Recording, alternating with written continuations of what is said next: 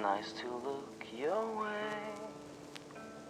Sway, little vibrant ray. Close them with a smile. Smile in my own stubborn way. I believe in lies. Lies. Almost every day.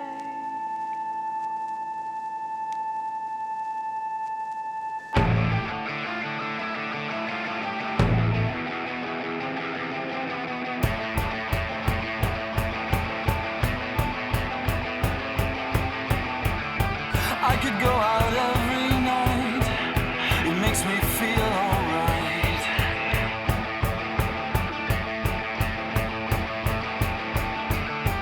That's exactly how he felt, distracted from himself.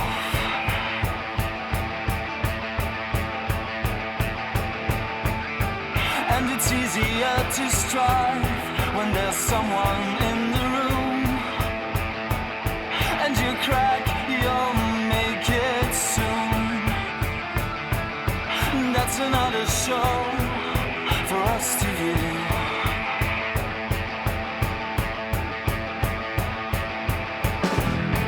And you go on, it's too soon. Yes, you go on, it's too soon for you. Silly, silly me.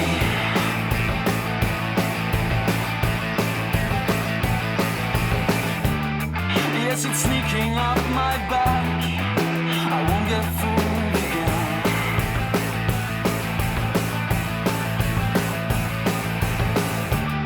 I'll take advantage of my size. I'll push them from behind.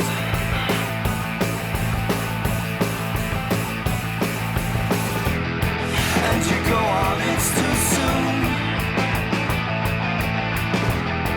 Yes, you go on, it's too soon for you. Silly, silly me.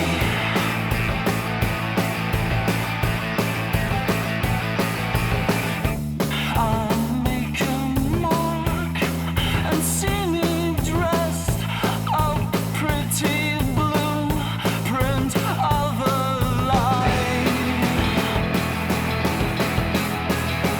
Wake up, call.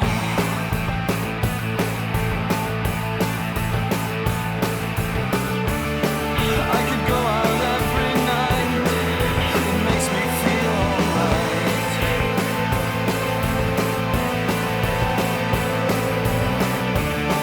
I could go out every night. It makes me feel alright.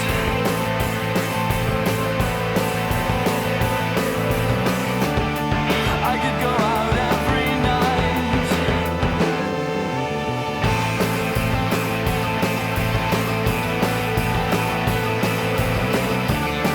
I could go out every night. It makes me feel alright.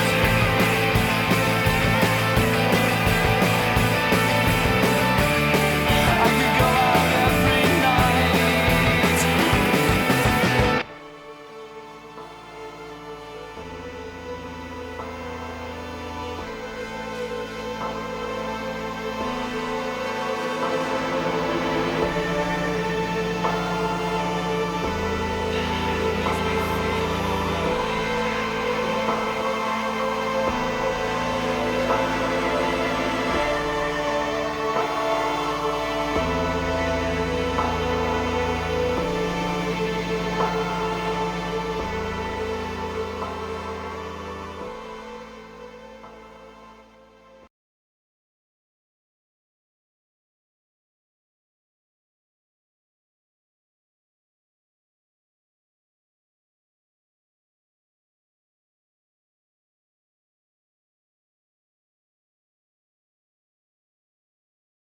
Hello, what's up, everybody? Warren JR, $10. What's up, Mark, Inkthar, Surfing, Bed, Uninterested aliens, fishless, foolish, Mancini, Cassie, Gregor, Wazi. Good to see you. Ive, thank you for the 5-month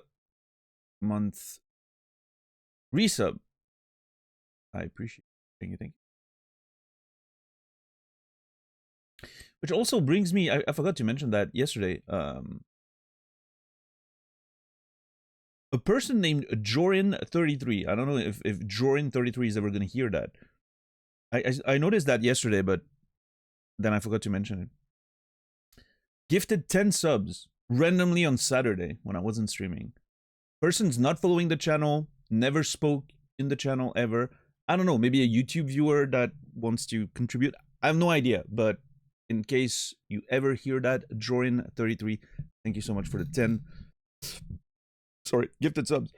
Appreciate it. Thank you.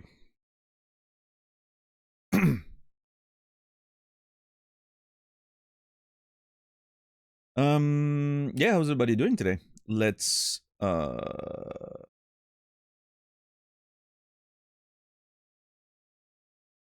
to the title screen. Wait, where's Dispatch? There it is. Dispatch. So excited to play more of this game.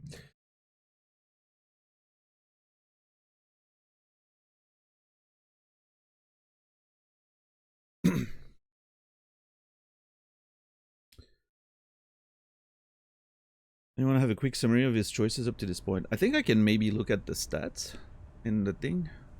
We'll look at it in a second.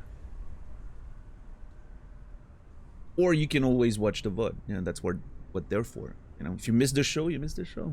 That's kind of on you. You know. But yeah, we'll look at the. I'll check in the. There's like a menu for stats apparently. Maybe we can see episode 1 and 2 choices.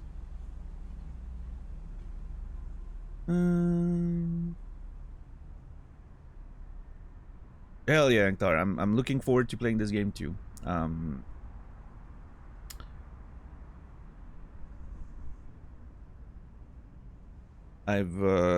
Man, yesterday, I'm not sure if it was actually a migraine that I got yesterday at the end of the stream. Might have been a cluster headache, which I don't typically have. It only lasted about 45 minutes. Like, I stopped the stream. It started about like 30 minutes before the end of the stream. And then I started the stream and I was like, okay, I'm gonna go to bed and I'm gonna do my usual migraine sort of thing, which is just sit in the dark and in silence and, well, I mean, sleep in the dark and in silence and, you know, cover my head and all that. And after 15 minutes, it was just gone. And I was like, oh, that's weird. Like, typically migraines for me last at least a good 12 hours. Sometimes more. I was very surprised. But then I've been... It was fine during the night, and then all day, like, just before I went to bed and when I woke up earlier, I woke up several times during the night. I felt migraine-ish all day. Like, it's weird. I'm hoping it's gonna just go away and I'll be fine, but... I mean, to be fair, my sleep schedule's been all over the place in the past few weeks, so migraines are expected. So yeah, I'm lucky that it hasn't been worse so far. Yeah, DJ, I don't know. Those gifted subs came out of nowhere. I just noticed them yesterday because I don't check my stream stuff during the weekend, right? So I had no idea. But yeah, funny. Nice, redacted. Well, keep it in check, okay? The stash is protected property.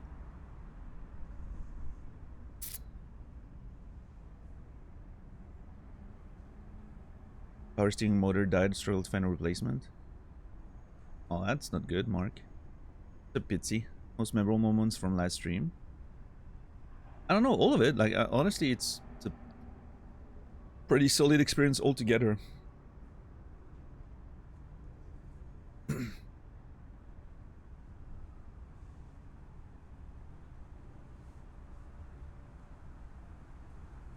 There was something yesterday that I noticed. I saw something during the night. And I was like, oh, we need to talk about that on stream. I don't remember what it was. Something gaming related? Maybe? Not even sure. Movie related?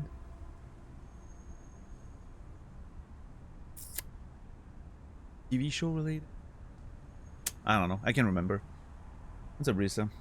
From the game? No. Typically, I don't talk about the game before we actually play the game. We're in the pre-show part of the show right now. You know? The game will have its time.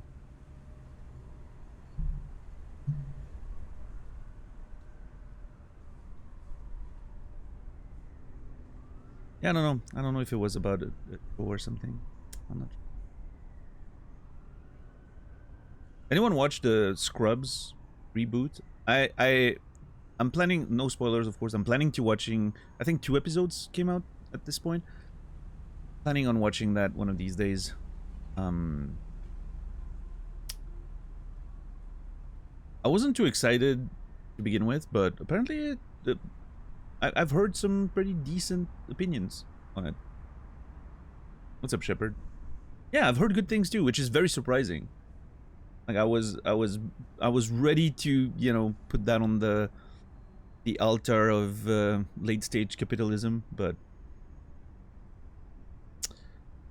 apparently it's decent things. Well, yeah. Maybe if you let enough time pass, you know, things become good again. It's not just nostalgia. It's like the actual people making it wanting to return to it. I don't know.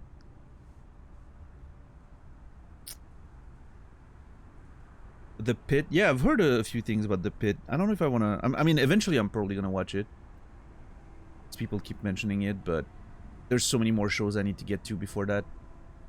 I'm 1 episode behind on Shrinking. I need to fix that sometime this week. I need to watch The Studio. I've been really wanting to watch The Studio.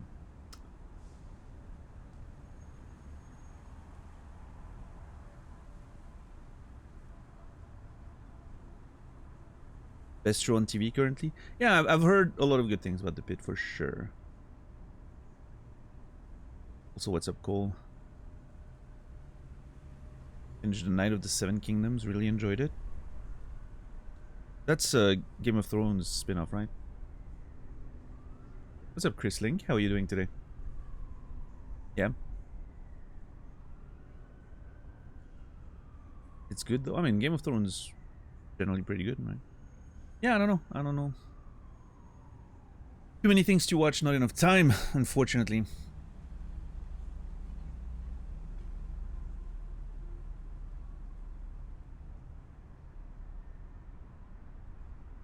It's getting rave reviews. 1 episode got a 10. Yeah, I saw some of the... I saw some of the sort of praise on social media a couple weeks ago, I think.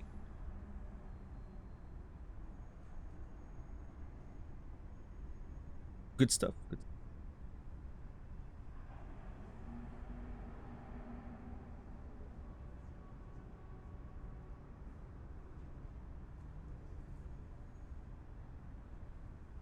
I don't want work trauma after work.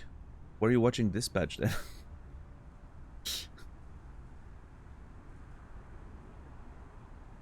At least Dispatch has a pretty funny, you know, take on it. But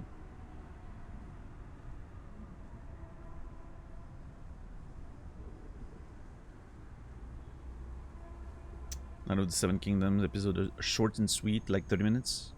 Yeah.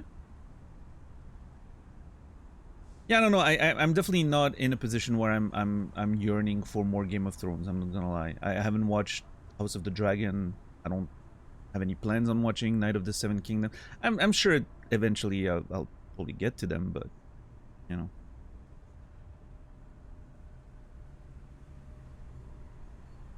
So I haven't been, you know,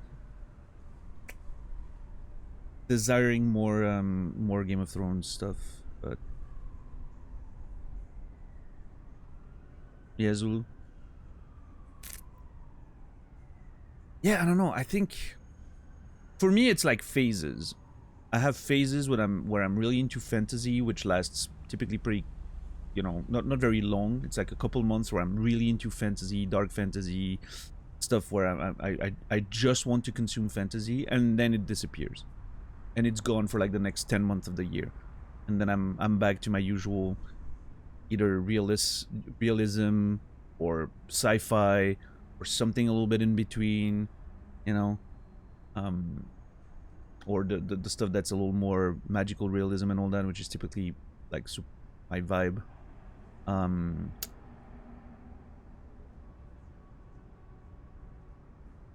But yeah, I'm only into fantasy, really into fantasy for like short stints. I don't know why. When I was younger, I was all about fantasy, and it's just doesn't hit the same for me anymore. I don't know why.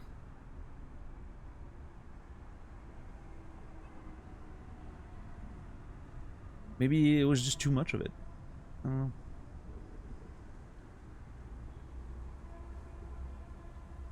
Yeah, Lord of the Rings is fine. Lord of the Rings is kind of those movies I can sort of watch whenever, because they have a bit of a nostalgia aspect for me.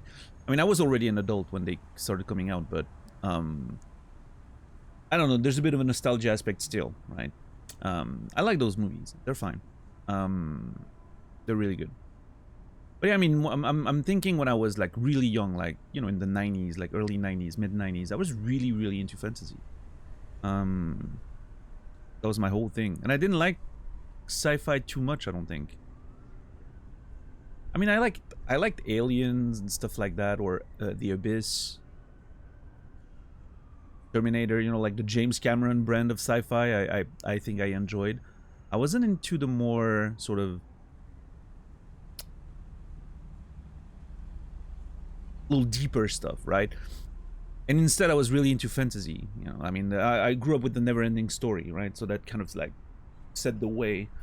But it's interesting because the Never-Ending Story already like sort of had that surfing the line between fantasy and realism that I like so much about, you know, some of those like magical realism stories. But yeah, the Dark Crystal, stuff like that. Like, I was really into that stuff. I was a big fan of it. Like, I don't know if many of you know that that Belgian comic book series, but Thorgal, right? Thorgal in French. That was awesome. Like, that was my real jam when I was a kid. So yeah, I was really into like Norse mythology inspired stuff, and you know, all that. And I don't know, as I grew older, maybe I just consumed too much fantasy when I was younger, so I kind of, you know, and even in my early 20s and all that, I got into like more hardcore fantasy stuff like the Book of the New Sun and all that I mentioned sometimes. And I think maybe I just consumed so much of it, it just, now I want something, you know, I slowly gravitated towards, you know, sci-fi because it felt a bit newer. I hadn't consumed that much of it.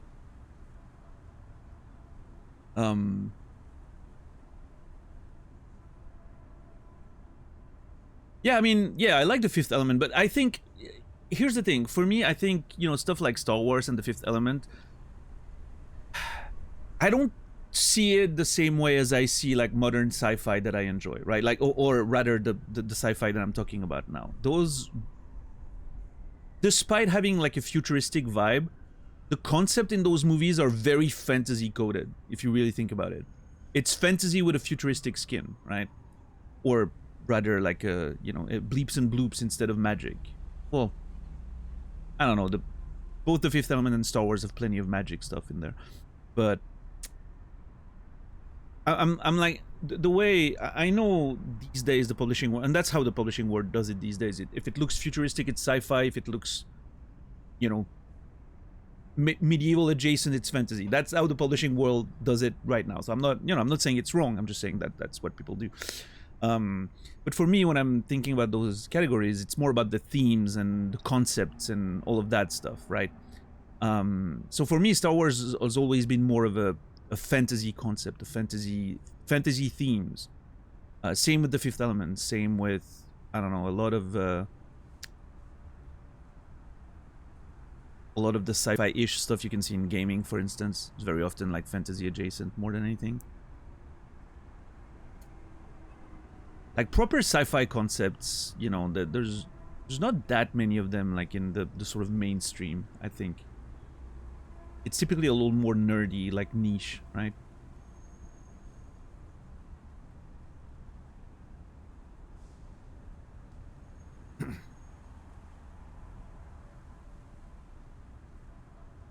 What's up, Fjordodon? What's up, Solipsist?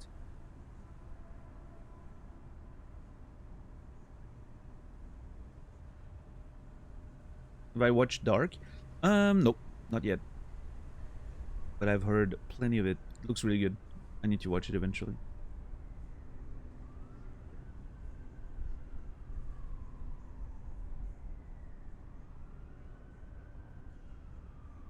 Jules Verne's novel From Earth to Moon, sci-fi.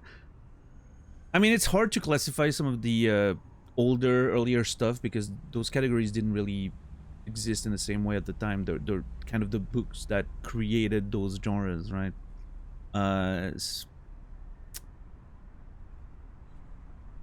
Yeah, I guess. I mean, it's sort of, I don't know.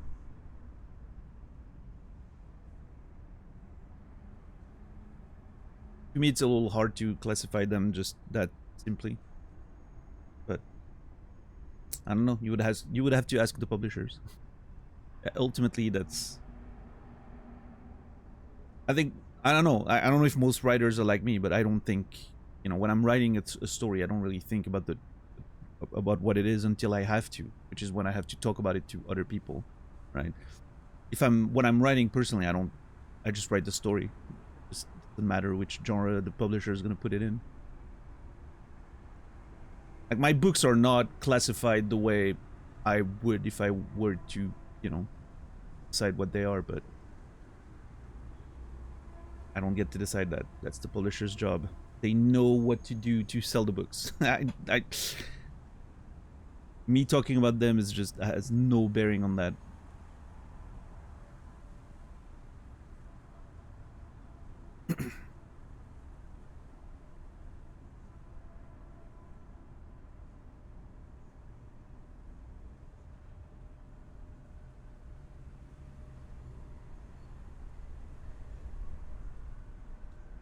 Or is it science fantasy, or so I've been told? I don't know about that. I feel like, well, I mean, people, again, those terms mean really nothing. Like, it's just for the sake of conversation. But I think science fantasy is like a specific subgenre that is a little more specific than Star Wars. Personally, if you really go into the nitty-gritty of it, if I really want to be analytical about it, Star Wars is literally just fantasy with laser swords instead, and blasters instead of swords and arrows, right? There's nothing fundamentally science fiction about it.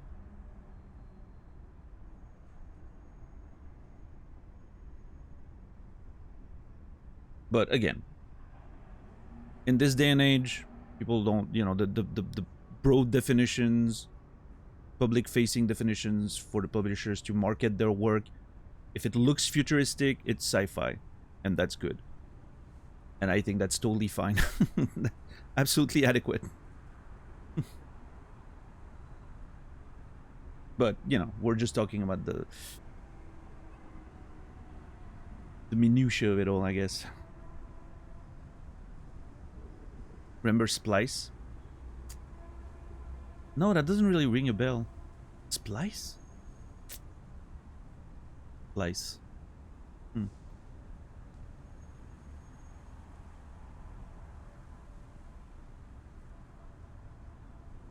Could be something I know under a different name because of the translations.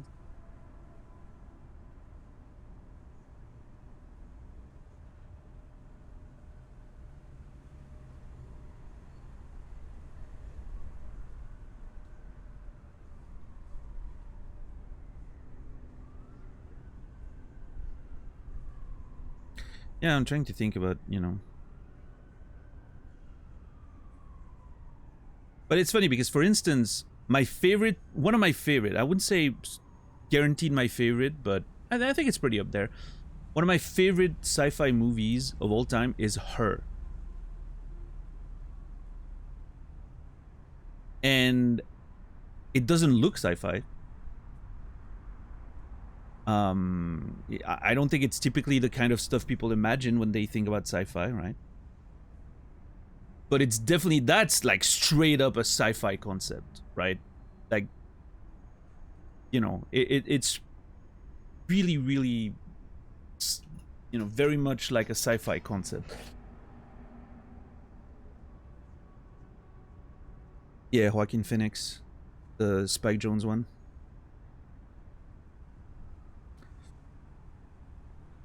No, wait, yes? I'm mixing the name. Spike Jonze. No, I'm right. Spike Jonze, yeah.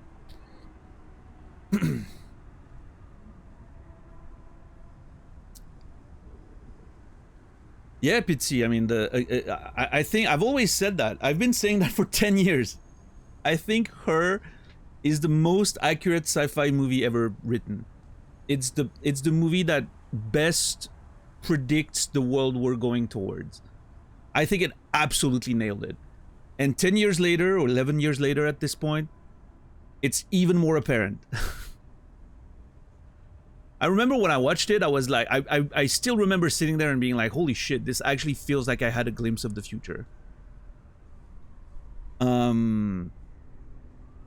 It felt visionary in its approach, and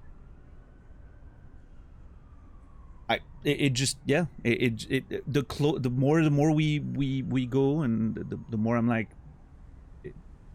we're just getting there. I don't know, Ankthar. I don't really care about that dude very much, but I wouldn't be surprised. I feel like we're closer to Children of Men. I mean, you're not wrong, but I think Children of Men nailed the political side of things. Her is more about the social, you know, the social commentary, I guess.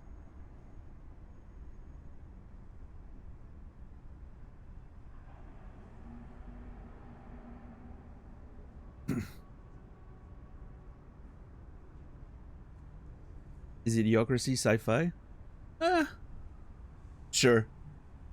In a way, yeah. I mean, it's a comedy, right? But yeah, I would say it probably fits in there. In the broader dystopian genre, you know? It's a documentary, yeah. No, I mean, I agree with that, DJ. Idiocracy is definitely more sci-fi than Star Wars. Again, if we want to be pretentious about the definitions and go really analytical, right? Which is not the way the, you know, any of the marketing, publishing industry, greater audiences talk about genres, and that's totally fine. The end, you know, all that stuff is for us absolute nerds, you know, turbo nerds.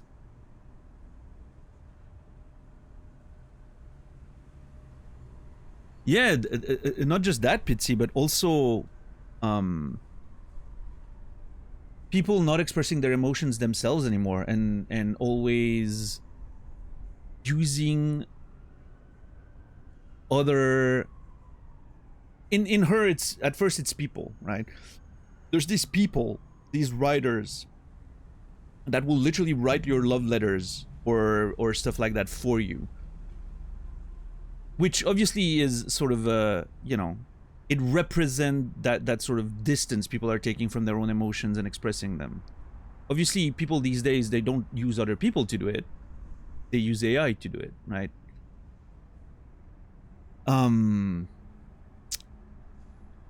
But it's interesting to see that sort of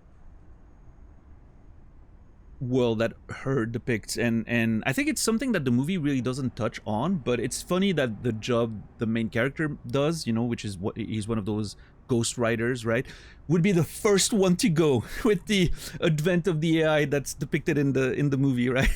His job would be the first one to go, because you don't need those people anymore. You just ask your AI, right? I mean, that's the thing, Pitsy. The only thing the movie gets wrong is that it only predicted that this kind of stuff would start happening later. I think the movie is supposed to sort of take place in the 50s, right? 2050s. So I think it's a little late on the prediction there. I think we'll get to that point. But also it presents a version of AI that's actual AI that's a little more elaborate than large language models, right? So there's a bit of, you know, it didn't completely predict the whole LLM stuff, but I'm talking more about the themes and the social impact and all that, right? So in a way, the movie was a little late on its prediction because we're getting towards some of the themes way earlier than the movie predicted. But obviously, the technology that the movie depicts, I don't think we'll ever get to that point, like proper sentient artificial intelligence. I'm not sure we'll ever get there. But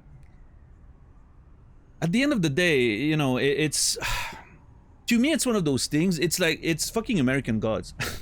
And I'll explain why what I'm saying here.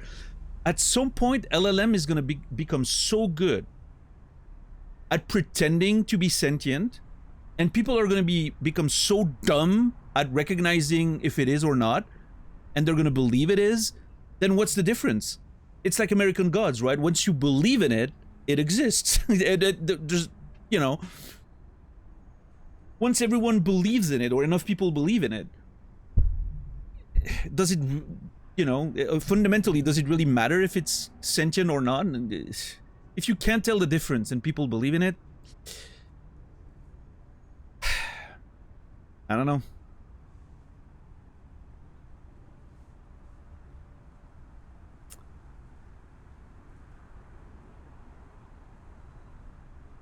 I don't know. I think there's going to be a mass psychosis event around LLMs at some point, when everyone's gonna legit believe they've become sentient, and it's gonna just, you know, it's gonna take over everything in terms of the vision we have of those things. Yeah, like it's gonna become the dominant belief that these things are actually, you know, sentient. I think there's gonna be a point where that's gonna happen. I don't think we're quite there yet, and I think social media kind of skews the perspective on that, because engagement bait and a lot of people that are constantly posting on social media obviously are very into that stuff and using that stuff to post more, and so there's like a bias there, right? I think the mass, the general public doesn't really believe in that yet. Like if you go out in the streets and try to have conversations about those things, I don't think we're quite there yet, right? But it's eventually it's gonna happen, you know. It's not going away, so.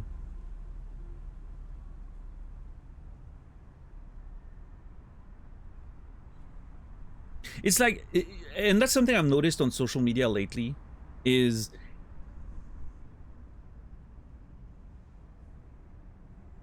I always sort of think the completely stupid and unbelievable stuff that I'm reading on social media is engagement bait, right? Rage bait, engagement bait. People that, you know, pretend or just, you know, pretend to have like wild positions just for the sake of engagement. I'm starting to have doubts. I'm starting to think, you know, I'm like, holy shit, are these people actually believing that stuff they're saying? And the most recent example of that is the Jim Carrey stuff. I don't know if you guys followed that stuff. Some people legitimately believe that the Jim Carrey that went to the César in France to accept his lifetime award or whatever wasn't the actual Jim Carrey. They think he's been either cloned or, you know, it was for a few days, like people were like, yeah, no, there's no way that's Jim Carrey. And at first, you know, I'm like, yeah, that's just people trolling and memeing and being funny because, yeah, he looks a little different because he, you know, he got old. First of all, he got older, and yeah, he had some work done, which, you know, makes him look a bit different, right?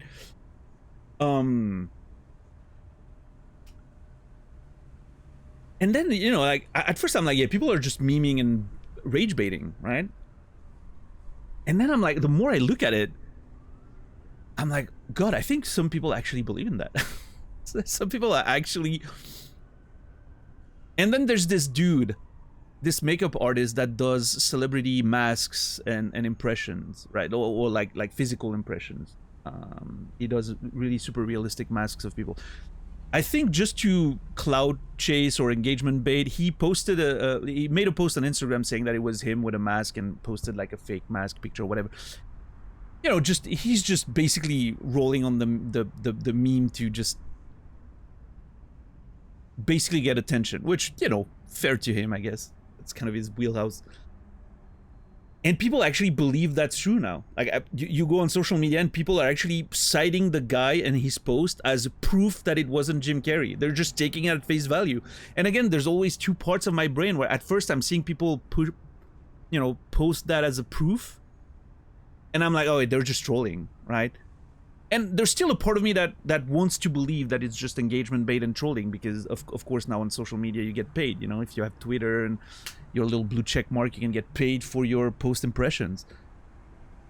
But I think some people actually believe in that. Like, I think some people are just, there's no more critical thinking. The more we go, the less critical thinking we have.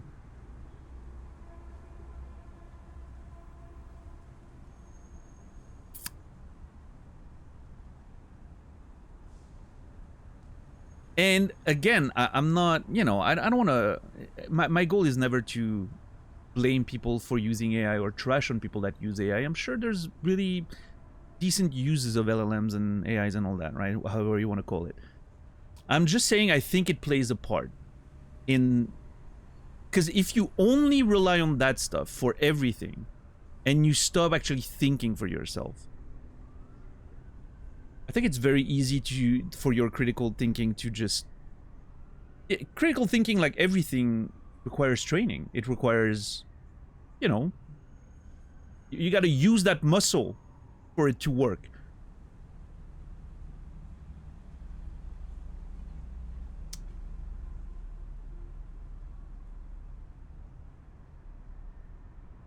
So yeah, I don't know.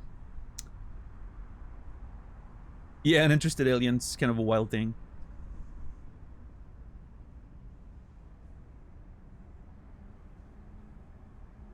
You believe Jim Carrey is real? Is that a joke because of Jim Carrey? That's not how you write his name, so I'm not sure if you're making a joke or not. If you're actually asking if I think Jim Carrey at the César was real, yes, that was him. That was very much him. And anyone who thinks otherwise is either trolling or in need of a reality check, and probably should stop using social media. That's my opinion. But I mean, if you ask Jim Carrey if he thinks he's real, he would probably have a very different answer. If you've seen some of his interviews, he has very interesting views on what it means to exist and to be, and, you know, he doesn't believe Jim Carrey exists himself. Has a lot of interviews where he's talking about the fact that he's only characters. He is all the characters that he ever played. Even when he is himself, he is, you know, he is a character, right? That's his whole thing. Which, you know, obviously is a philosophical approach to what does it mean to be, right? Which, that's completely other conversation. But I don't want his great philosophical thoughts and musings to be, you know, confused with the people on social media who thinks been replaced by a clone or an imposter. That's very different. Let's not conflate the two, right? I bet you believe in the moon too. Yeah, I do, Mancini, unfortunately, yeah. I've seen enough evidence.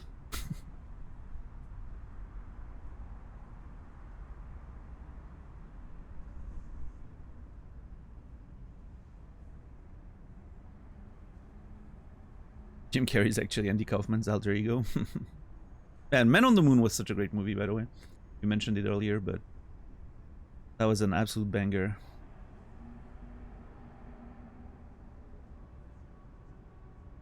It's not my favorite Jim Carrey movie. I think Truman Show probably has that one, but pretty good one.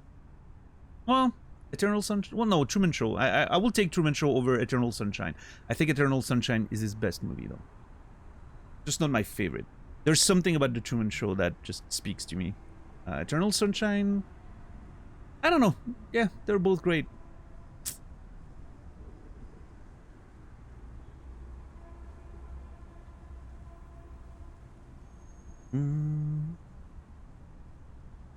No, I didn't see it, look.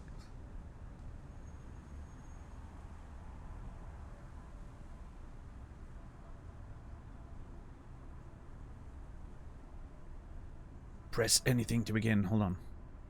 Damn. There we go. Pressed anything. Okay, let's check the extras. How does it choice stats? Episode 1. Okay, yeah, we can check that. Okay. So, summary of the previous 2 episodes for those of you who haven't seen the choices. So, I threw water at Flambe. I kissed Blazer. I let the goon drop and had a pretty bad success rate in the fight, apparently. I answered the reporter. I dubbed Flambe Mr. Ponytail, Wet Ponytail, and I performed moderately well in the tutorial. Episode 2. I obviously fist bumped, bro-fisted Royd. Bro-fisted sounds wrong, I don't know. I covered for Invisigal. I prefer Long John donuts down my throat. Yeah, that's a thing that we went through. I decided not to ask Blazer out, and I said no to dinner with Phenomenon and Blazer. I didn't let Sonar meet Vendor Stank. I dubbed the Fightman Duelist and Brawler. My most hero sent was Coupe. And that's about it.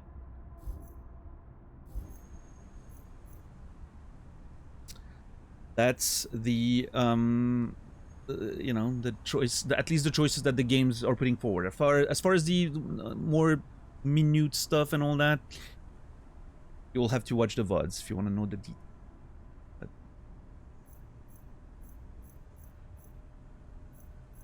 Alright, how about we play the video game? Shall we? Let's see. Episode 3. Turnover. Oh shit, there's a whole... Episode 1, Pivot. The company provides personal leave for compelling urgent reasons. Employees having questions regarding this policy should contact HR. SDN is committed to providing a safe, violence-free workplace. Well, that's not... That hasn't worked out for me so far. I've already been punched in the face by Invisigal. SDN prohibits employees, clients, and anyone engaging in SDN-related activity from behaving in a violent or threatening manner. What's up, Archie? And episode 3, your employment with the Superhero Dispatch Network is on an at-will basis. This means your employment may be terminated at any time, with or without notice, and with or without cause. Alright, well... Turnover. That seems like an interesting title. Look at all those heroes. I'm excited to meet them again. Are you biased because of Coupe's name? No, not really. She was just very useful in a lot of those situations. She's not even my highest rank hero. It's funny because I sent Coupe the most, but I think my highest level hero is Invisigal.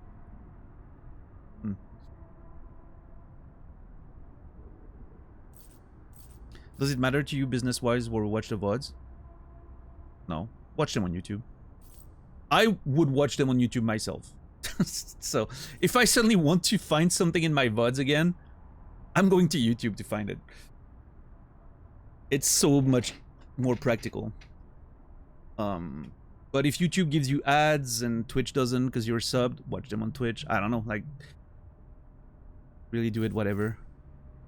You check out the extras? I did not because I don't have access to them. They're deluxe edition stuff. I don't mind. I just want to play the game.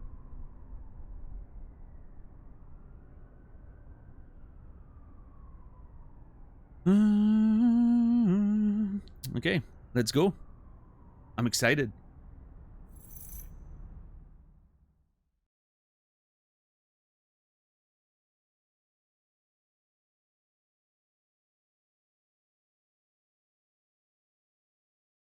The only thing I wish is, I wish there was a little like previously on patch.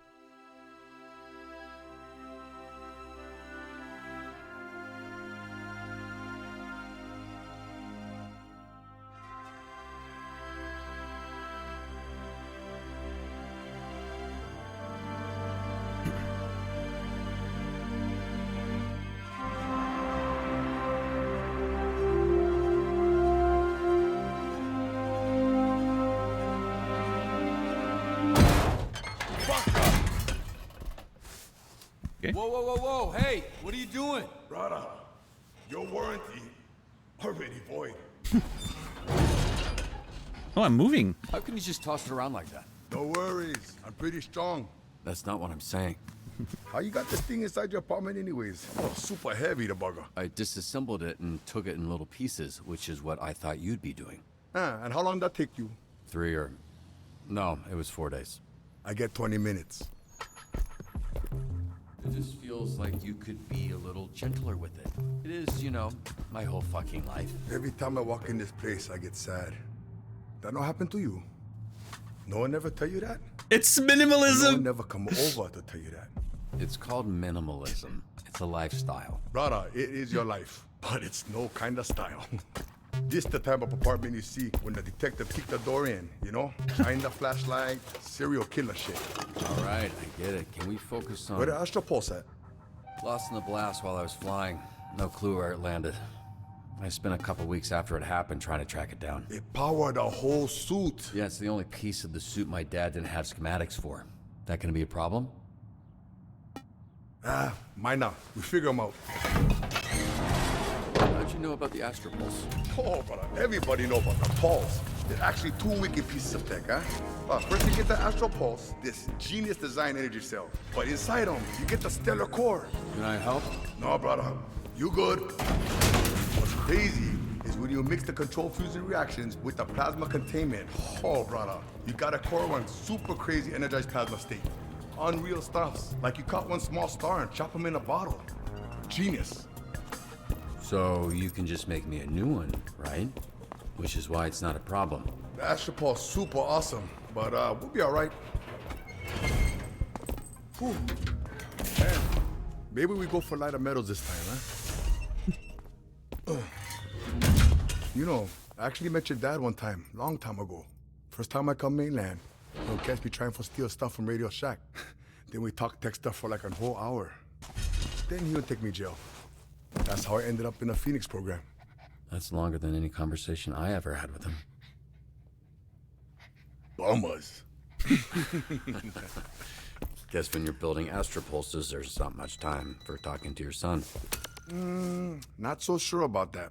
I don't understand. You see, there's gearheads, then there's science nerds. One kind garage, the other kind lab, you know. Your father won't go gearhead, but I just can't see how he'll make something like the Pulse. You know, science nerd. How would you know this from talking to him once? 'Cause I'm both. True, I'm the one gonna fix your suit.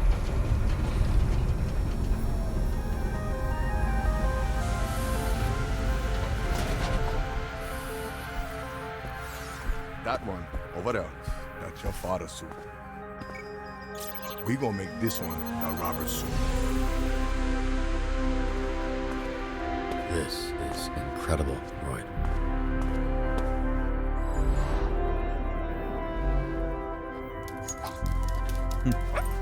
I hope you like it, brother. Roy, I don't know what to say. Thank you. Thank you is what I need to say. This is unreal. We make the man Mecca again.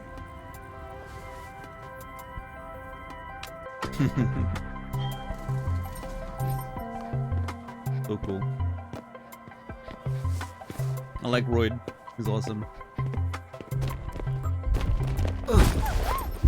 Kobe.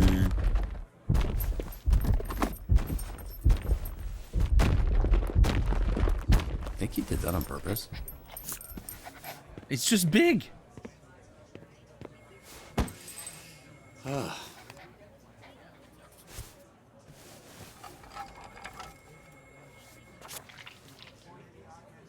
Oh, Butter Boy. Hey, Chase, I need a favor. Favor? It's not enough of a favor getting you this job working with those stupid-ass pieces of... Oh, who's this, huh? Who's this little guy? His name's Beef, and he's the favor. You mind keeping an eye out? I feel bad leaving him at home, but I don't want anything happening to him. Robert, I would literally let everyone here melt in eternal hell, including you, before anything happens to this dog. What's your name, little guy? My name's Beef and I'm naked. Oh, no, I refuse to believe that's what he sounds like. Robert, you got a sec? Sure, yeah.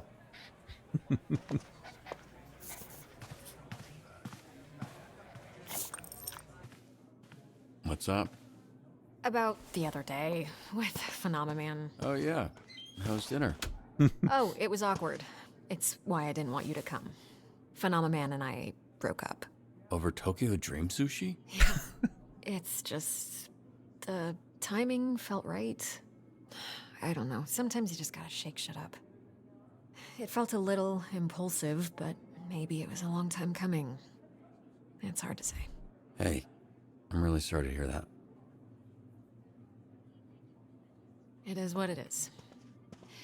But that's actually not what I wanted to talk to you about. I was thinking about it over the weekend, and I'm going to cut someone from the Z team. Oh shit. Or you are, rather. Maybe I'm just looking to shake things up all over the place. Create a sense of urgency. You sure about that? Well, less sure now. You think it's a bad idea? I'm just not sure how it'll play out. The reality is, cutting someone towards the bottom of the leaderboards will show everyone we're serious. I'll let the team know. Oh, I already did.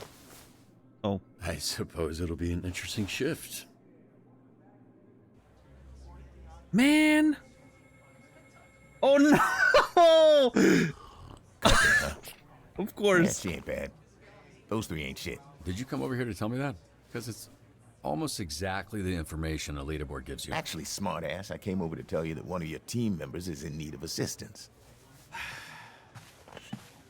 One of them names was Chungus. That's funny. Sonar, you alright? Why are you sending a distress call when you haven't left the building? Could you send a locksmith downstairs? What happened? Coop seduced me. No.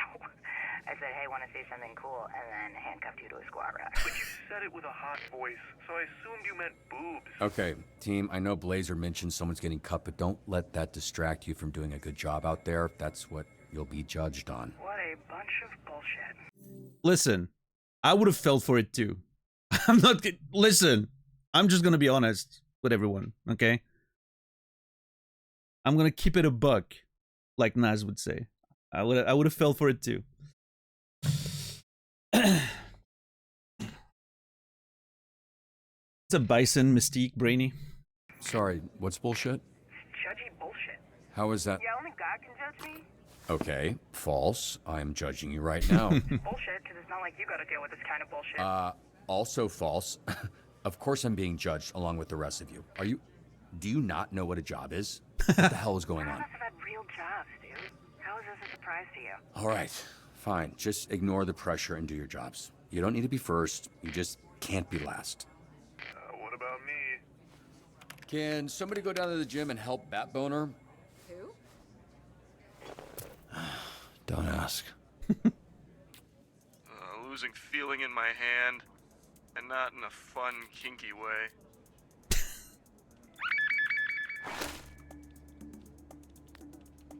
Okay, so that is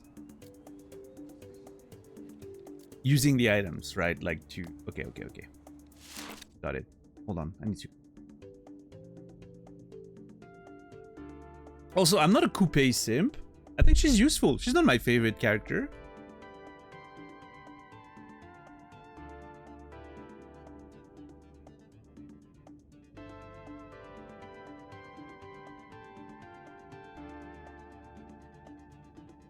Simping for all the women except Prism and Malevola currently. You just mentioned half of them. How is that? Oh, okay. I feel like I'm being misjudged.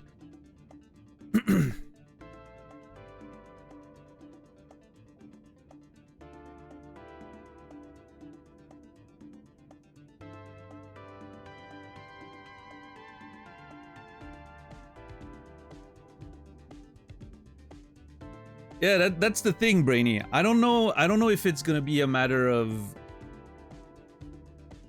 And obviously nobody say anything. I don't know if it's gonna be a matter of whoever's last on the leaderboard goes, and depending on how I perform with them, that's gonna influence it. In which case, Invisigal's in trouble. Or if I'm gonna have to make a choice regardless, right? If I have to make a choice, it's gonna be hard not to fire Flambe just because I hate his fucking guts. However, he's very useful. His superpower, like his skill of what's it called again? On Fire, that shit's crazy. That shit's really good. It feels like a really useful skill. Power. So, I don't know. I mean, Sonar's not... I don't like Sonar too much. Also, don't hate me, but... the fact that he's voiced by Moist Critical kind of gets me out of it. It's not because I don't like the... I don't have a particular opinion on Charlie, or I don't, you know... I don't think he's doing a bad job or anything. It's just that his voice is so... I don't know, he sounds like just him. He sounds like himself. It doesn't sound like he's voice acting, if that makes sense. He's not... I don't hear the character. I just hear him.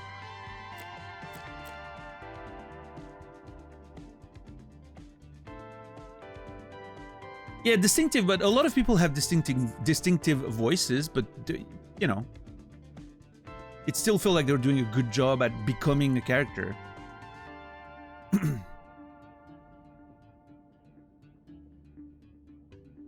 And I think part of that is because he's not, you know, he's not really a voice actor. Like, he's not a very experienced voice actor. I know he has like a little bit of acting experience and all that, but he's not like a, you know, he's not like a super experienced voice actor. So I don't think he's pretty much just acting himself.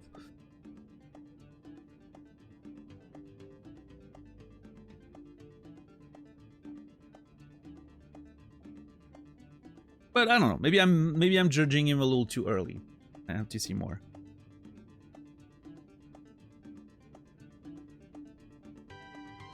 Who's Alana voicing? Because I recognized her very easily in Cyberpunk, but I don't think I've noticed who she was in this one. I know she's in there. I've seen her name, but... oh, Malvola? Okay.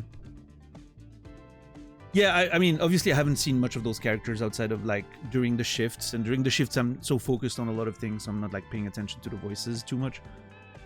Obviously, like, yesterday, you know, you guys mentioned Invisigal, who she was voiced. I had to watch... like, I had to wait until the cutscene to really pay attention and be like, oh, yeah, that's her.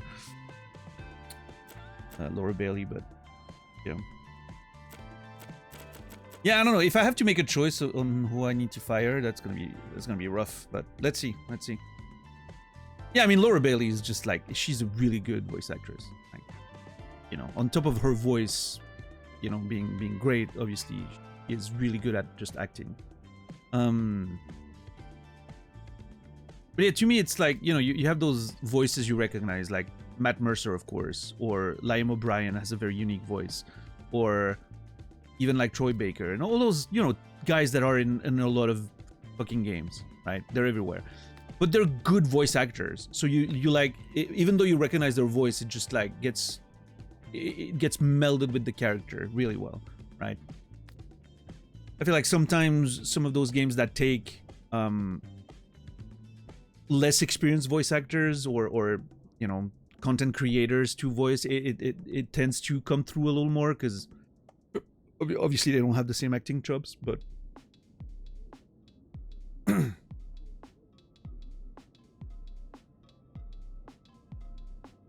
up, Chipmunk?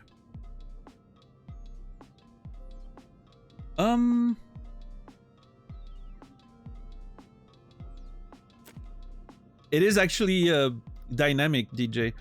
If I switch to controller, it switches the input detected. Those stats are the same, I think. But the controller or keyboard changes. That's a little nice detail. As for some of the stuff up here, I don't know. Yeah, that's really cool.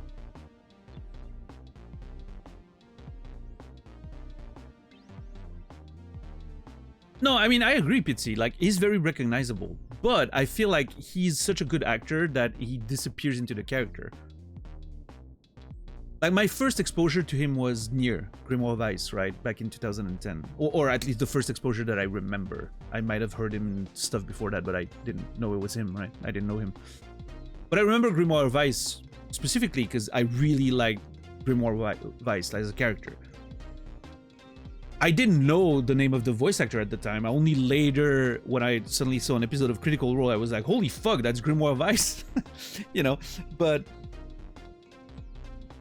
War and Darksiders? Oh, yeah, see, I mean, yeah, now that you say it, I'm like, yeah, sure. But I feel like he's a good actor, right?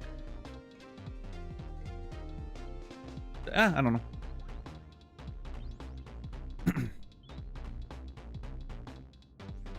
But yeah, to me, if, you know, it's like even just actors in movies or TV shows.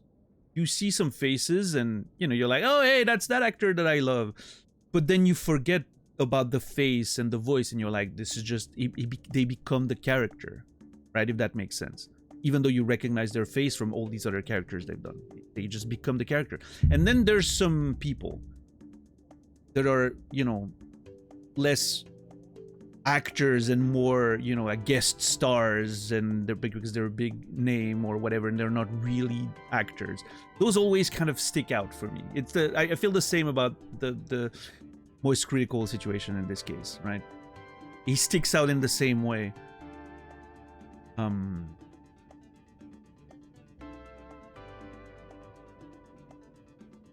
That I don't know, like an Elon Musk fucking cameo in Iron Man sticks out, right? That to me it feels the same. If I was trying to find an example, but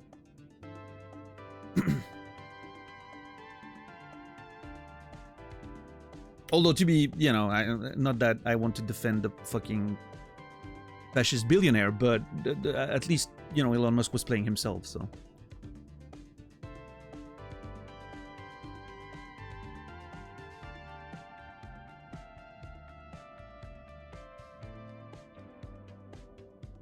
Yeah, Quasi, well, that's good. Yeah.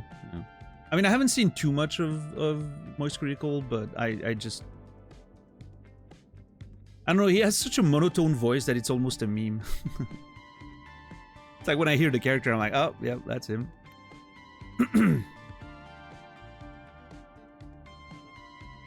It's Sonar. Yeah, I haven't seen much of the character yet, so maybe, you know, maybe it will turn me around as we keep playing.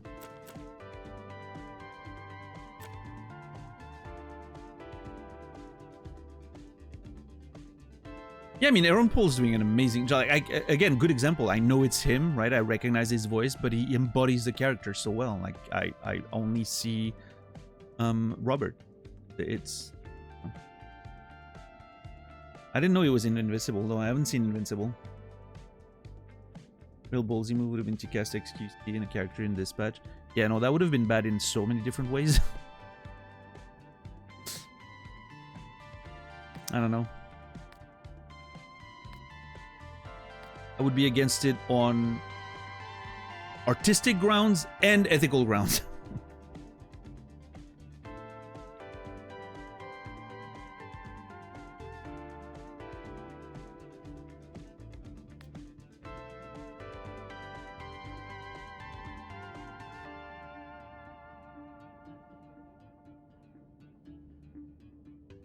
There was an article about him finding it really weird recording all the different routes, but he enjoyed. Oh yeah, that must be unique if you've never really worked in gaming before, or just in like more linear cinematic stuff, right?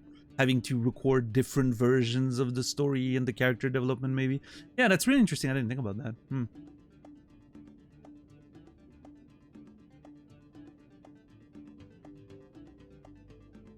Must be a different kind of character work to sort of like take into account those different story threads.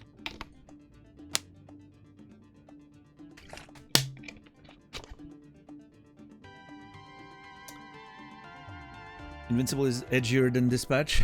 That's not a bad thing for me. I don't think. Anyway, let's work. We gotta get going. There was an altercation with my team and a monster down at the beach, and there's some debris of... There's body parts left behind. Ah, I see. Remove giant monster remains from the beach. Load the giant monster parts into a secure waste collection truck.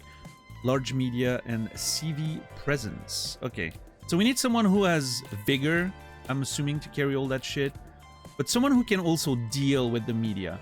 I think this is a perfect job for Punch Up.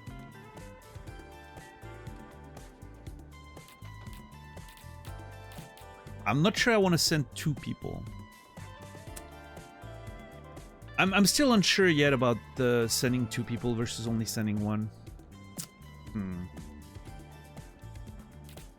But yeah, on paper, it sounds like a good job for. Hey, take it easy. I've got you. Good job for Punch Up. I didn't want to put. I'm thinking. No. Wait, what?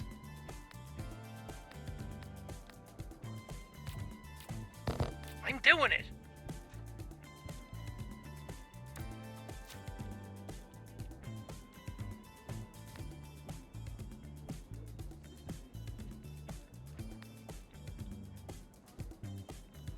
What?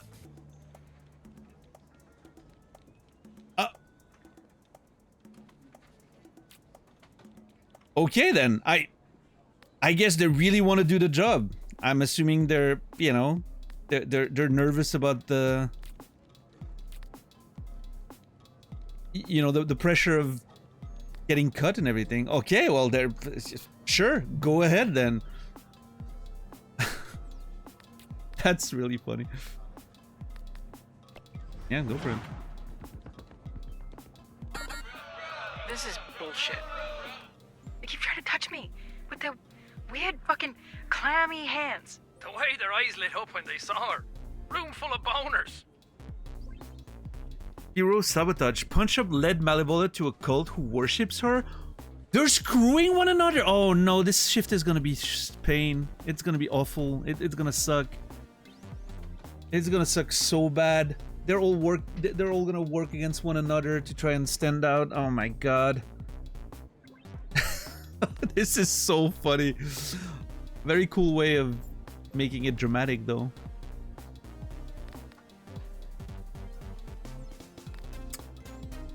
I mean, it's either fight your way out or play the part.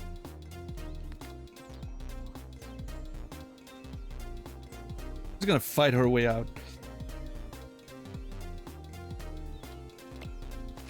Come on, come on, come on. Oh, come on! Ugh, I need a shower. A long one. Wow, okay, if a hero gets injured, their stats are decreased by 1. If they get hurt again, they'll become downed. Oh, shit!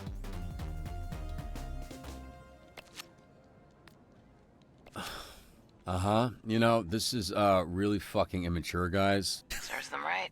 You let your guard down, you perish. That's a pretty fucked way to live. Oh, that's... Emphasis on live. Oh my god. You do realize that sabotaging each other isn't going to guarantee you a spot on the team, right? Fucking idiots. Yeah, if anything, I'm gonna cut the people sabotaging everyone else. Because that's such a fucking awful attitude. God damn it, she's hurt and there's no way to heal her, I guess. Yeah, that just takes a hero outside of resting. Ah, shit. Alright, at least tell me he did a good job at least. Oh my god. Yes! That was too close. I hate you, Punch Up, but good job.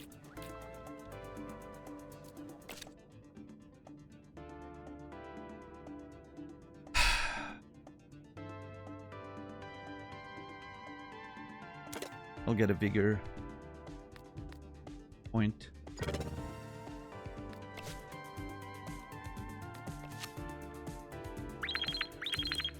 There's a drug deal happening at the Tours airport right now.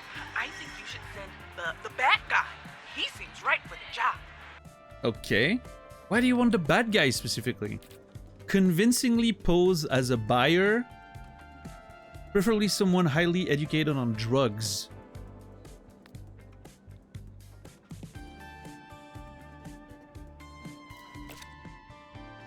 I mean,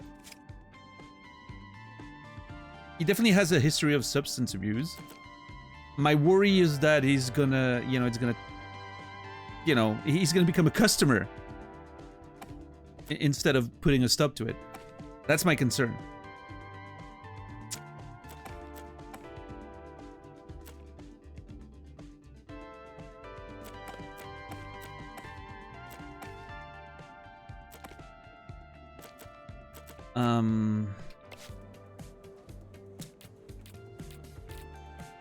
I mean,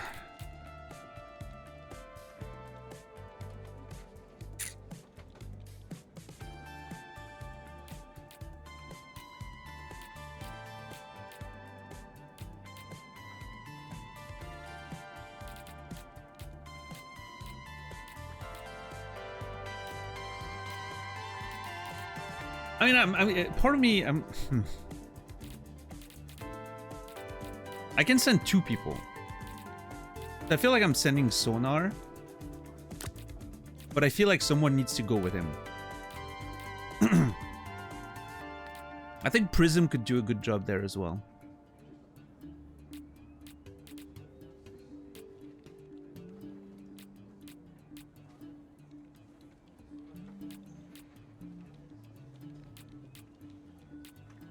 Wait, what's that plus getting again?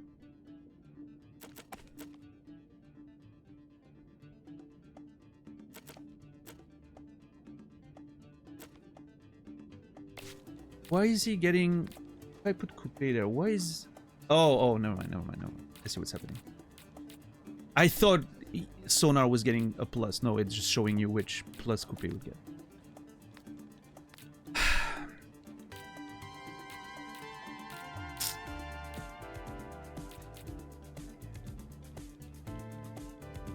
Yeah, I think I'm sending Prism with him.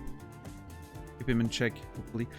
Oh, I mean, I would send Malevola. Oh, yeah, actually, that's a good job. Malevola is his... Come on, Prism, I'm just working through things. Isn't she his sponsor or something? Yeah. You know what? I'm gonna send Malevola with him. We just need to wait a couple more seconds. Also, it's a good opportunity for her, because her stats... Her stats are a little gimped, but at least she can, you know, she can still contribute in that way. Yeah, I think that's actually pretty good. Give him hell. Right back at you. Yeah, I think that checks. I believe in this decision. Drug bust? We'll see. Fuck yeah. My 2 favorite things. Drugs and boobs. Fair enough. I'm not very much into drugs myself. So, Turtle fans moved in, flipped a grill, started a fight, and ruined a bunch of hot dogs. Break up a fight between the UCT and state fans. Go on the offensive if you have to.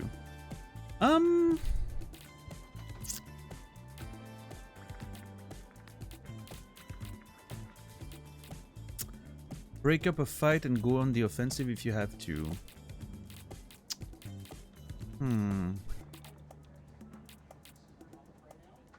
This could be like a vigor combat mix. Although talking to them, potentially.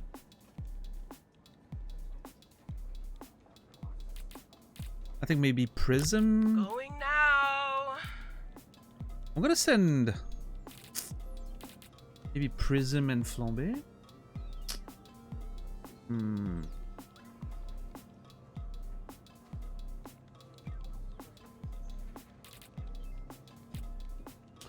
It's gonna be Prism and Golem or Prism and Flambe. I would like Flambe to get a win so his stats can increase, right?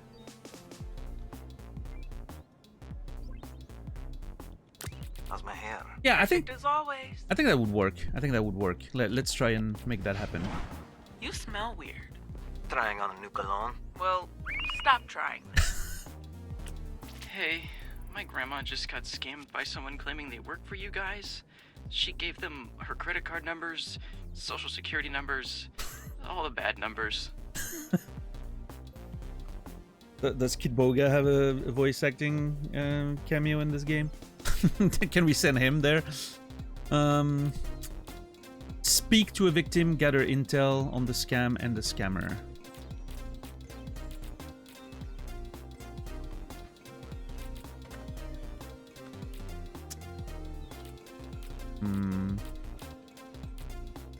Speak and gather intel. So it would be a charisma and intellect situation. So I mean, punch up would be a decent base, but look at all the stats that I'm wasting on this side. I think I'm gonna wait. We might want to do something maybe with Sonar. Oh wait, Sonar's gonna be transformed, isn't he?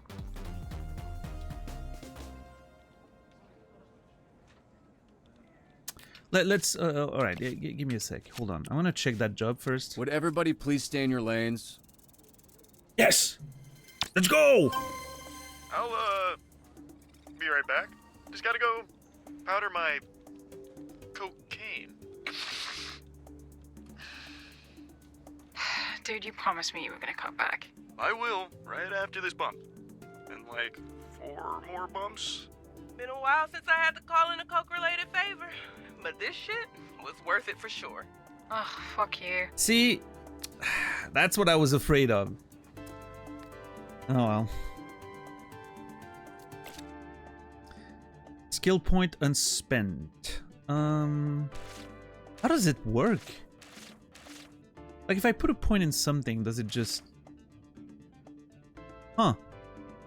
Let's see, I guess. So like if I put a point in intellect. So bad used to be 2 on intellect, right?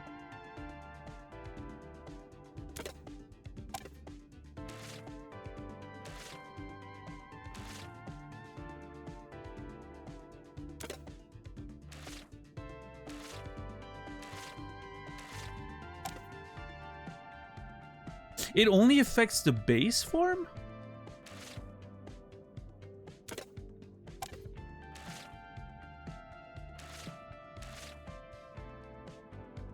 Or whichever form it's currently in. I don't know, I'm a little confused there.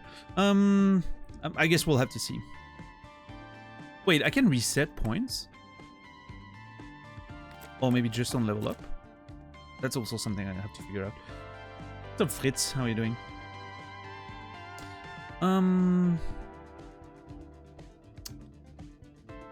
I think we need... I think a little point in intellect there isn't bad. I don't hate that. Alright, let's see. Half man, half bat, all freak.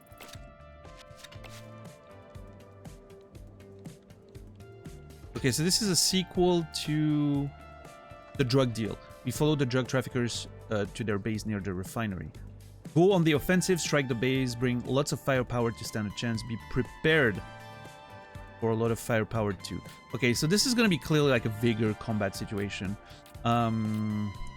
Is what I'm thinking.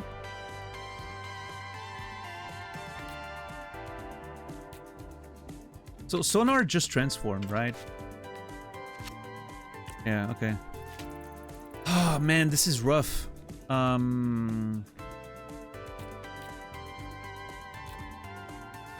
So we need to speak to the victim and gather intel.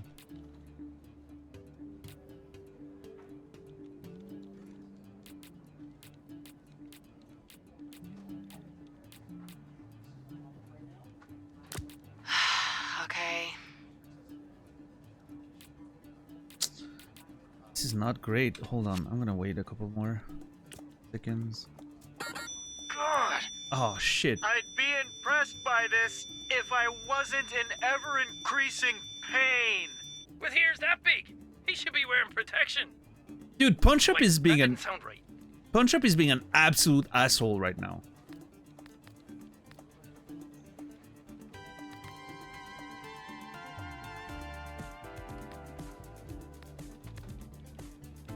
Plug up your ears, track down the source, withstand the noise. Track down would be... I mean...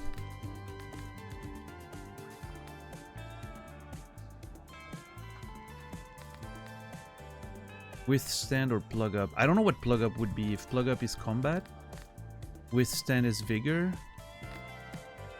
Plug up.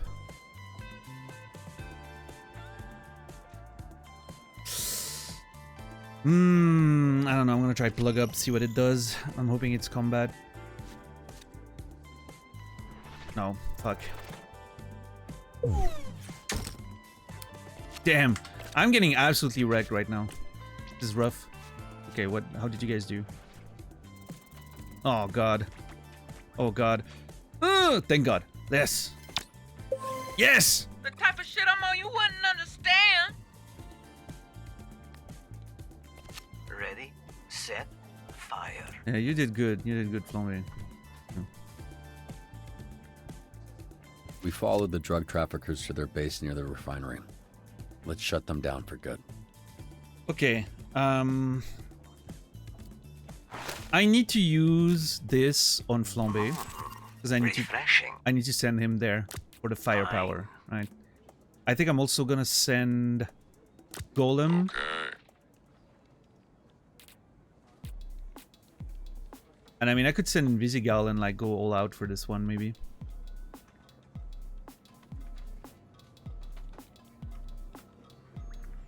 Make sure I get this one even at the cost of the other one. What's up, big guy? Hey, what's up, little lady? Yeah. Hey, did you get that video I sent you? Dude, you sent me like 500. It's the one with the karate doll. Oh, fuck. I need to see that right now. Okay, you guys are on the job. Okay, Golem sends viral videos to his buddies. That's funny. Oh shit, one skill point spent. Let's put that in combat, vigor, mobility, charisma, or intellect. I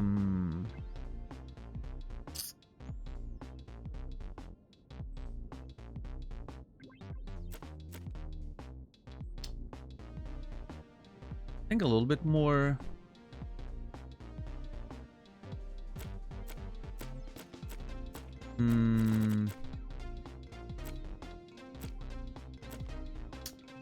I'm lacking a little bit on the charisma and intellect front, I think, but he's not the guy for that, I don't think. I mean, charisma, why not? But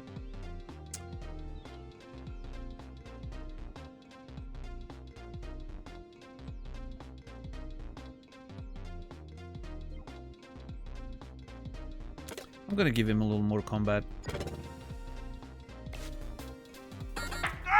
Oh, come on, dude! Nobody sabotages me except me. That's more of an existential thing. Why get in the pot in the first place? I don't want to talk about it. Splish splash, baby. Golem locked Flambe in a sensory deprivation tank. Oh my god. Now that I think about it, I wonder if Golem bumped my shoulder because he was upset because he, you know, Blazer told them about me having to make that decision.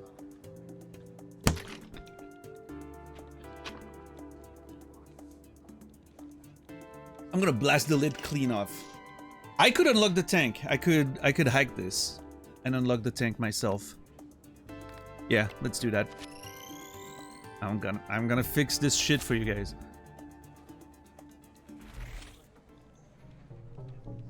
Okay, I'm putting controller on this.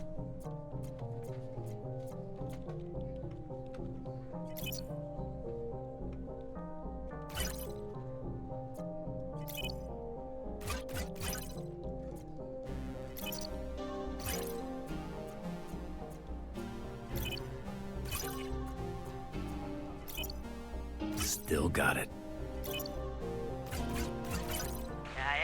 What the fuck did you do? I'm drowning in here.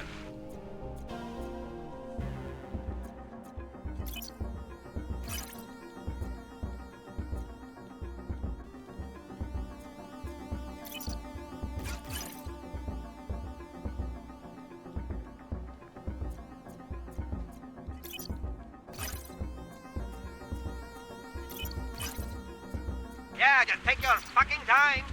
Left, down, down, left, down, down, left, down, down, left, down, down.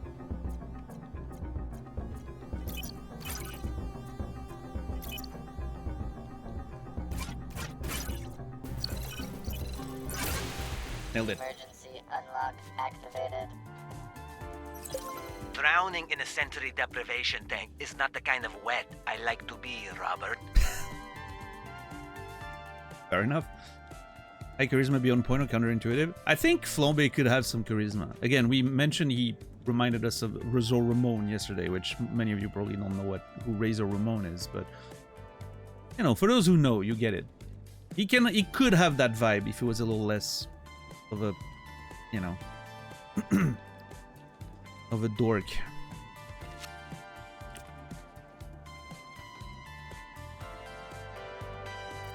Okay. Good. I'm definitely sending Prism first here. I'm going!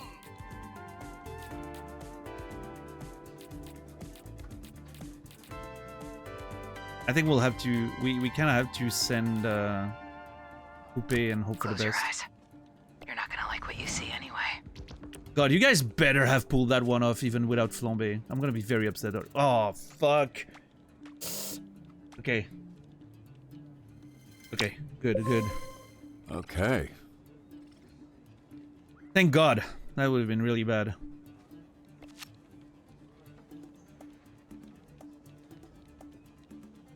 Do I have steel? No, I don't have any more tools. Okay, let's go, let's go, let's go, baby. We got this. We're doing our best considering the awful situations that these people put us through. Yeah, that's gonna be... No, we got it. Okay, nice.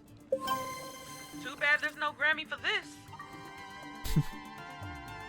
Okay, I didn't think we would get that one that easily. It seemed a little, you know, but that's very nice.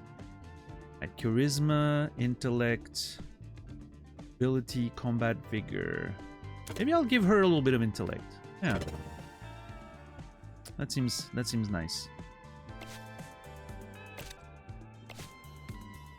I think we're doing fine, all things considered. Considering they're all trying to screw one another and all that. You got someone that can figure out how to stop a landslide?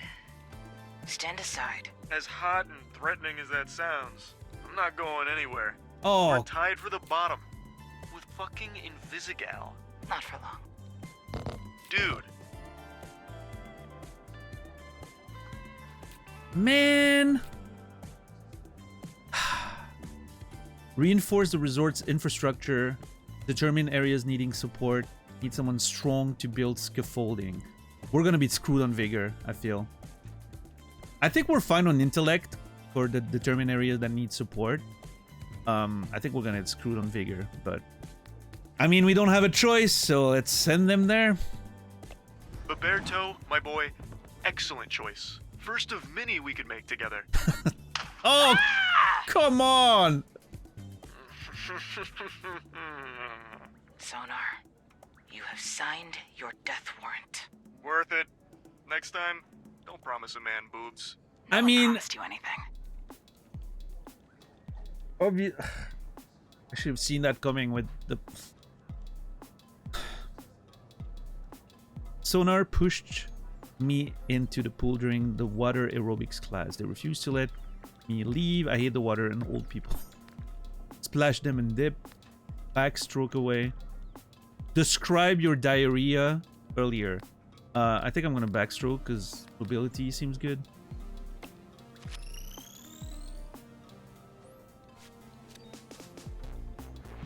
Oh. That was nothing. You should really see my butterfly stroke. Okay, but now Sonar has to deal with this by himself, which is never going to be able to do. I don't see a way he does it. Brawl has turned into the mascot Inquisition. I cannot outrun them forever. This suit is too hot. Help! Catch up with the rowdy fans. Protect Terrence the Turtle at all costs. So we need mobility and vigor. Coupe is resting. I think I'm going to send Invisigal. Fine, I'm going. And Golem, probably?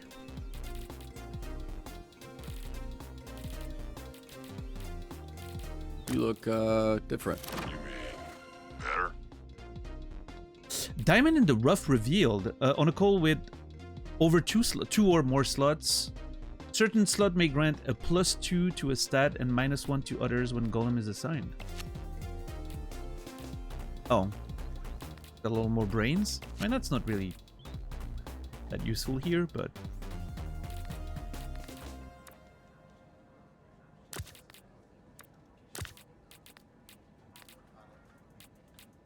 What I really need is speed and vigor. I think punch-up would not be bad. The problem is lack of punch-up's really good at talking, which it seems a waste of... I think we'll go with that. We'll go with that and hope for the best. What happened?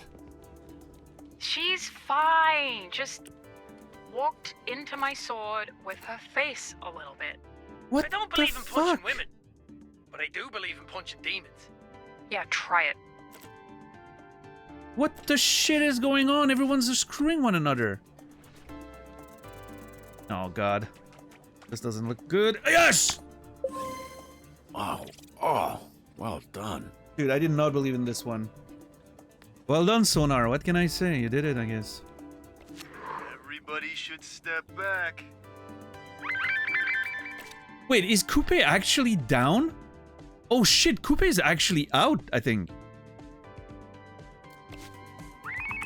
What the fuck is all this? Okay, hold on.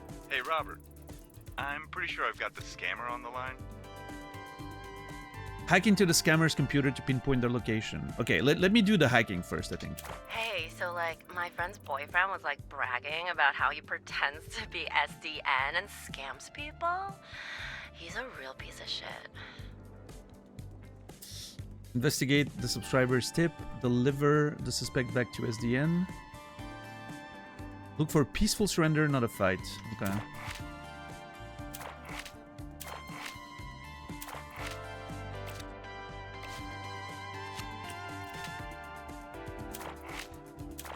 Oh, that's the choice?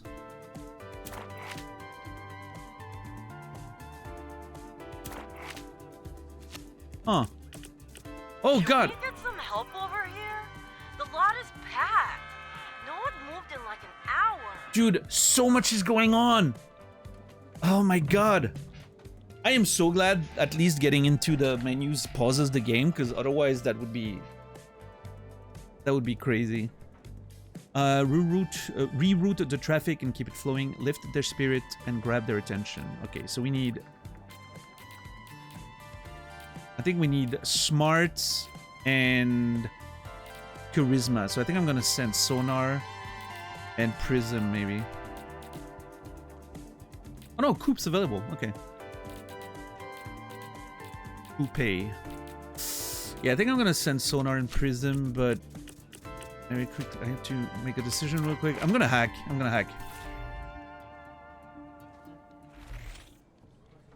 Let's do the hacking first. Oh, it's a limited time thing. Alright, let's see where this asshole is.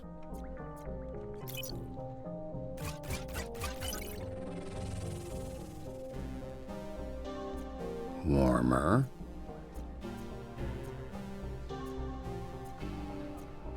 Nearly there.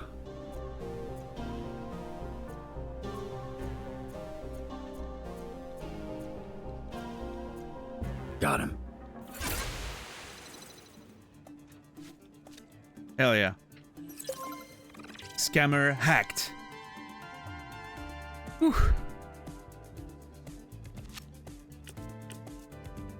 Okay. So we got this one for Sonar. Sure. And Prism. Reroute the traffic, keep it flowing, lift their spirit, grab their attention. I think this is a intelligence, like intellect and charisma thing. I hope I'm right. The reroute the traffic could go either way, but I think it's that. Fine. And then what's this? Vanco Cybertrain with precious cargo aboard is minutes away from colliding with the stopped freight at the station. Ah. Halt the train before it crashes and rescue the precious cargo aboard.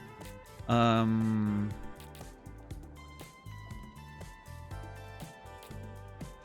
think this is going to be a thing for her. Swift as the night. Sharp as my knife. Probably...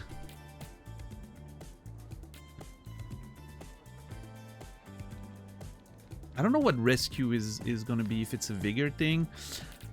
I do like the mobility that Flambe brings. Like, we really need a lot of speed. I think the rescue, the precious cargo, is where I'm a little unsure of what they're asking of me, right? And that's provided they don't sabotage each other on the way, right?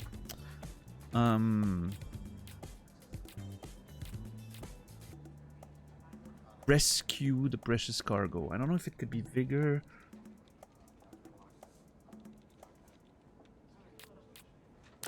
I think I'll go. I think I'll go with. Did you get shorter? I think I'll go with punch up. I feel bad, like Flambe is not getting a lot of jobs, even though he would get his stats up by doing them, but... What's a guy gotta do to rise up the ranks around here? Come on, come on, come on. Tell me I got it. Ooh! Okay, it should be good. Yes. We're doing a good job, I think. Hell yeah, another point for Invisigal. Let's go. Okay, Invisigal, you're getting...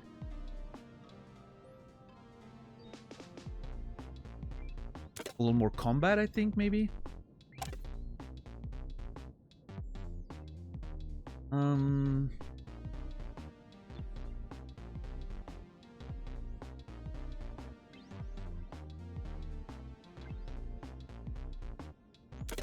little bit of charisma, actually, I think. Again, Invisigal is gonna be kind of a jack of all trade, I think, because she likes working alone, right?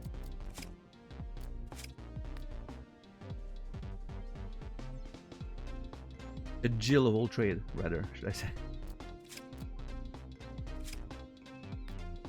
I mean, I can always reset if I feel like doing poorly, but yeah, I'm gonna go with that, I think. Anyway, how's everyone doing? I'm sorry, this game is so, like, it's so much happening. I'm sorry if I'm neglecting you a little bit during those moments. And then during the cinematics, obviously, I'm watching the cinematics. So this is, you know, I'm kind of reading chat. I'm seeing most of what you guys are saying, but I'm just, you know, I'm not really reacting to it as much as I would normally. I hope you guys don't mind.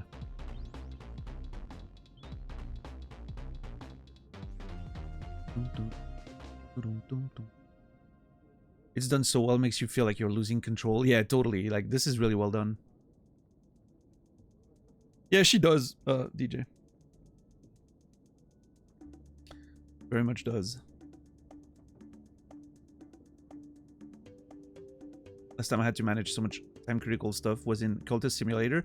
I haven't played Cultist Simulator. What this reminds me of a little bit is Papers, Please. In a, you know, a very different way, obviously, but it feels the same when I'm getting stressed and I have to deal with all those things and I'm kind of overwhelmed by the amount of stuff and information.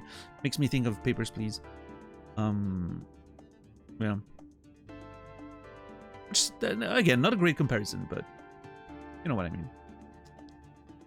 Actually, I'm starting to think that maybe spreading too thin on the character is not the best way, even if she's gonna solo stuff. Because then she becomes average at everything.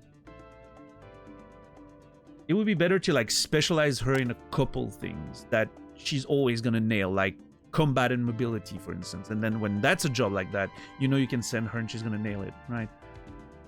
I'm gonna put combat. She needs to be a good fighter, I think.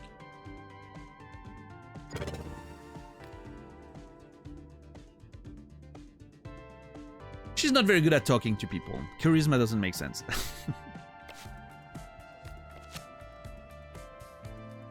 Alright, we got this covered. People are resting. Hopefully we nail it. This is a long shift too. Chaotic. Okay, tell me you got it. Okay, yeah, even overkill. Nice, nice. I was right with what I thought the stats were, which is always good. I like being correct on this. Time to freak some fuckers out.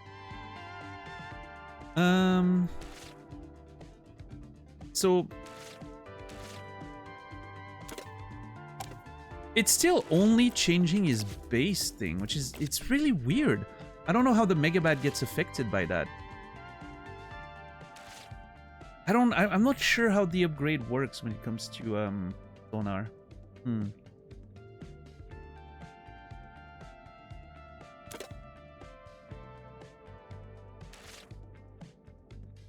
Okay, 21253. 21253. 1253. That doesn't seem to affect the Mega Bad version. Maybe the Mega Bad version's that's just it. Oh, never mind. There it is. His intellect swaps with combat and his charisma swaps with vigor. Okay, so I just boost charisma and vigor, and then when he swaps, he gets those boosts on the other side as well. So yeah, okay, cool, very cool. So I will push charisma here. That would make sense. Alright. And now, hell yeah, okay. Nice. So it's getting stronger then. Cool, cool, cool. I never want to know bed.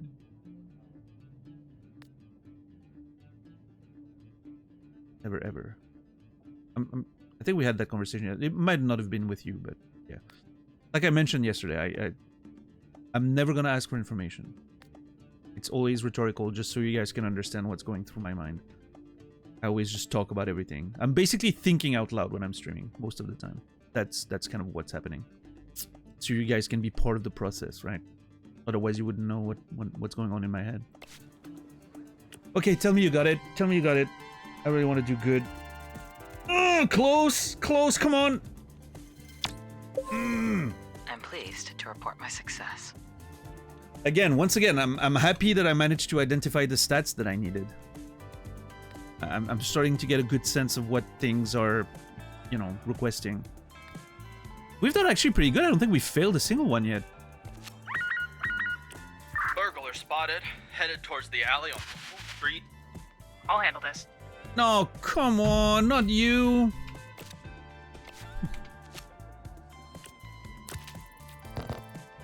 Come on, you're not fast enough. You're gonna fail. You're gonna fail so hard.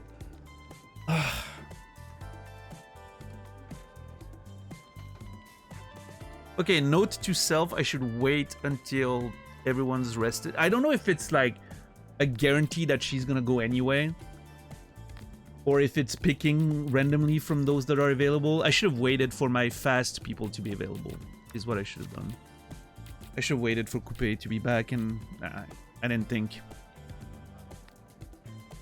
Well, I mean, we're definitely not getting this one unless I get like a god roll.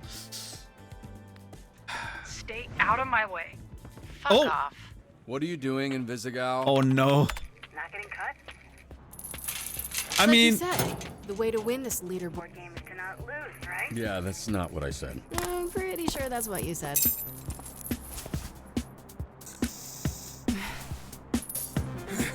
okay, side note, I have a prediction. I think what's gonna happen is Invisigal is gonna get ahead here, so she's not gonna get cut.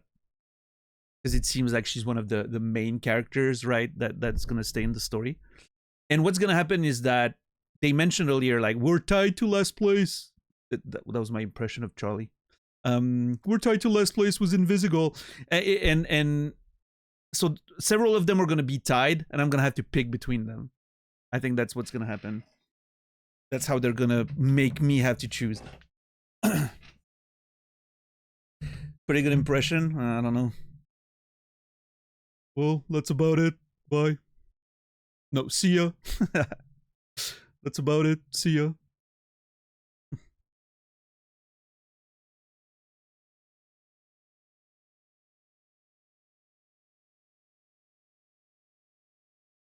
It's like Charlie's in the room with us. I don't know.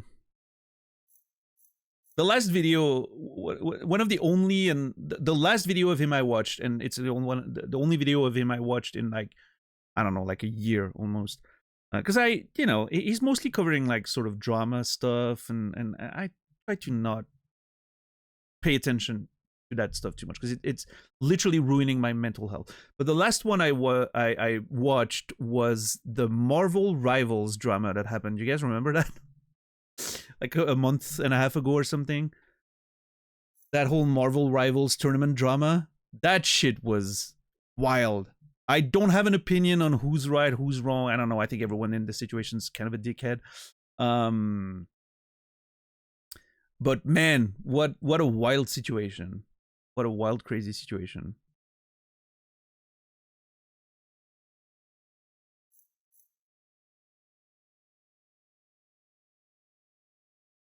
Anyway, back to the story.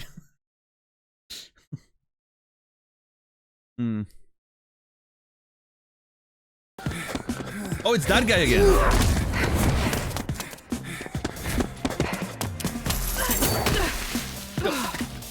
Bitch! She didn't even try to stop the guy. That's crazy. I love her sword.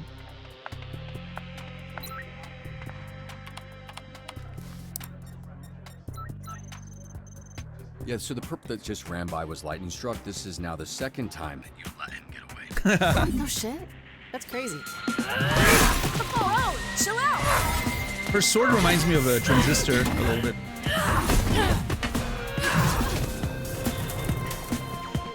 so cool. I'd normally say cut her, but the way things are going, I'd cut the whole damn team. You need a reset, Robbie. All Z team back to base and in the conference room in 20 minutes.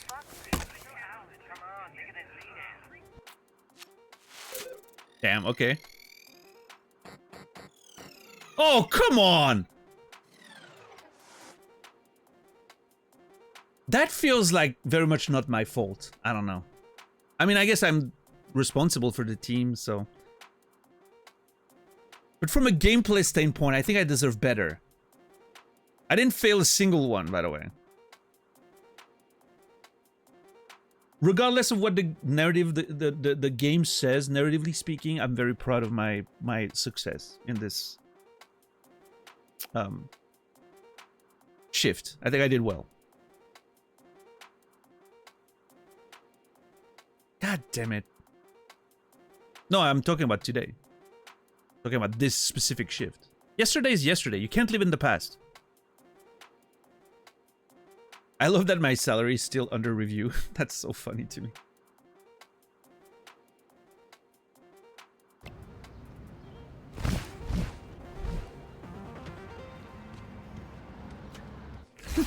Little bad door. That's cute.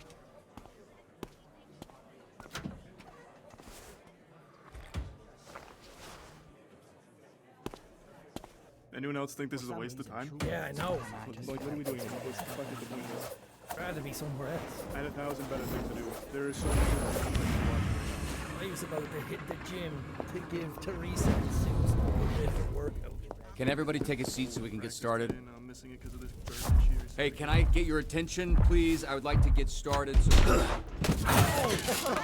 Oh, looks like this motherfucker got the power of flight. Oh, Bobby boy, watch where you're going, huh? Oh, serves you right. Hey. I understand you're big, but you need to be considerate of the people around you. You in trouble? Have a seat.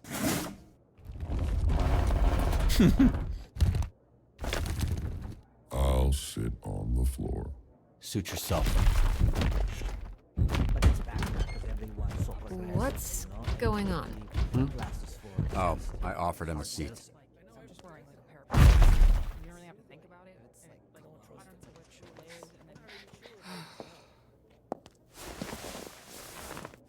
So we getting this party started? Yeah, what's this shit about? Let's go. Come on. Fucking wasting my time. Let's go. Okay. As you know, by the end of today, one of you will be cut from the Z team. This is bullshit. Yeah, you said that already. Cut me from a job I didn't want in the first place. Miss Blazer, maybe if you gave us a dispatcher who knew what they were doing, you wouldn't have to throw no one out. Hey, Nikki Mirage, I'm standing right here. You can talk to me. I wasn't talking to you, bitch. Which weak-ass superhero team did you come from? Fucking Geek Squad? Doesn't matter where I'm from, Cardi C. What matters is I'm here to figure out who stays and who goes. Yeah, chill out, lady. Ha ha. Let the man talk. Okay, whoa. You talking shit, you hipster motherfucker?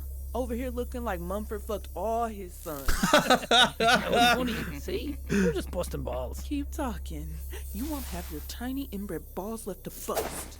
Ask next time, or there won't be a next time. Don't threaten me, you butter knife bitch. Okay, I'll make this quick. Most people will look around this room and see a bunch of villains. Not even the super kind, just plain ass, run-of-the-mill, vanilla fucking villains. But that's not what I see. I see a bunch of losers. 'Cause lucky for you, I'm not most people. When I look around this room, what I see is... potential, pain, fear. Pause!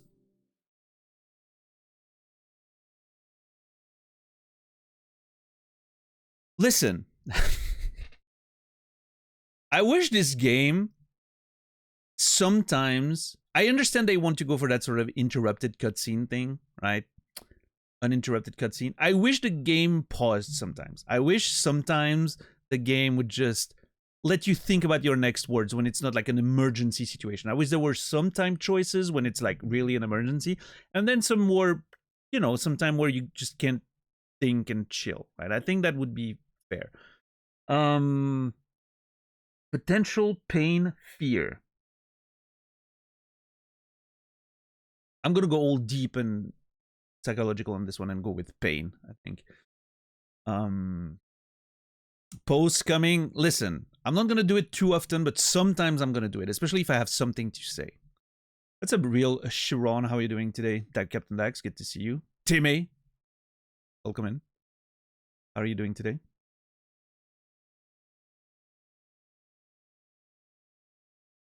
Yeah, I mean, sometimes I just want to, you know, go over the choices and like kind of talk about it. Sometimes I'm just, you know, if it's like a super high action scene, I'm probably never gonna pause because I'm like in the moment. But this feels like it's a pretty chill moment, right? There's no emergency. But well, the problem, Ben, it's not a matter of realism. It's not a matter of like, is it realistic? No, nobody's gonna pause for 15 minutes during a fucking speech in front of people, right? Yes, realistically speaking, it makes sense for it to be a timer. I just think in terms of like, I'm looking at it from a perspective of pacing the gameplay, giving the player a little more agency and a little less urgency sometimes, right? Because urgency can take away from agency.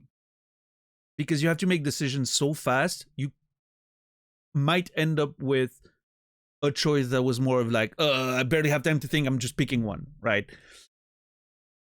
I think a game like that can afford to break the logic of the scene by pausing and having a moment where the character is just standing there and you see every character's faces as they're waiting. You can even have like the characters be a little bit, you know, bratty and be like, you're gonna gotta say something there, or, you know, just for the fun of it, right? While still being sort of like respecting the pacing of the game, right?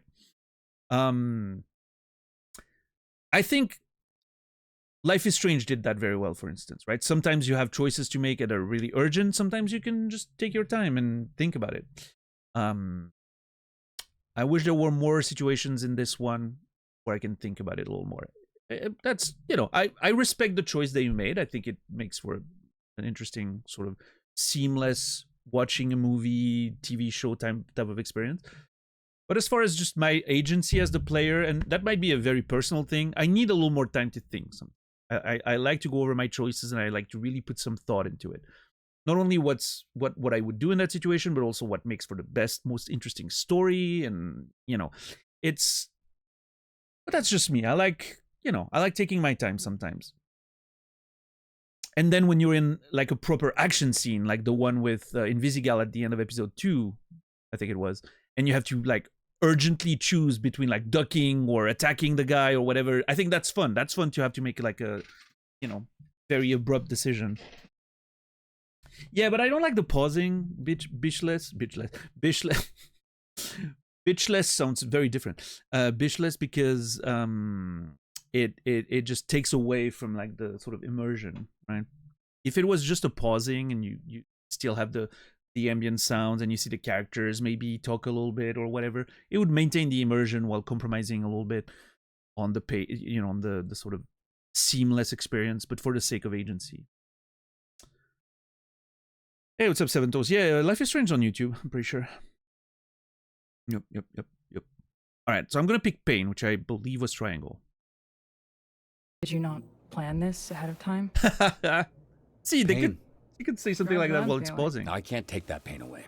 I can't punish all those that hurt you, but I can teach you how to harness it, to use it, to make something good out of the part of you they didn't get. Good speech. You're all part of the Phoenix program.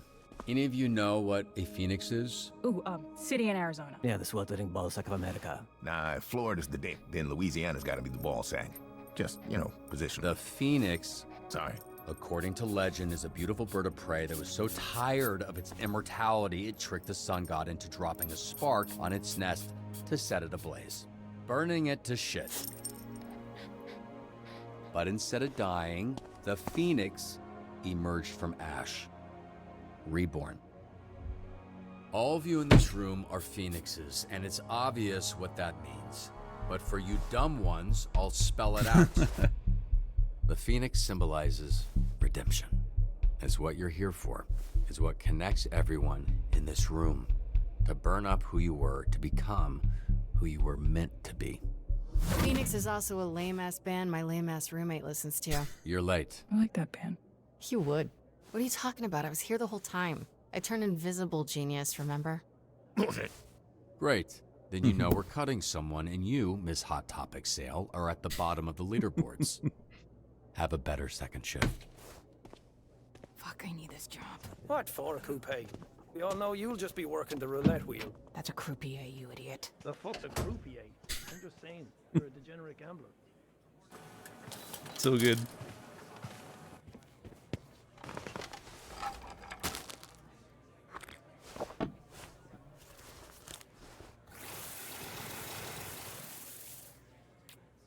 All right, here we go again. Speech back there, Robert. Thanks.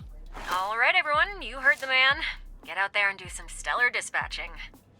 Yeah, the croupier joke was fun. All right, let's try to do better this time. Hopefully, they're not gonna screw each other. So our item regenerates between shifts. That's great. Love that. All right, let's see. My client requires protection while he does some shopping. I remember this man, and he's right to be paranoid. Secret police hired me 3 years ago to kill him. He pissed off the wrong dictator, who shall remain nameless. Interesting. What's up, Boog? How are you doing today? Protect the subscriber from agents of international dictators while he shops. Be prepared to fend off any incoming attacks. So I think I need vigor and combat. And I can only send one guy. So it's gonna be Gollum, I think.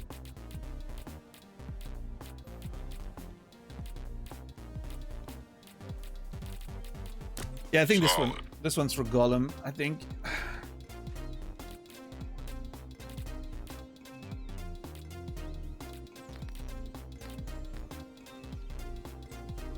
Today, I'm really gonna try not to ruin somebody's carpet.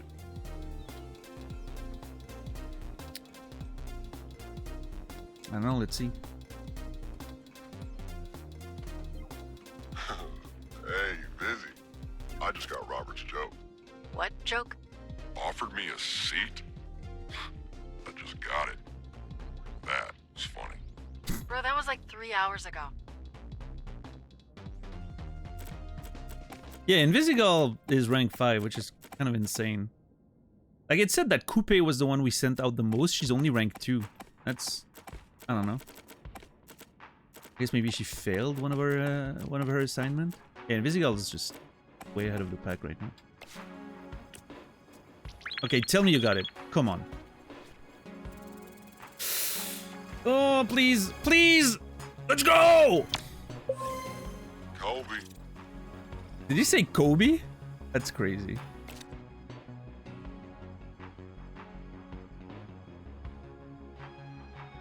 A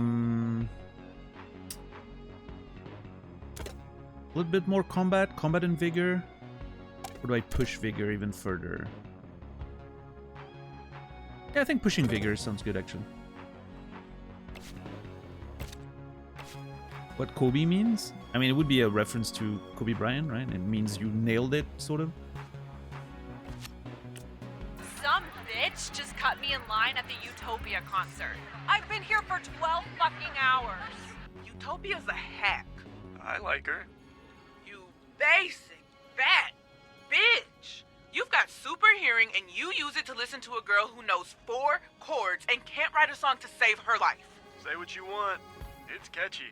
Unbelievable. Fair enough. The Malchaz. Peacefully smooth out the line cutting situation. Okay, so we need talkers. We need to send Prism for sure. I could go all out and send Punch Up as well.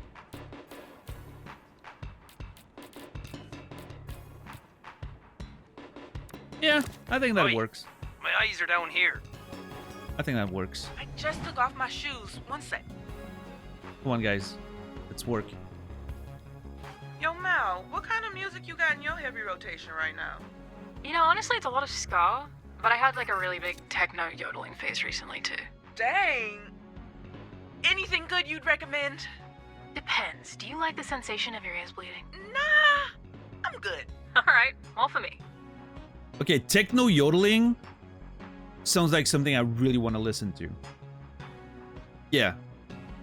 I don't know, that sounds wild. As a Swiss person, you know, yodeling is kind of in my blood, I guess. But also ska, come on. Like, the really shocking thing in this situation is ska. Come on, who... Come on. I'm just offending some people in chat right now, probably, but... Ska? Really? Hey, to each their own. Okay, what's going on here? Line cutter pulled a knife. Actually, several knife. Show her real star power. She wants to fight, give her one. Serenade her. You know, right? Real star power. Let's go. Music to my motherfucking ears.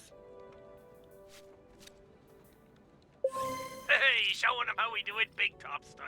Hell yeah. I don't know if those specific skills, like character-based interventions, always work, or if there's a chance they fail, but so far so good.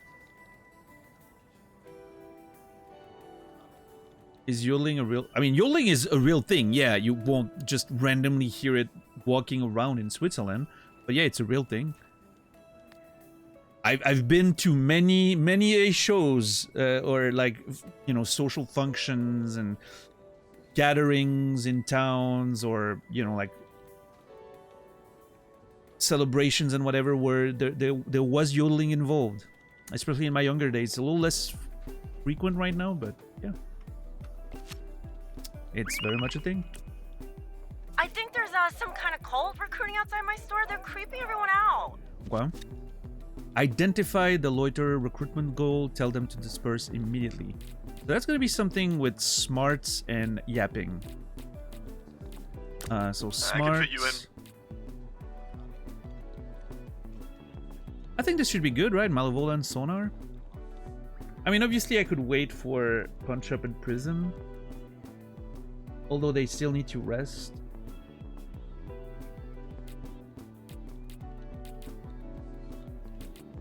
Yeah, I think... Yeah, Malevola and Sonar. Give him hell. Right back at you. I think those two will work. This street preacher needs to work on his sales pitch.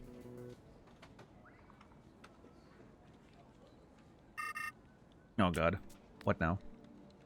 The matching jumpsuit weirdos are definitely a cult that's actively recruiting. What's the best approach here? Destroy their literature, free their minds, persuade them to leave. I'm gonna go with persuade. Let's see if it works. Ah, supporters of Chard. Yeah, I know just what to say. I will have them running for the hills in no time.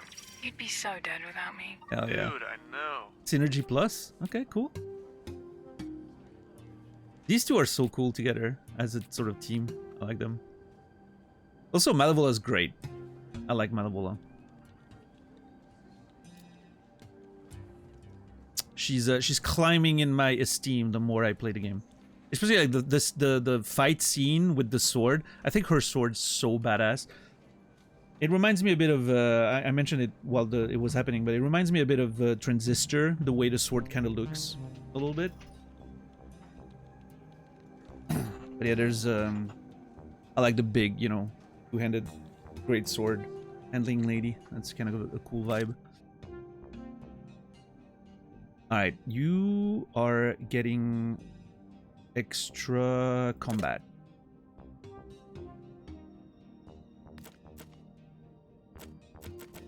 Pretty heavy on combat. We still need more charisma and intellect. I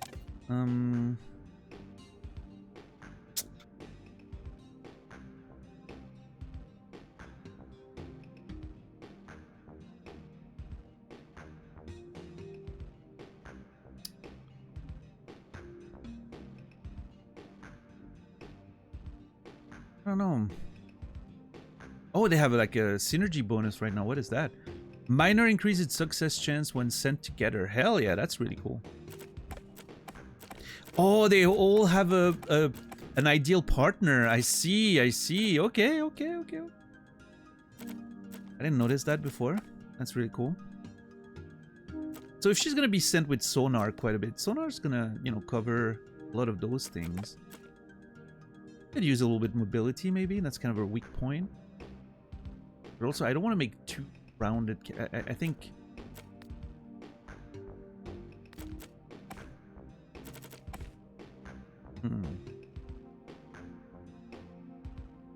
I think she's getting a little extra vigor. Don't go for that. The devil from down under.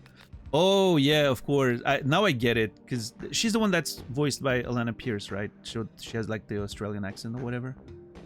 Makes more sense. It's coming together in my brain. I'm getting it now.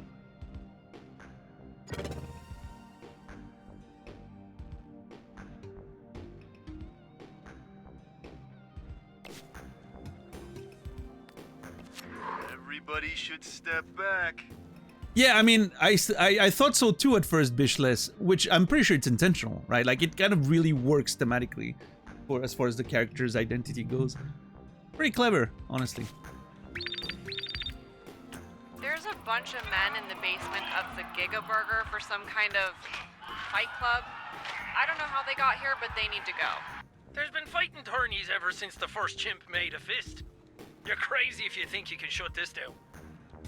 Did you hear Wilhelm's scream there again? Shut down the underground fight ring in the basement of Giga Burger. Anticipate resistance from the Fight Club members. Okay, so combat and charisma. Do you mind if I smoke? So I'm gonna send Punch Up for sure.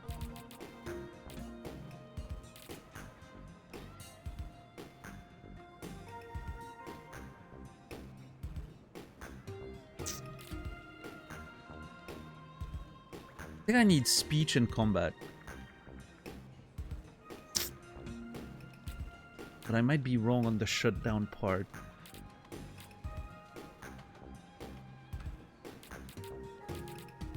Consider it done. Flambe. I mean, Invisigal would round it out pretty well, but...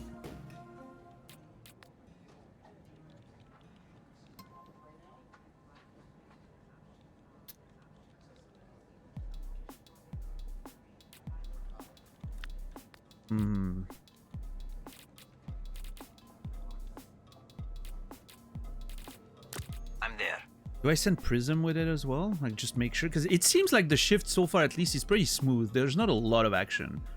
Still have my, you know, resting item. The only reason I might get screwed is if shutdown involves intellect. But I think it's mostly going to be about yapping and fighting. So if I send all three there, I think this should guarantee a win. Yeah, whatever you say, boss. Try it like that. So far, I still think this is a waste of time. So far, it's pretty smooth. Yeah, I know Punch Up doesn't really want to close the thing, but... My client requires protection at lunch with the governor of California. But he's still alive. Are you going soft on us, Coup? Please. They couldn't pay.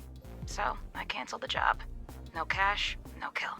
So far, SDN's always paid on time and in full, so as long as the check's clear, I will kill or protect as they see fit. I thought they didn't let us kill people around here. As they see fit. Yeah, so that's the shopper from earlier. Protect, so I'm gonna send Golem again. What's it gonna be this time? Okay, more yapping. Oh, he could be... Sonar would be really good here. He's currently in bat form. That's perfect for protect and fend off. I could keep Golem and send Malevola. They have a bonus together. They're a good team, right? Cool. Yeah, I'm gonna say both of them. I think they're perfect for this job. Protect, fend off. Sounds great.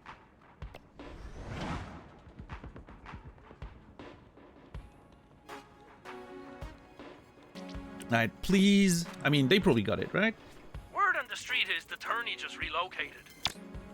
Coop would know where. I was so wrong about the yapping part of this. I really thought shutdown was gonna be talking and then resistance was gonna be fighting them. I completely misread this. Wow, okay. I mean, we got it still, but that was a waste of resources on that front. Hopefully it doesn't bite us in the ass.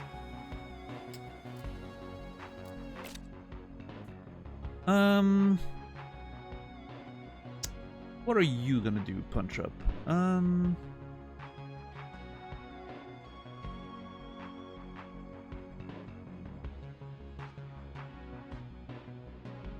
I'm tempted to give him a little bit more of intellect.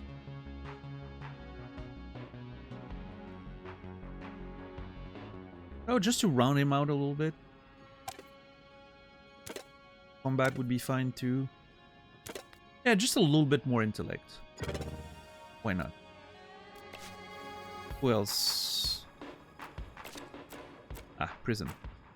Prism, you get... even more charisma, maybe?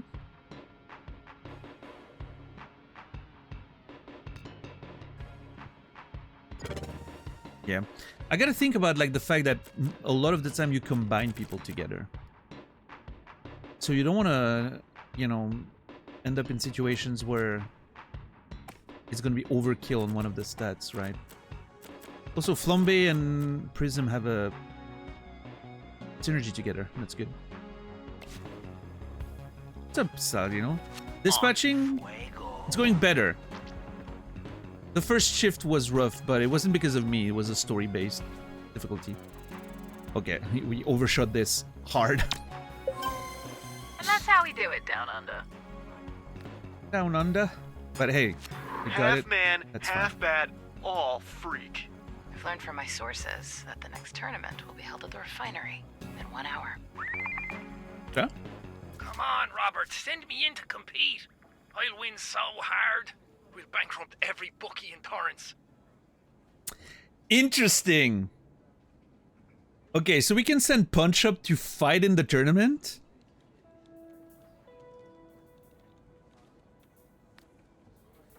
That's some bullshit. Or I can give XP to everyone by convincing the organizer to cancel the tournament and leave Torrance permanently. Forcefully shut it down. Try to not destroy the refinery in the process. Try not to destroy. Is that gonna be a vigor or an intelligence thing, maybe?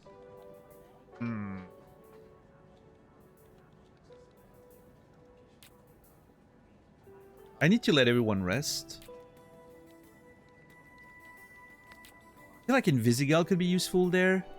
Just for the fact that maybe she can turn invisible and solve something. I don't know, I have a feeling maybe. I don't know. I'm letting everyone rest. Oh, what is that? Let's learn to fly. Well, officially. Legally. Your flight-capable heroes need a flight license.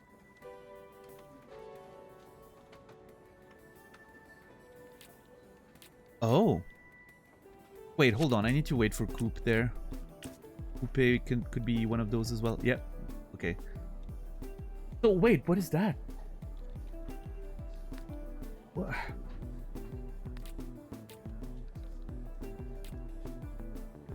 Your flight-capable hero needs a flight license. I mean, fucking sonars are bad. They don't need a license. I'm gonna give it to Coupe. Okay, I'm going. I'm gonna give it to Coupe. I don't know what it does, but she's gonna get it. Now, I think we're gonna shut down the tournament. So I need yappers to convince. I need fighters. And I don't know what to try to not to destroy. It might be a vigor thing, might be an intellect thing. So I'm definitely sending...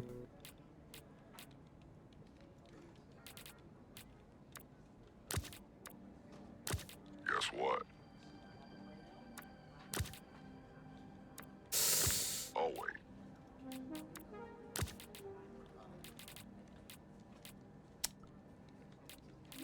Okay, we need Prism to Match talk. my tempo.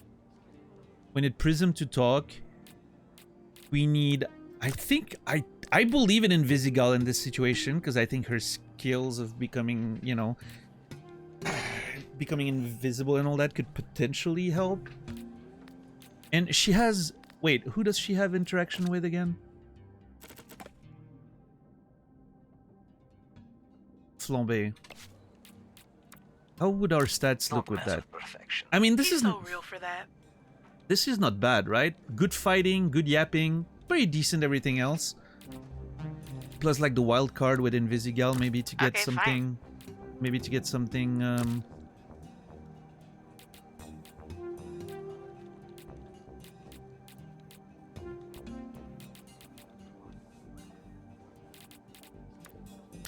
Why?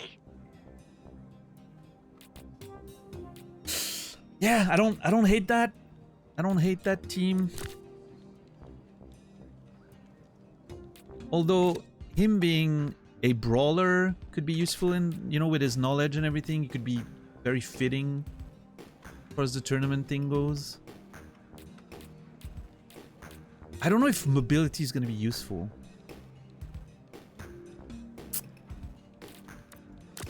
Aren't you persistent?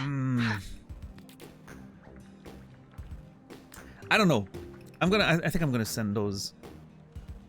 God, if vigor is necessary, I'm screwing myself really hard there.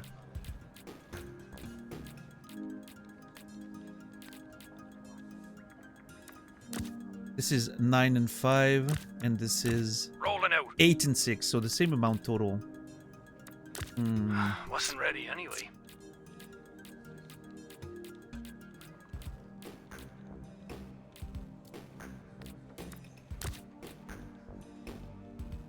Is there a chance that mobility will be necessary? So,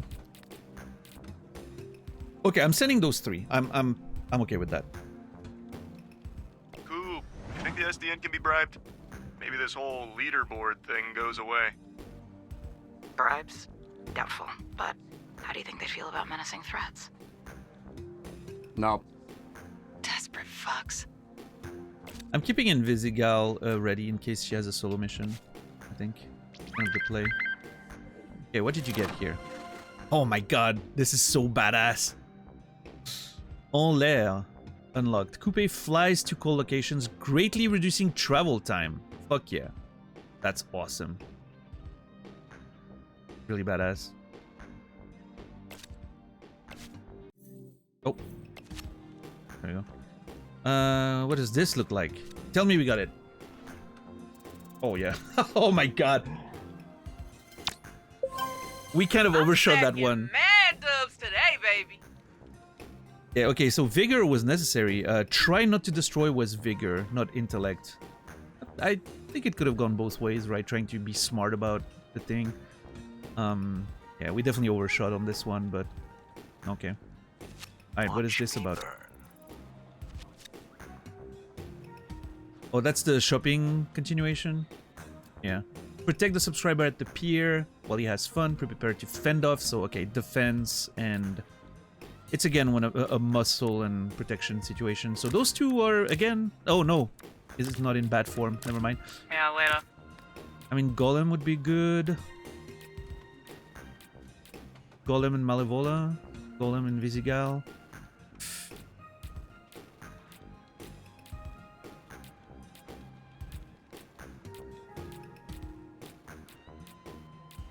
Invisigal hasn't been working very much.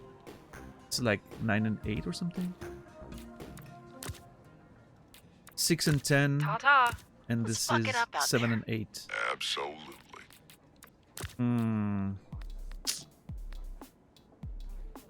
Subscriber. Yeah. Gonna get it. We know where your priorities lie. I'm just talking about the wings. Yeah, how's that Counter-Strike going, Saladino? I mean, this is smarter, I think, in terms of... actually, you know what? Bye, bitch. This is better spread. This is a better spread between combat and vigor. I think I'm gonna go with that. Yeah, they seem to... This should be fine. And if SDN disagrees with me, they're more than welcome to come on. Lindsay, send our address. Oh boy. Get on the air with the Bone Zone. Participate in the friendly debate. Okay, I think we're gonna send Sonar. And Prism? Which means I'm gonna wait for Prism to be... No, it's going too fast. I'm gonna use my rest on Prism. Feeling fresh. Yeah. I've got the bandwidth. It's not ideal, but I think this will work. He's usually so insightful. He's really fallen off since Oh, his God. divorce. Yo, Flambe! About your position at the top of the leaderboard. Don't be jealous. I took a little peek at your file. Apparently you've contained more fires than anyone else on the team. Like a psychic, man. I can sense where they're going to be before they have. This is so funny. Listen, there's a lot of potential here for a good housing insurance scheme. You just need a middleman. I could be your guy. Ah, interesting. You know, if I'm ever in the market for a rat with wings, I know where to find you.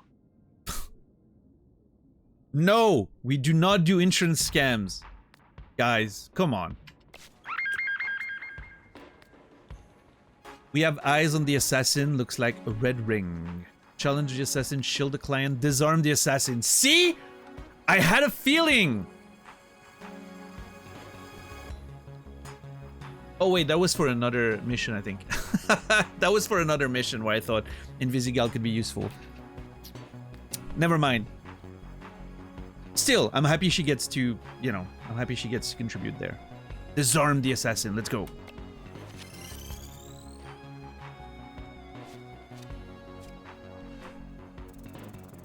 Oh yeah, we totally got this. How'd you manage this one? I don't want to talk about it. Hey, they have synergy together. That's kind of cute. The big golem, you know, it's kind of not talking very much. And the loner lady.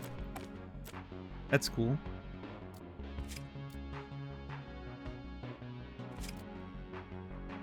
He's only 20. That's not wild. I mean, he's not really a human being, a person, so... What is that about?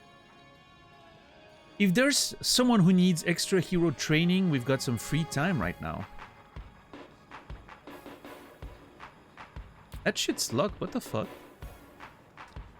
Okay, hold on. I'm gonna wait a little bit on that. Oh! Lightning struck spotted. Urgent care on street. Oh shit, lightning struck, huh?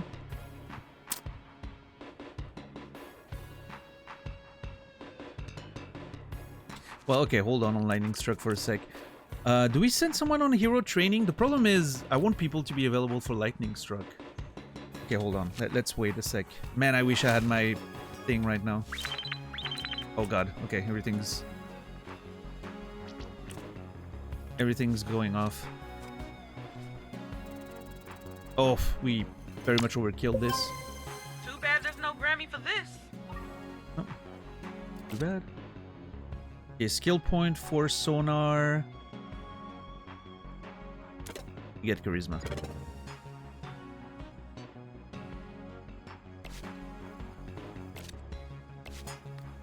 Time to freak some fuckers out.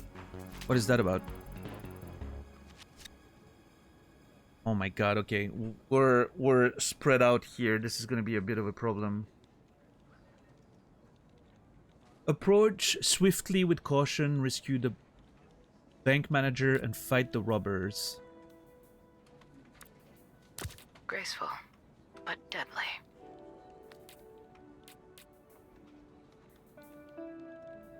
I think I'm sending those two here. Okay.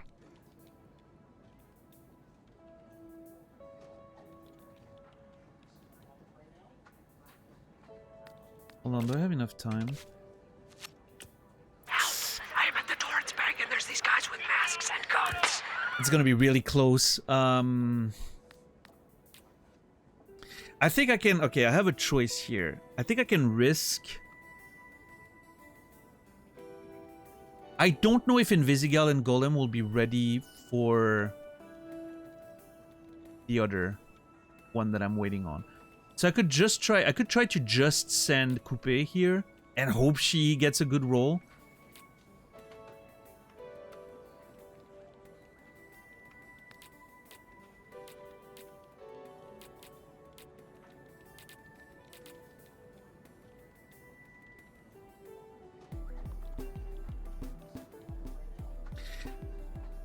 I think it should be fine. Okay, let's see. Ready as ever. I think I'm liking this. Come on, come on, come on, come on, come on! Come on! Fuck, what did I miss? I was waiting for Invisigal and Golem, and I was too late. Fuck! I tried to click at the last second, and it kind of disappeared just before I clicked. I feel like it sort of... Man, I was trying to really play on the line there, and I completely missed it. Fuck me, that sucks.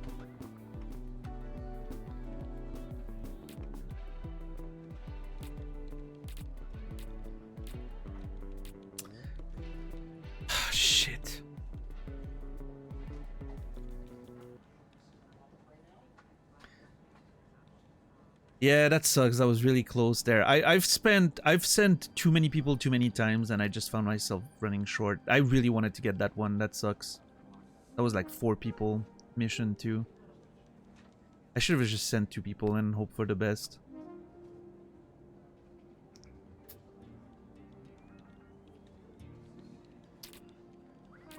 Okay, who do I want to get some extra XP there? What is that about?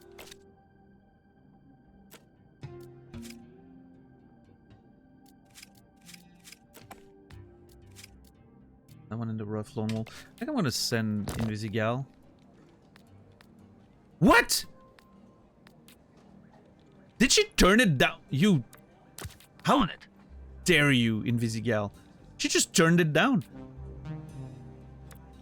Oh, Golem. Golem gets it then.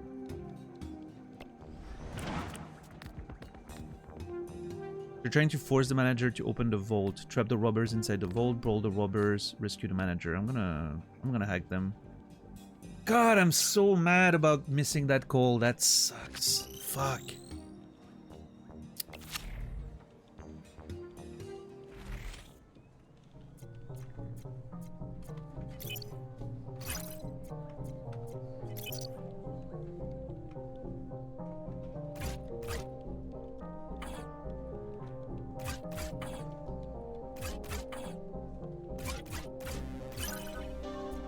Okay.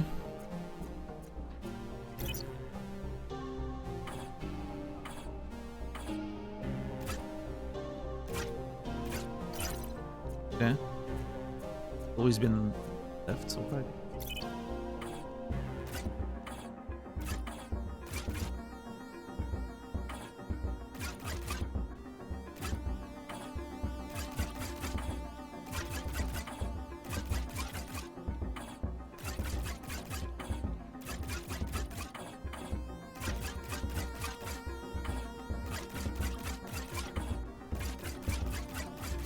Holy shit, that was hard. Whew. That was really hard. And nerve-wracking with the timer and everything. Okay. Who gets a point? Coupe. Nice. Nice. Coupe, you're gonna get a little extra speed.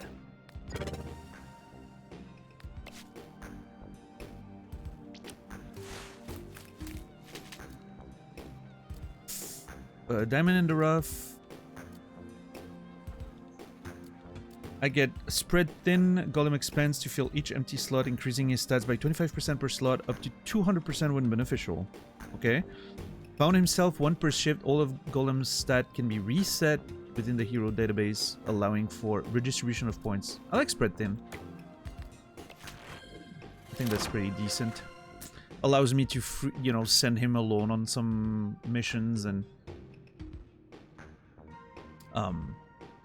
free some other heroes. I think this is really good. Huh. Pretty breathtaking walk back there. Wait, Not where's too she? shabby. Not too shabby at all. This shit is weird. It's like we're working, what's the word? As a team. Uh-huh. Baby, that's got a name. It's teamwork. Isn't that like a sex thing? What type of sex thing would that be? It's not really safe for work, you know. I'll text it to you. 1 sec. Oh, damn, boy. That's some fucking teamwork, all right? Nice. I am so upset about this one miss. God damn it, dude. That hurt my performance a lot. Thought I was doing so good. I almost got a perfect shift. Fuck. Well, this one's on me. It's my fault. I fucked up. Everyone worked really well.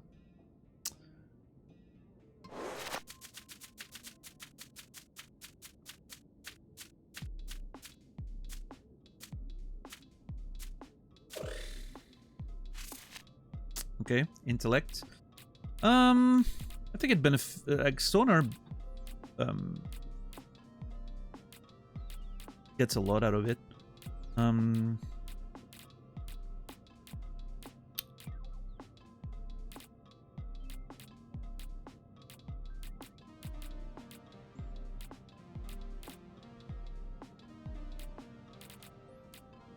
Sonar gets a lot out of it. Invisigal, of course, still going with that sort of solo carry build. I don't know.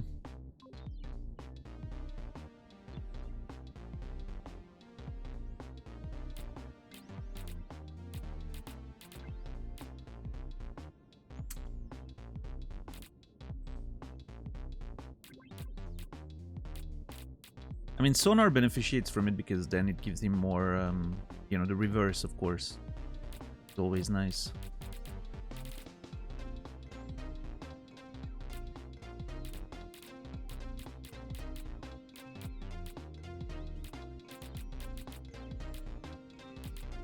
Yeah. Not sure. It's kind of between Invisigal if I want to keep pumping points into her or if I want to just...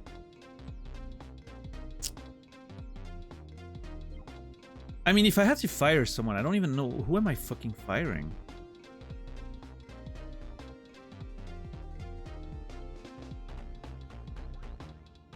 I legit have no clue.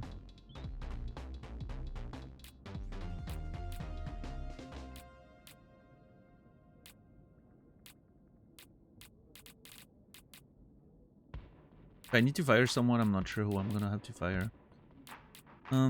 So obviously I don't want to, you know, like, I don't want to give a point to Sonar if I'm gonna fire him, right?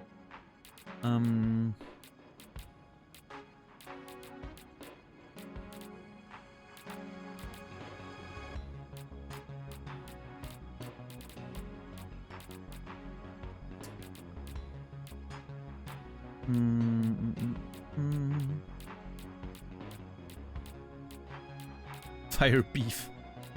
Oh, Beef stays forever. Little doggy.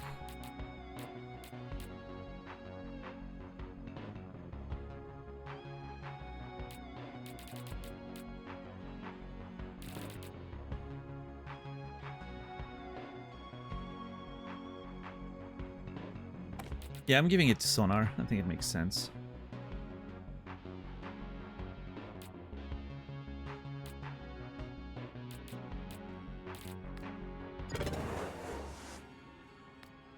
Fuck, I'm gonna... Man, that one hurts. I hate it. Fucking miss. God damn it. Invisigal, where are you going? Yeah, I was gonna say she left towards the end there. Not sure what she's doing.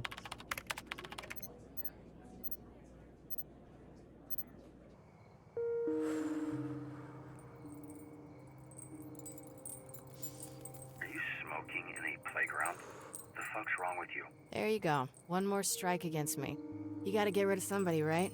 I'm making it easy for you. No, you're quitting. You're not making it easy for me. You're making it easy for you. You don't get it. Some people are born to be heroes. I'm not one of them. I tried. Just wasn't meant to be. Meant to be? What are you talking about? Blazer, Phenomenon, they have hero powers. Strong, out there for all to see. Flying through the sky. Nothing to hide. What's your point? Yeah, she only gets turned invisible. Fucking villain powers. Yeah. I can turn invisible and skulk in the shadows. My powers let me steal shit and watch famous people fuck. Being a villain is my fate. It's in the fucking stars. In the same way that blonde Blazer was always meant to be a hero. You make your own destiny. Where'd you get that? Kung Fu Panda? Okay. Listen. Boomer. I think it's in Trolls 2 also. All fine films with a fine message. You've already been a hero, okay? You have no idea what I'm dealing with. Oh, get out of here. At least you were born with powers. I don't have shit. So according to your dumbass theory, I should be an accountant. You aren't far off. Fate, destiny, not having powers, seasonal depression, none of these things kept me From being a hero before. And they won't keep me from being a hero again. Uh-oh. Oh my god. You want to talk about fate? Here's that guy again. That lightning-struck fuck that's been on a spree is 2 blocks from your location. Maybe it's third time's the charm. I told you. I'm out. You really want to let this idiot get one over on you a third time? What makes you think it'd be any different? The day's not done. Get this guy and it could make a difference. He stole a roll of pennies out of the cash register at Granny's. I don't think he's moving the needle. Oh, he's about to steal $250,000 of jewelry. Oh, shit. Respect. So go move the needle.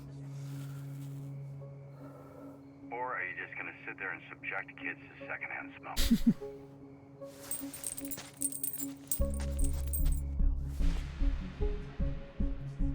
Don't do it.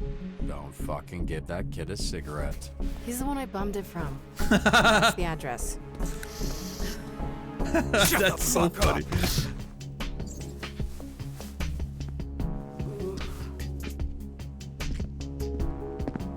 Okay, before we proceed with that scene, I just that scene was amazing. The vibe, the music, the tone, love that. Also, Invisigal not only has abandonment issues very clearly, I think she has avoidant issues. That's probably why I like her so much. I always end up, you know, I don't know, it's my curse. It is my curse. I get attracted by people with avoidant issues. I don't know why. I don't know. It's just who I am, I guess. It comes with other traits that I find attractive, I think. But yeah, I mean, it's interesting how she's just running away from, like, if she takes herself out of the thing, then she doesn't fail, right? It's an interesting character, little moment there. Wonder how that's gonna play out long term. Let's go.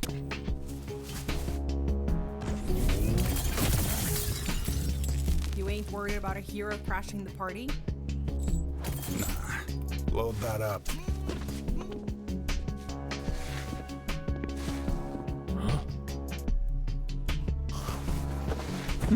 Where's your boy?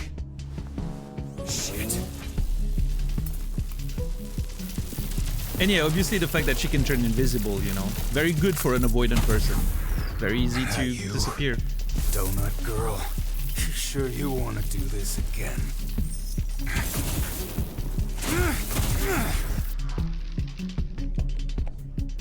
Invisigal, are you alright? Yeah, I'm fine. Just help me find this fucker. Got him. He's at your 5 o'clock. It's not fair that you can see me, but I can't see you. I'm flying blind here. I can't see anything. Great. Give me a second to tap into this. Oh shit, hacking, let's go. Can I pause this? Yeah, I can. Okay, cool. What's up, Flightless? How are you doing today? Dun, dun, dun. I know people meme about the I can fix her thing, but complicated troll people are genuinely interesting to be around. So, to me, there's a lot of, you know, underlying stuff here, right? Look, I think, here's the thing.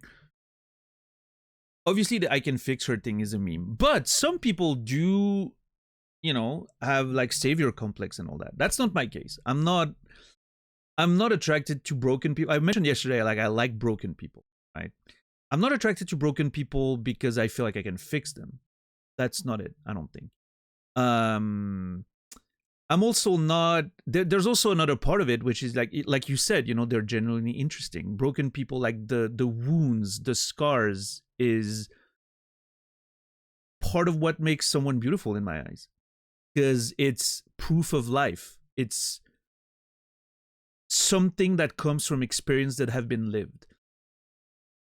But there's also a little thing here that I like to address when we talk about that stuff is I don't think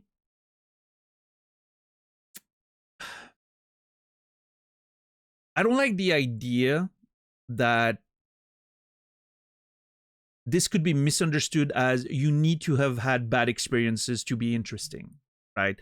There's no like or fetishization of trauma and stuff like that, which unfortunately exists. Like that's a thing that people experience, right? And then trauma bonding resulting and all that stuff, right? I don't think you need to be a broken person to be beautiful or interesting. And you can have a beautiful life and you don't need to have had difficulties and issues to be someone that's worth being around, and that's worth, you know, being considered a beautiful person. Healthy, balanced individuals that didn't go through a shit ton of trauma can be beautiful too, right? I just want to clarify that. But that being said, yes, I do think that the wounds, the scars, all those things that result from experiences that sort of result from you going out there and risking things and challenging yourself and all that, and just living, right? I think those things can be beautiful too, with everything else, right? Especially, you know, when it gets to a point where you've dealt with them properly and you've healed and you've done the work to sort of, you know, for them not to control you in bad ways anymore, right? But instead they become a strength, right? All those things are great. But even if they're not there yet, even if it's people that are still struggling, I think one of the part that for me I see when I meet people like that is, yeah, I think it adds to their character. It makes them more interesting and fascinating. It's just, you know, I enjoy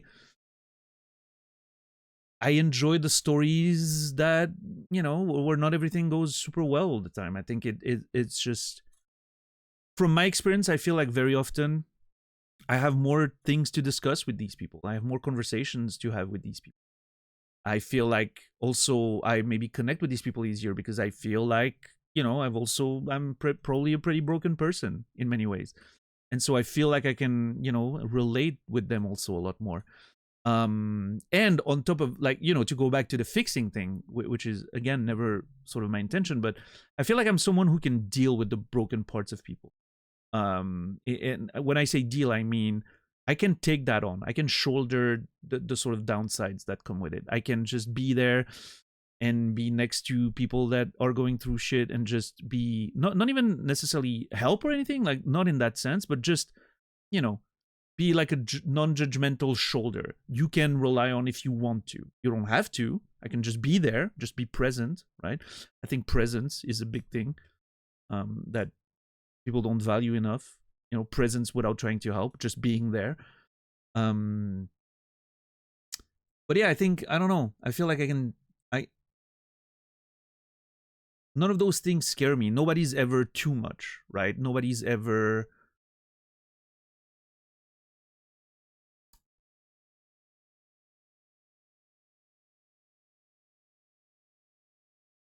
Yeah, I don't know. It's just that's just it, I guess.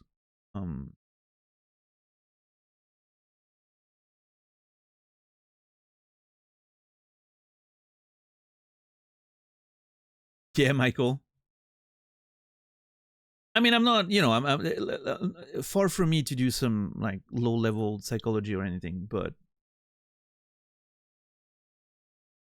just make sure you question that a little bit. I would say, if I were to give you unsolicited advice, which I know is terrible, question that a little bit. Because me, if I'm reading that, like, let's say you were a character in a book, which you're not. You're a real human, and I understand you're more complex than that, than a character in a book.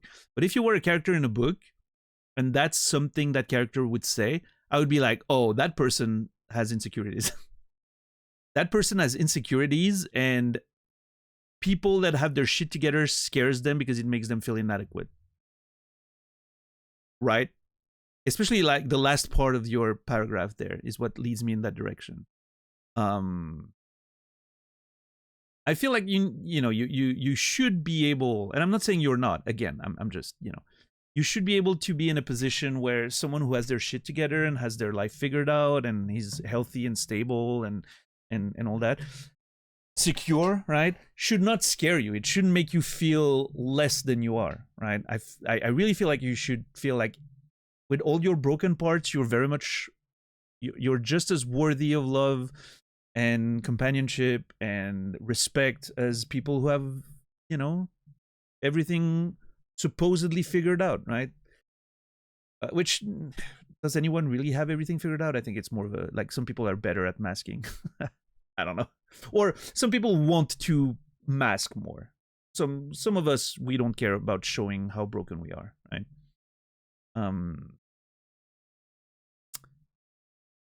But yeah.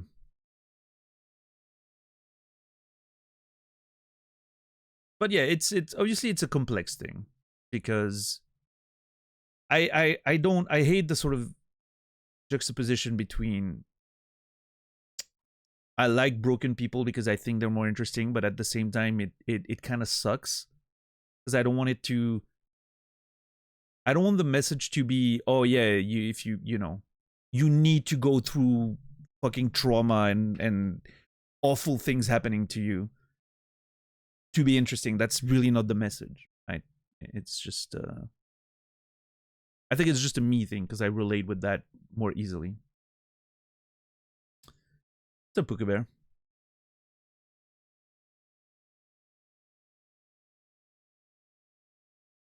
think being present is very attractive to the people you're attracted to, ironically enough. Yeah, I mean, I think, you know, I've dealt with plenty of avoidant in my life. And it's only very recently, I think, that I've learned how to deal with them, really, how to, and I'm not saying deal with them in the sense that, you know, not in the sense that it's the difficulty that I have to deal with, no, but rather to make sure I'm not making it harder for them. Because that's kind of the point, right? I don't want to, when you get close to people and you connect with people, the last thing I want personally is make their life harder or disturb their peace, or, you know, I want to just hopefully add to their life and increase their peace and quiet, right? Make them feel like the addition of me in their life is gonna increase the things they enjoy about being alone, which is typically peace and quiet, right? Independence and all that stuff. Which obviously gets very easily disturbed. That's a lot of avoidant because they've had bad experiences of letting people in. It's disturbed their peace, disturbed their independence, make them feel like they lost agency. And obviously, you know, it's why they have trouble letting people get close and get, so, you know.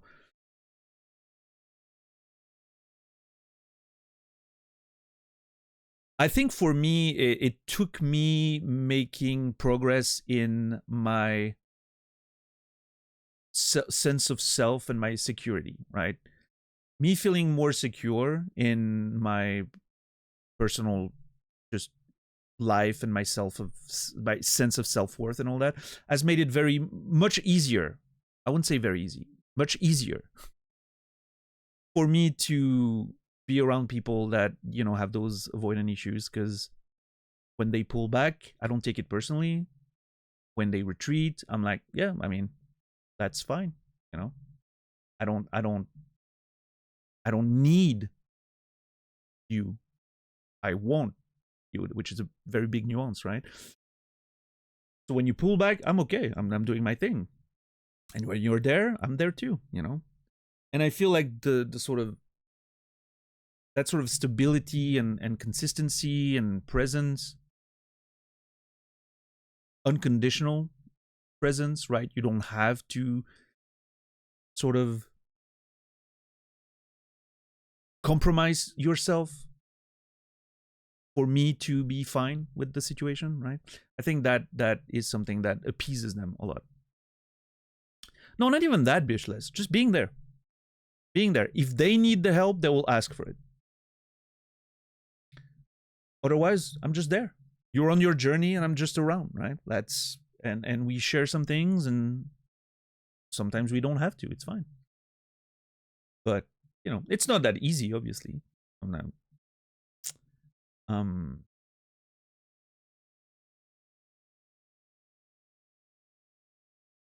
yeah, to me, it's just the you know, the gift of presence. I like that sentence. Without any conditions, without any expectations, just the gift of presence. You're there, and that's it. What's up, Pikura? How are you doing today?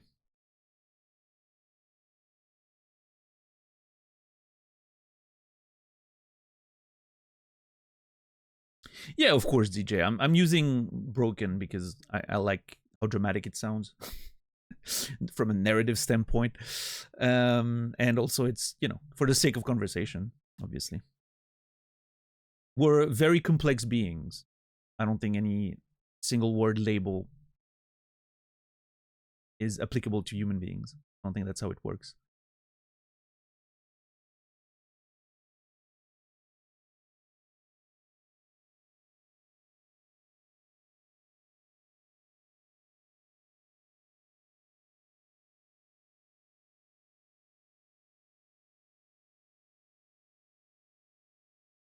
Yeah, or cheesy.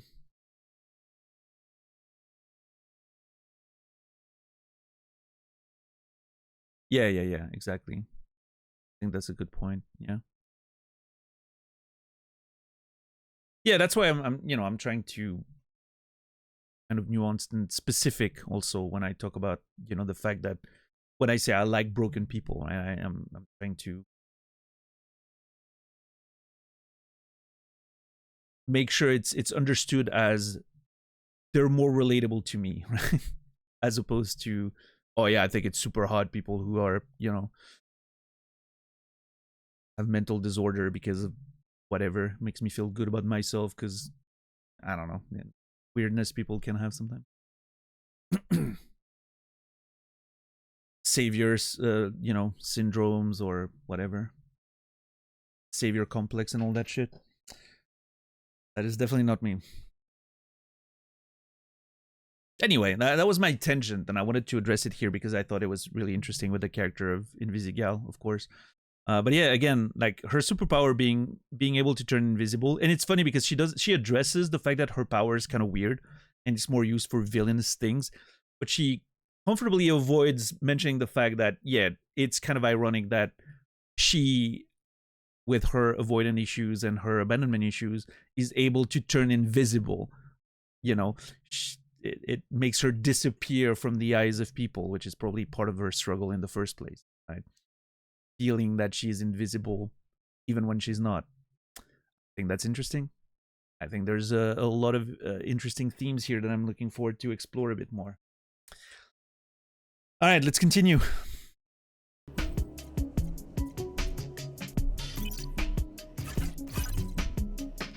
All right, a little more tricky. Sure, take your time. Shh. Oh shit. Quiet. Oh fuck. Antivirus. What is it? Antivirus. There you are. Okay.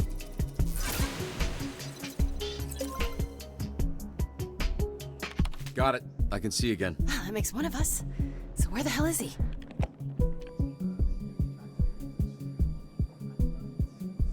I can't see him from this camera. Let me try to get another one online. Okay, more hacking.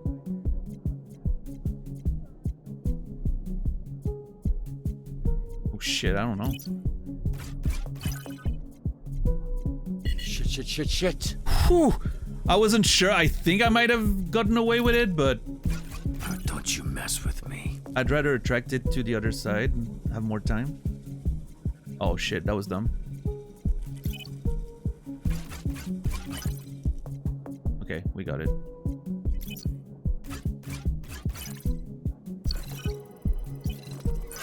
Whew.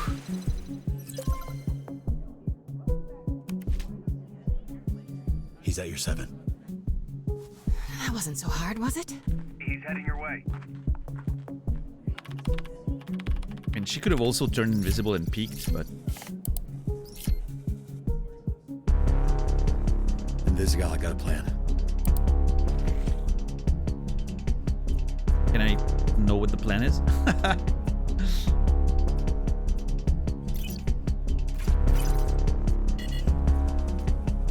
Oh shit. Fuck you. Nice.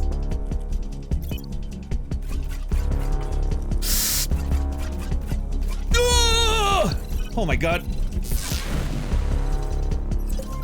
Oh shit, I failed. Got it. No, I got it. On the count of 3, I'm going to turn on the main overhead lights, which should temporarily blind him. Giving you a chance to take him out. 1, 2, 3.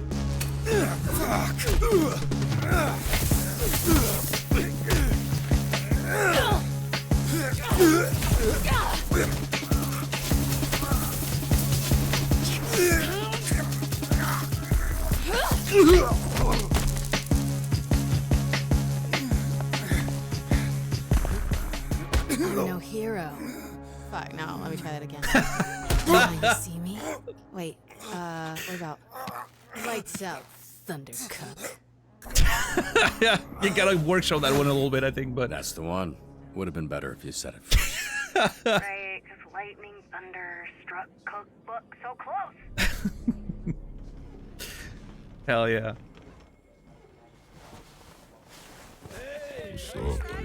Hey, Bengal boy! More like Bengal bitch! Or bitch boy! Hey, Bengal bitch boy, fuck you! Way to go! See, she Why are wants... those assholes not being assholes? She wants the recognition. She wants to be seen. She doesn't...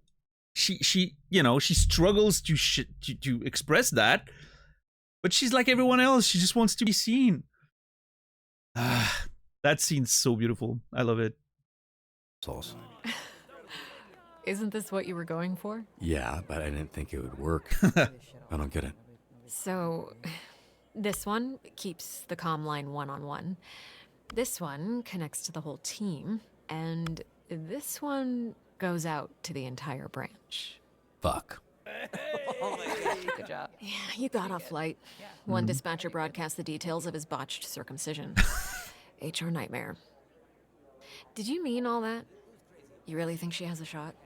All that stuff about fate sounded good, but I don't know if you were just saying what you thought she needed to hear. Yeah, everyone has a shot. People are who they choose to be. If Invisigal wants this, she has to commit. It's too easy to quit when you're not good at something. It's a steep learning curve.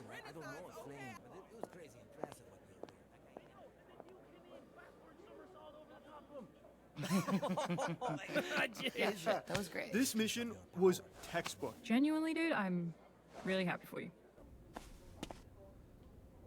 So, it's between Sonar and Coup. What? That's not no. Invisigal's still at the bottom of the board. Oh, the one in the bullpen? That thing updates every hour. Invisigal moved up. Catching lightning struck really gave her a huge boost. Bangle boy? Really? The donut shop escape, slipping past Malevola, now the jewelry store, really bumped up the wanted levels.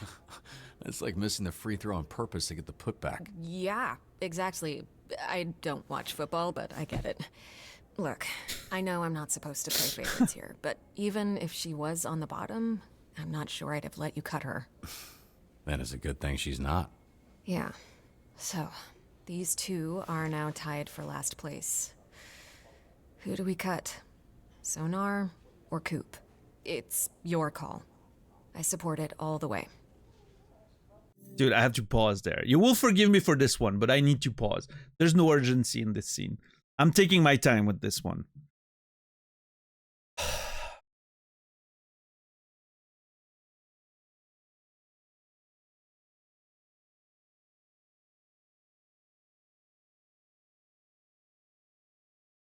Okay. I have a read on the situation. My read on the situation, and I'm probably very wrong, but I'm going to say it anyway, is that the game's baiting me. It's baiting me to making a choice that I'm sure is going to have narrative importance. But there's going to be a twist where none of them gets fired. I don't know. I have a feeling that narratively that's what it's going for. But I'm going to make a decision, you know, with the full belief and expectation that the person's going to be cut for real. Because I don't know. So I have to make an informed decision.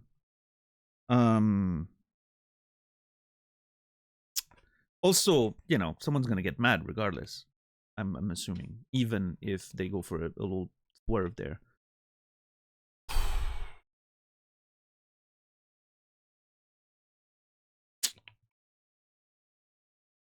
I'm going to think about this one for a little bit.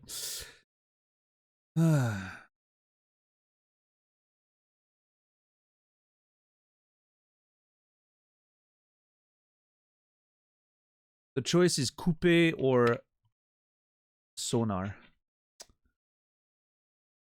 Holding out a metaphorical hand, showing them there is for them to grab. Hopefully they want to reach it. Yeah. You're used to being able to escape uncomfortable situations by turning invisible. That might also affect how you approach problems. Yeah.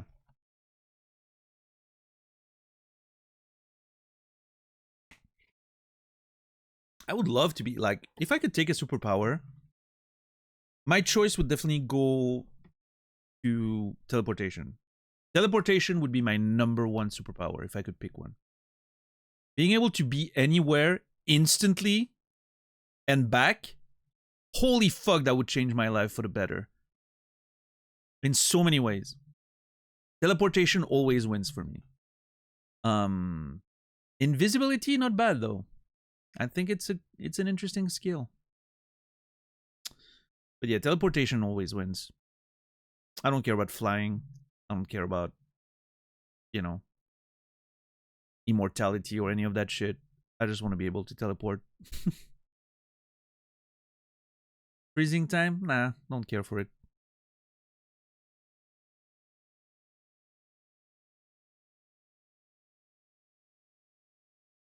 Supersonic flight? Nah, it's still too much effort. Teleportation, nothing else. Mind reading? Nah, oh hell nah. Okay, no, mind reading would probably lead to me taking my own life. I don't want to know what people think. I want to know what people tell me, and I want to see what people show me. I don't want to know what they think.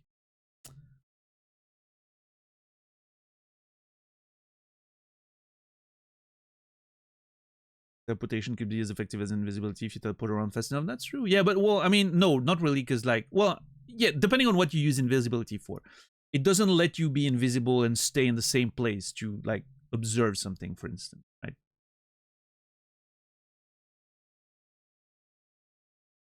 We're going, you know, we're not trying to make this a hard science, Pitsy. We're thinking about the fantasy of superheroes. I'm teleporting and I end up somewhere. I want to be instantly in, I don't know, Oslo right now. I can be in Oslo right now, just flicking my fingers. Also, I'm solving this by saying teleportation is instantaneous, literally instantaneous. Meaning the movement of the planets and the expansion of the universe doesn't matter, because I'm literally moving at the same instant from one place to another, so the planet's still exactly where it is. There, solved it. You're not gonna out nerd a sci-fi writer. I'm just telling it right now.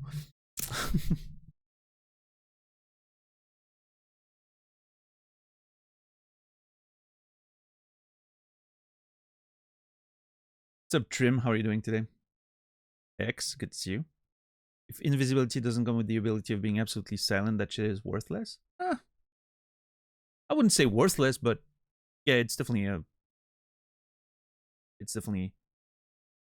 less of a great power if you still make noise. Although people would hear the noise and not know what it comes from, so I don't know. How can you teleport to a location you've never been? I don't know. That's another, that's a little more complicated to solve, I guess. What's up, Rasta? The real L. The way I've always, I have some stories that I've developed that I didn't write them, but I developed them with teleportation. And the way teleportation works is device based. So basically, it works kind of like mobile phones. You want to teleport to somewhere, you have to like call, for instance, you want to teleport to your friend, you have to call them on like a device. It can be integrated in a mobile phone, doesn't matter. And then they can like aim at a location like in the middle of their room with like as if with a camera, you know, you see on the camera the location, and then it teleports you there. This serves as the, you know, like sort of the targeting system for teleportation. And you need to accept someone teleporting to you. You can teleport just willy-nilly. And then for like public transportation, teleportation has like teleportation stations, right? You can call a specific station, gives you a free boot, and then suddenly you arrive in the booth, right? That you've called. Same for like international travel and all that. It's all like there's stations that, you know, are gonna work like that. You can then, you know, you I don't know, you teleport to like specific places that have those things ready to accommodate for you, right? That's the way I've for a story that I developed, how I solved that question, right? it works like basically a mobile phone app service thing, which I think it also makes it cool because it sort of grounds it into like the logic of how the world works and everything. I think it's a less it's less of a big, you know, like superpower fantasy, but it makes it a bit more workable. Like, is the app subscription based? I didn't go that far in the development of the story, but it probably would be monetized, and you know.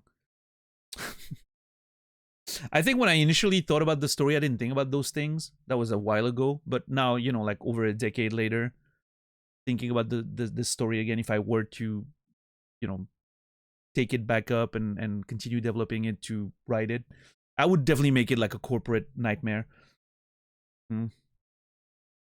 For sure. But yeah, I would love this. I think it would be so amazing to be able to just teleport anywhere. Long distance doesn't exist anymore. You know, bam. Even just for stuff like McDonald's. You want a McDonald's? Bam, you just go there. I mean, it obviously you would be able to teleport stuff, like not just humans, but also like goods.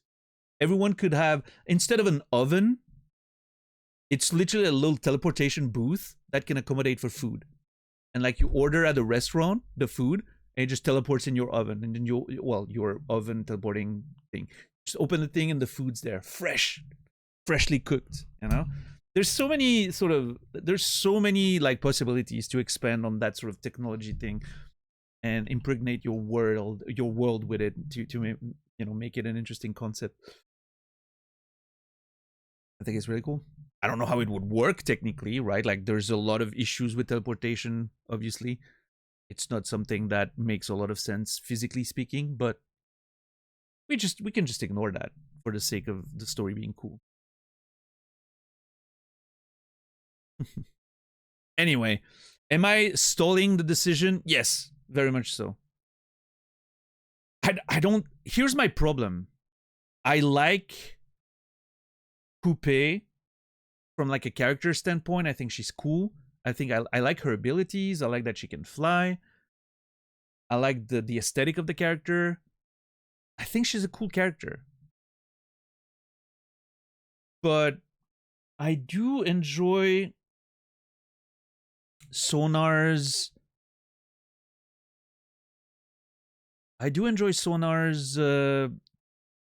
versatility, like usefulness to the team. I mean, he's kind of a cool character too. I mean, he's growing on me. He definitely grew on me during that episode.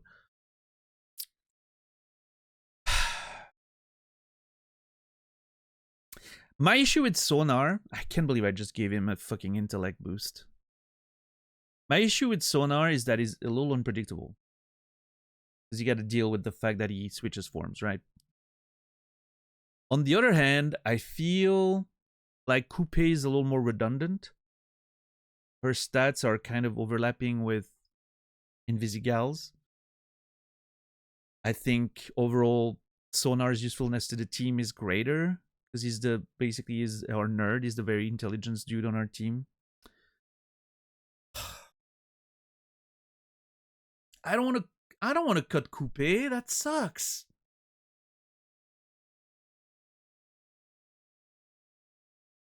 I feel like I need to cut Coupe from like an efficiency standpoint. I feel like I need to cut Coupe. I don't want to though.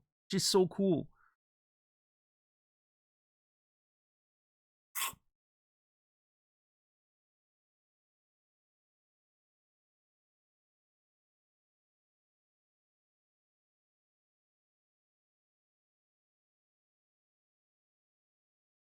Don't make you super lazy. I feel like you no longer would want to walk and wander around because you can just teleport.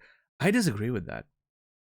I think it would cut on the unnecessary movement and travel so much, like having to move for work or having to travel for this or that, that I would have so much more energy to actually go on walks just for the fun of walks, right? I would appreciate the normal walking around much more because I would have so much more energy. I think it only makes you lazy if you're already lazy, and that's the only thing that's stopping you from being lazy is that you have to go places. If it's just a convenience thing, because it allows you to move faster. Like I would literally teleport to places and just to be able to then walk around those places. That would be so fucking cool. Middle of the night, oh, I feel like, you know, taking a little brisk walk on a cold mountain right now. Teleport there and then just take a walk, right?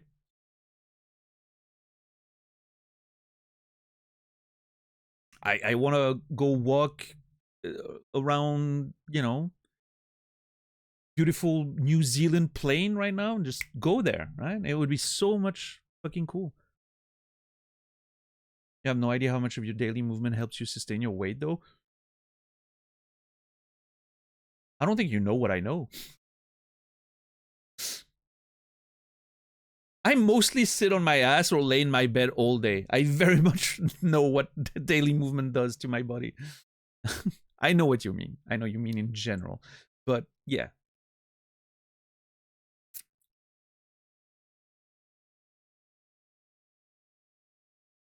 How much do you eat, though? A little too much. I'm currently a little... I'm in my dad bod era for the past few years. I definitely need to hit the gym again. I don't think that changes my perspective, though. I think my perspective doesn't change at all. In fact, if I could teleport, I would be that much more incentivized to hit the gym every day. Because literally right now, I could turn off the stream, flick my fingers, and I'd be at the gym. And I wouldn't be limited by what's available around me. I could literally go anywhere.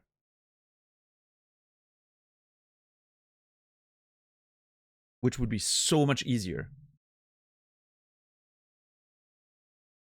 I think you'd turn into those guys in the Wall-E movie. I think you're projecting. Maybe you would. I wouldn't. Some people would. I'm not saying you're wrong. Some people definitely would. I'm not one of these people.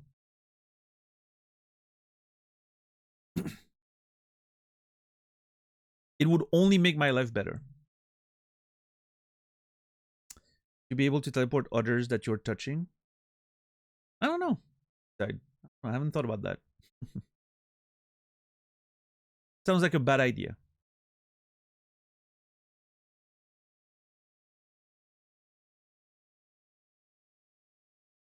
All the best spots would be taken up by all the tourists, which you would be one of. Yeah, but I mean, in this scenario, not everyone can teleport, right?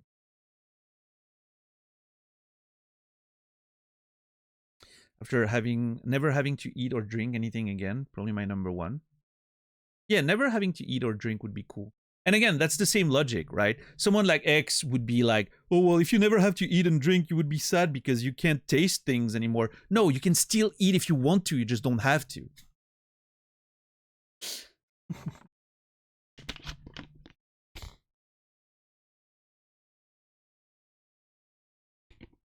Which is very different.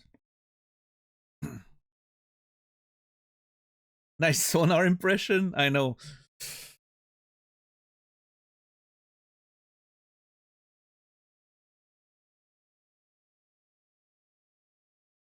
I don't know. I think an underrated superpower, and that one's going to be weird. An underrated superpower would be being able to literally fall asleep on command and not waking up until I want to. If that makes sense. Being able to fall asleep on command and not waking up until I want to would be so freaking useful. Sounds very mundane, but I would love that.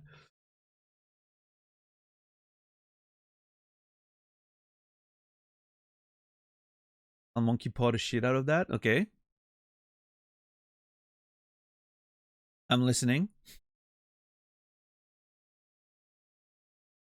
Fire. Well, I mean, nothing says you wouldn't wake up if there was, you know, like an emergency, right?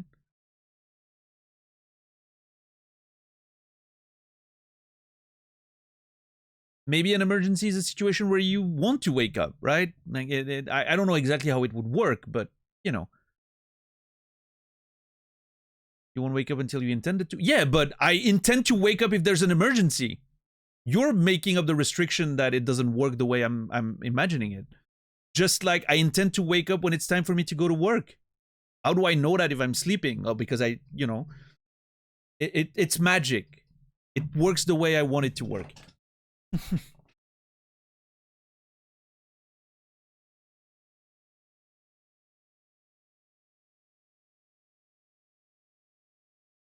If there's a threat to your life, the power wakes you up at the same time. It's part of the deal, okay? There. Shove your monkey paw in your butt. Solved it.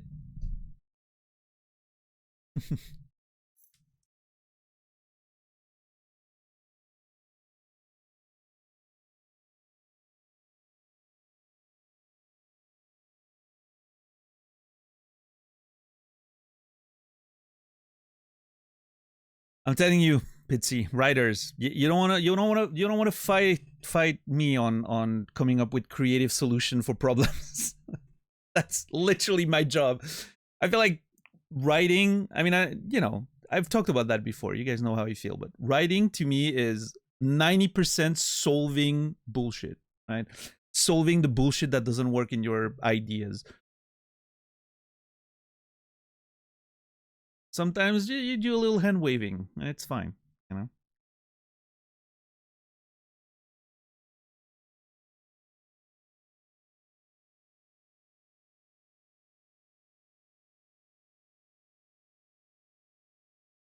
Good at coming up with creative problems. Yeah, I mean, writing is literally mostly solving the problems you created for yourselves. For yourself. That's all it is. So here I create a problem with my idea that Pitsy brought up. I just instantly find a solution to solve it.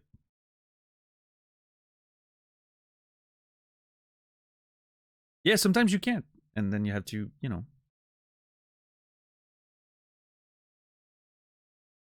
scrap everything and come up with something else. There's some stuff you can't solve. Doesn't happen to me too much, though.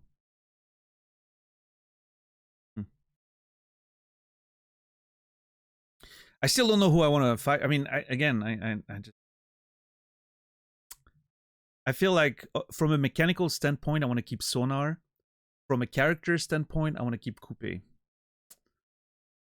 So I feel like my decision should be keep Coupe and figure out a way to make it work without Sonar's intelligence. We're gonna have to boost someone's intelligence really fast. If we do that, we're gonna have to find another smart guy. One of our people is gonna have to become a nerd, and I'm not sure who's gonna be.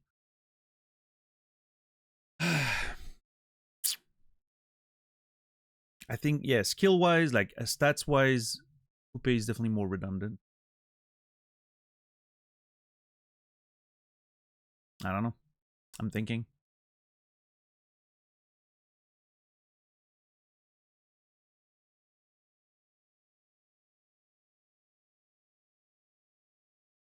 Yeah, it's a rough day, but I mean, it's an interesting sort of dramatic moment, right? It is a time choice, DJ, which is why I'm pausing. It's why we're paused right now. It's a time choice. It's a bunch of time, to be fair, but I would be hard pressed to make that decision that fast.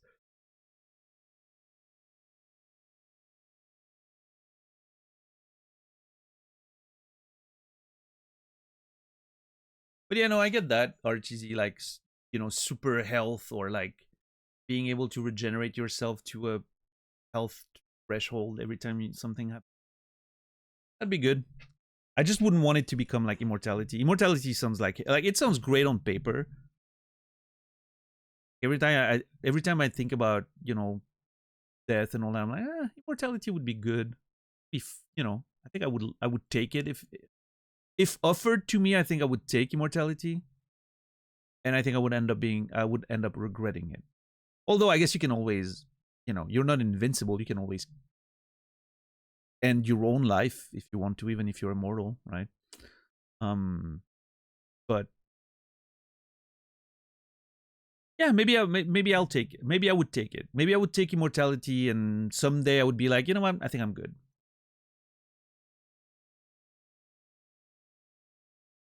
And then you just end it. That's kind of That's kind of the plot of a TV show, but I don't want to say which one because it kind of spoils some of the... Let's not talk about it. But those of you who saw the TV show, it's one we've talked about before. It kind of, that's kind of the plot of it.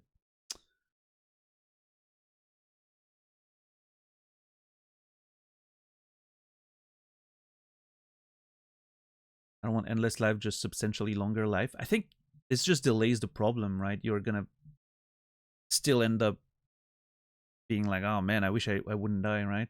Because I think there's a thing about the perception of like how long we have.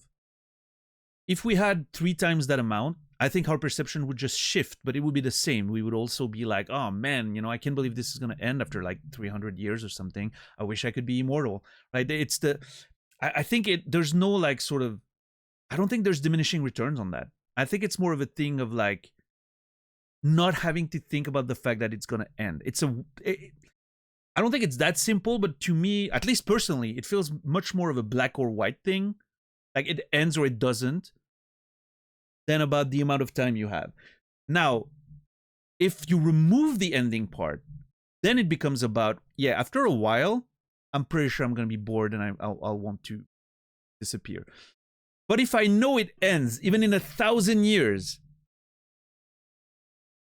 at about 600 years, I'll be like, holy fuck, I only have 400 years left. Fuck, right? I think it just, the fact that it has an end, it changes the whole perspective of it.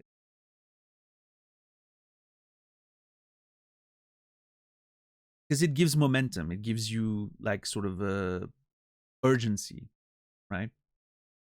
I don't know. It's a Busina.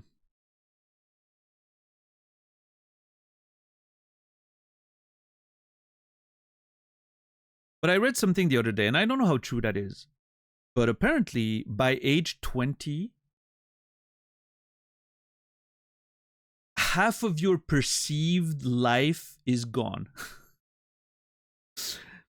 Because of the, you know, the phenomenon that when you're 5 years old, a year is like 20% of your life. It seems like a long time. When you're 10 years old, a year is 10% of your life. It's still a long time, but not that much. When you're 20 years old, a year is 5% of your life, etc., right? And I apparently, you know, according to research or whatever, I don't have a source there. I read something that mentioned research being done on that.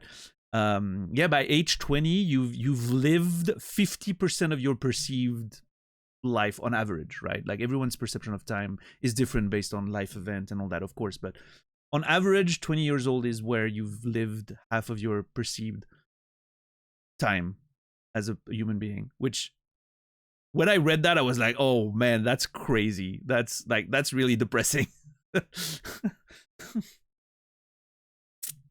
But it is what it is, you know.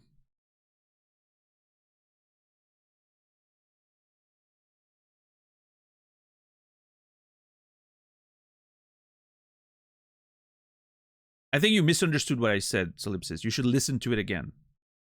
It's not the average half of, it's not the half of your life. It's the perception of the time that you spend alive. By 20 years old, you've experienced 50% of your perception of time for your entire life. Because time goes faster the older you grow. Like the perception of time is, you know, that time goes faster the older you go, because every year is a smaller portion of your total life. So it seems like, you know, it takes less time. By age 50, an extra year is literally, you know, 2% of your life. Tiny amount, as opposed to when you're 10 years old and it's 10%, right?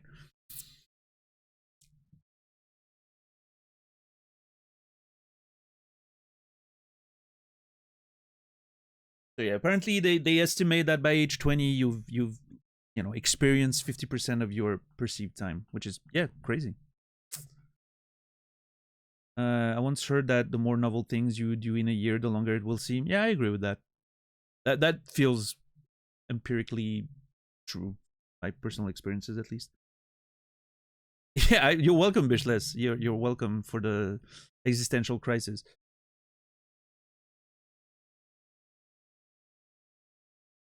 That's true to me, yeah. That's probably part of it too.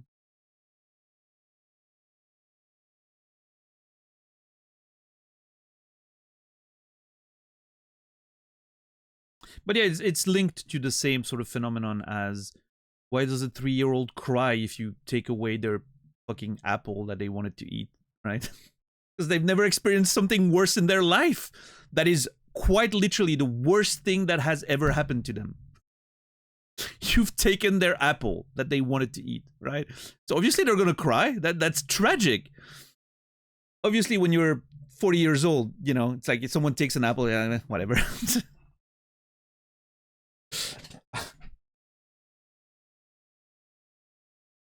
You're not gonna cry about it, you know. It's like, yeah.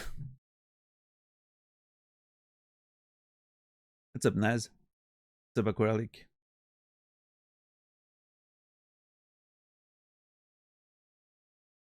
Only goes down after 20. Bring in the Hunger Games. I don't know. I will say I think my 30s were much better than my 20s, or my teens or anything. My 30s were my best years so far. I will say that. My 40s kind of rough so far, but I think it's more because of the stuff that happened, right? Like events happen. You know, it all started sort of like, yeah, right when I was turning 40, my grandmother passed a few weeks before that. So it kind of like my introduction to my 40s were a little rough, and it hasn't been better since then, you know. And it's been a rough couple of years, I will say. So yeah, so far my 40s not too great, but hey, I'm hopeful. There's still, you know, 7 more years. So hopefully I can turn that around. Hey, listen, I'm looking back, my early 30s weren't that great. 30 to 33, I was very depressed. I was going through a rough patch. Yeah, you know what? Hey, maybe we can still save my 40s. We'll see. I mean, health is, you know, so far so good, right? I mean, knock on wood, obviously, but, you know, I'm not feeling my age for sure. Like my bones feel good. My muscles feel good. Like I'm feeling physically fit. I don't have, as far as I know, I don't have any underlying issues. So hopefully that keeps on going as well. But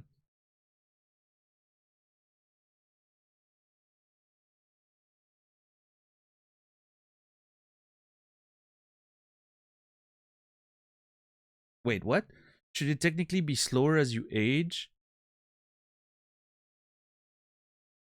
No, because your perception, you're looking at it the wrong way. When you're 5 years old, or when you're 1 year old, let's go extreme, right? When you're 1 year old, another year is literally half of your life, right? It's this massive amount of time. It's literally passing so slow. You've lived 1 year, and now you're living another whole year. It's literally half your life. It's a long time, right? When you're 50, another year is just 2% of your life. You've been through this loop so many times. Another year, another year, another year. It's like a minuscule fraction of your life. It's like when you're 1 year old, it's 5% of your life when you're 1 year old would be... Oh, 2% of your life, sorry. 2% of your life when you're 1 year old would be... a week? Yeah, it would be a week. A week is not a long time when you're 1. Like, I mean, it's okay, but it passes pretty quickly, right? Now, hopefully it helps you see why, you know, the perception goes faster, right? 1 year at 50, proportion-wise, is equivalent of 1 week at 1. As a perceived experience. Obviously, it's not that you know, it's not like that linear of an experience. There's a lot of stuff that goes into that, but it's just that's the idea behind the concept. What's up, Credo? Yeah, Credo, we're about to have to make a decision. We need to cut someone from the team. That was the whole point of today's episode. Our team was struggling to come together, and we finally managed to get them all to work together and be a team. And now we have to cut one of them, which I still think is a fucking horrible choice. And I'm hoping it's a swerve and I'm gonna get to keep them.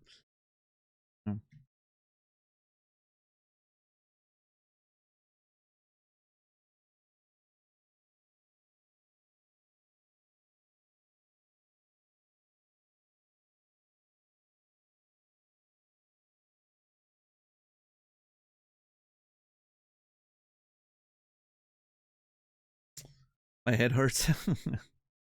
I understand now. It makes my head hurt. Eh. Listen, X. I don't know how old you are. My brain tells me you're in your 20s, maybe late 20s. It'll make more sense to you when you're 40-something. Your early 20s, see? Yeah. It will make more sense to you when you're 40. Trust me, at this point, your life won't, your head won't hurt anymore. You'll be like, oh yeah, no, that totally makes sense. Because you will have experienced it.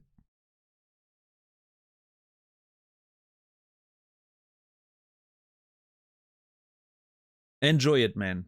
You're young. You have your whole life ahead of you. Enjoy it.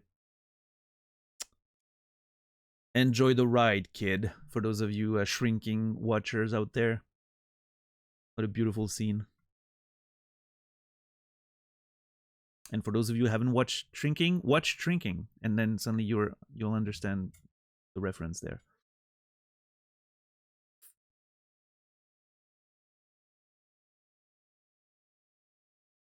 Two men at the maternity ward both turn out to be recent fodder. One with a daughter born the same day, the other with a son born yesterday. Maybe our children will date someday in the future. Yeah, right, as if my daughter would date a mate twice her age. That's so funny.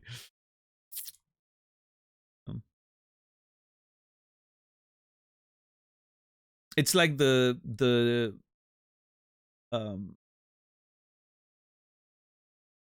don't know what the word I'm looking for is, the puzzle or problem that you can that I remember from my childhood. If a water lily in a pond doubles in size every day, and it takes the water lily 100 days to cover the whole pond, how much time does it take the water lily to cover half of the pond? My dad never understood that. I explained it to him so many times. He never got it. His brain didn't work that way. He never got it. I literally remember spending like at least a couple hours over like a week, small sessions of trying to get him to understand it. He never got it.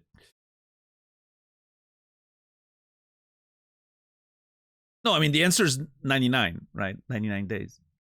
But I don't know, it just takes you to look at the thing in the, the right way, right? It's like a sort of perspective thing.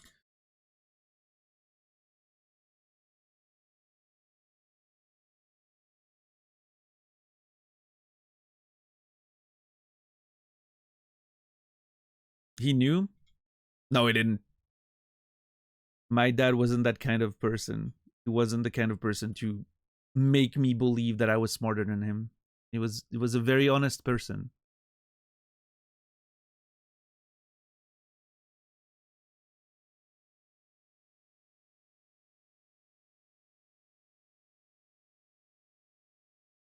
He was never a big intellectual guy. He was never, he was never about the smarts. He was all about hard work, loyalty, helpfulness.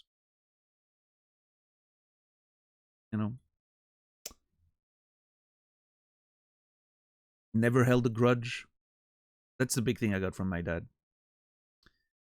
You can fight, you can yell at each other one day, and then once everything's out and you've got it out of your system and you've solved the issue or addressed it properly, you go to bed and the next day it's water under the bridge. You never stay mad. I think that's a big thing I got from him.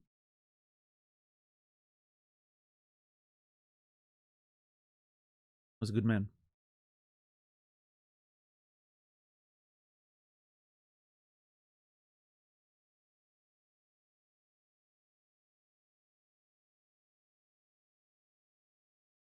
Now, I don't feel like that.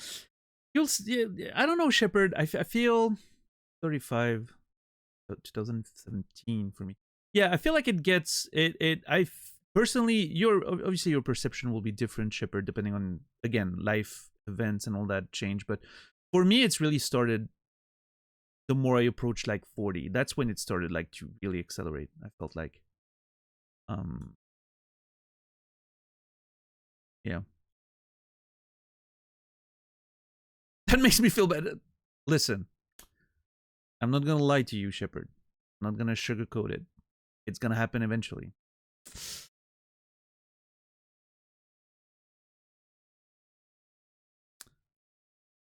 I'm sorry to say, but as far as I can tell, as far as we know, we're all gonna die one day. Is the first immortal human already born? I don't know. Maybe with the, you know, with the way technology works, if it's even possible in the first place. Maybe it already happened. I don't know. Maybe the first immortal human is already alive right now, but I don't know. I doubt any of us here is one of them. It's most likely a very, very, very young child. And probably born in a very, very, very wealthy family. if again, if there is one.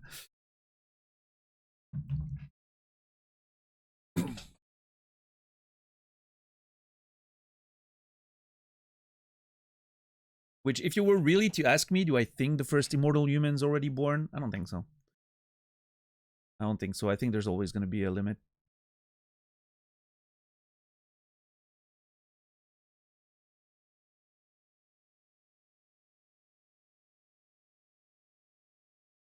Nothing lasts forever.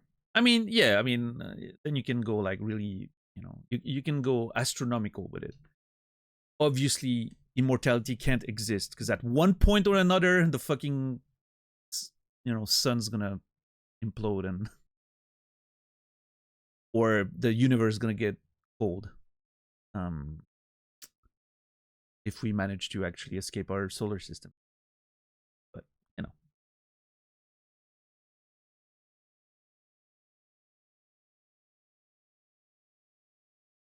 But hey, who knows what's, you know. I don't know. I don't know what I believe anymore in terms of life after death, like what happens after we die. Maybe there's something, maybe not. I don't even think about it in a religious sense, right? Just like who the fuck knows? Who the fuck knows what consciousness and the energy that animates us? Where does it go? Is something gonna remain? Is it going anywhere? I don't. Are we just literally a bunch of little electrical signals in a brain? I mean, science would probably think so, but maybe science doesn't get everything right. I don't know. I don't.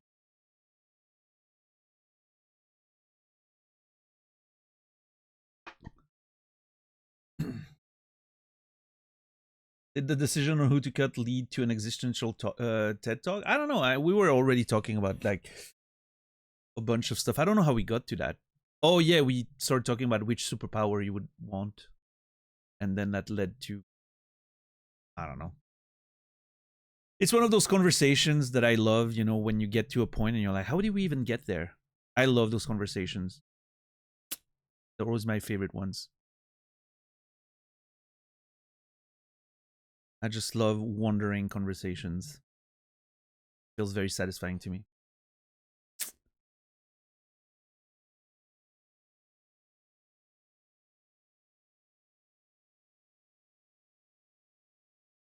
I don't think that's how it would work though, Shepard.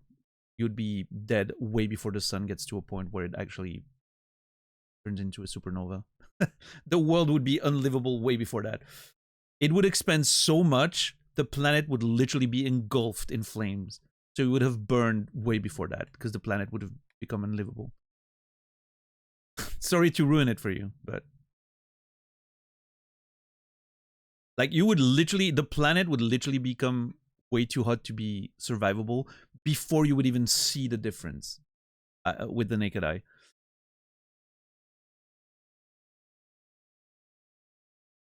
Good news is, you don't have to think about it. It's not gonna happen in your lifetime. Yeah, you have about 5 billion years to think about that. That's a Psycho Writer.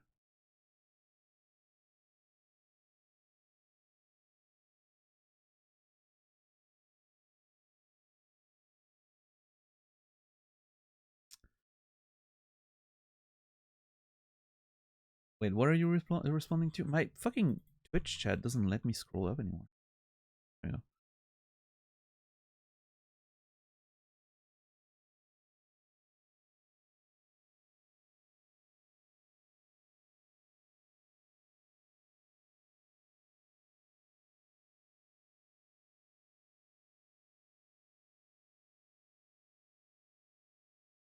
Yeah, that's true, Seven Toes. I mean, it's part of. I think it's a very existential thing. It's part of our, you know, experience as human beings. The great unknown, right? The only barrier no one has ever came back from to tell us what was there. So.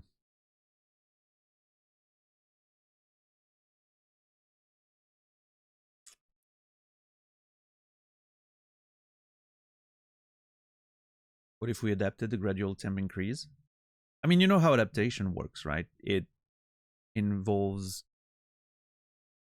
selection over time, which means gradually as the temperatures on the planets are going to rise, which is, you know, pretty much it's pretty much a certainty at this point, unless miraculous technology ever, you know, saves us there. But it's likely that temperatures over the course of, you know, far future is going to keep rising.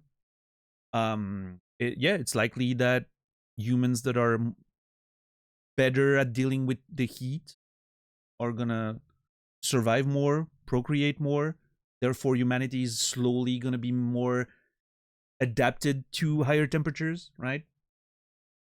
Like people living in warm climates, like you know, races living in like warm climates are probably better at dealing with that than races that are used to like colder temperatures. But here's the thing, there's still a limit, right? No human being in existence can be exposed to 100 degrees and survive. So we're not gonna adapt like that, right? It's not gonna happen.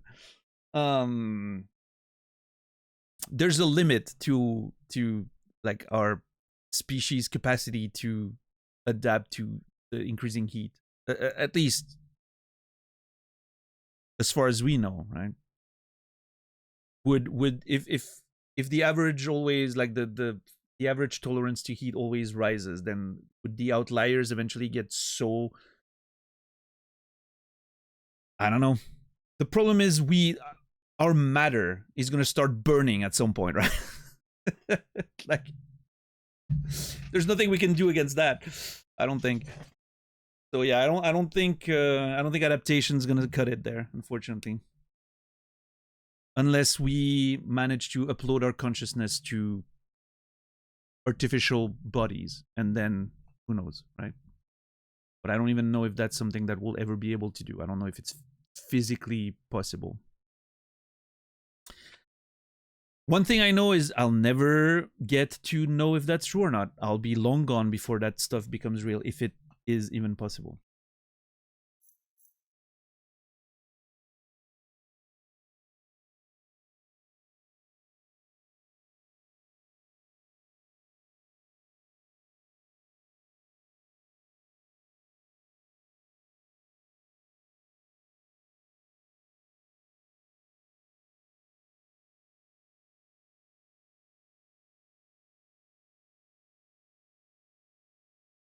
But it's okay. I'm okay with the concept of dying and things ending. I don't think I care much for permanence of anything. I just hope that by the time I'm done with however much, you know, however much time I was given, I hope I'll look back and I'll be like, you know what? That was okay. I can rest now. That's my hope.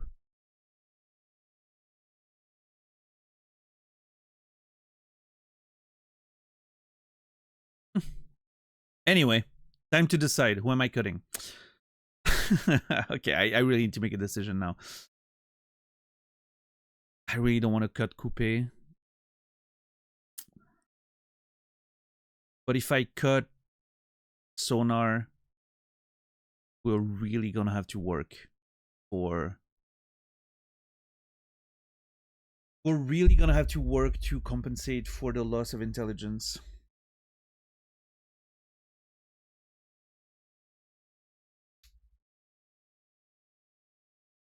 It's gonna be a little bit of a struggle.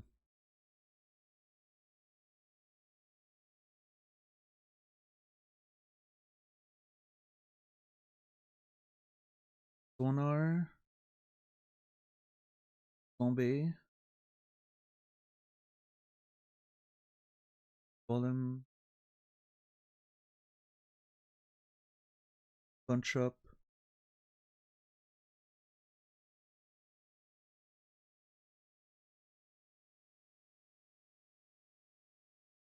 Busy Gal. Bay.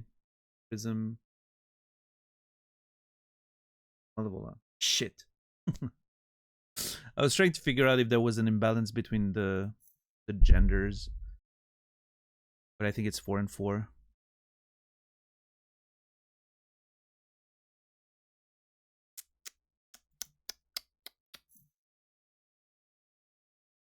Sonar is in team with Malevola, which is really good. I don't know if I found Coupe's synergy yet.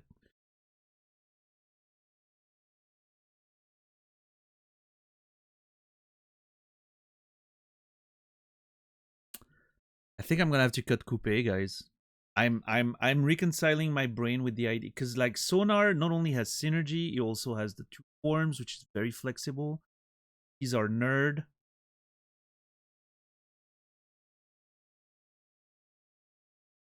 God, I hate that I have to cut Coupe, but I think I have to. Oh my god. I hate it so.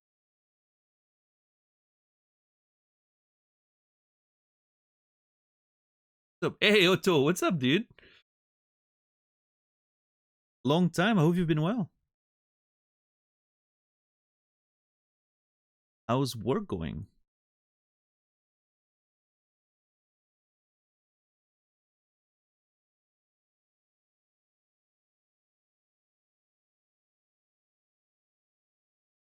I like this quote about life and death by Carl Sagan. I wish to believe in life after death, but nothing suggests it is more than hope.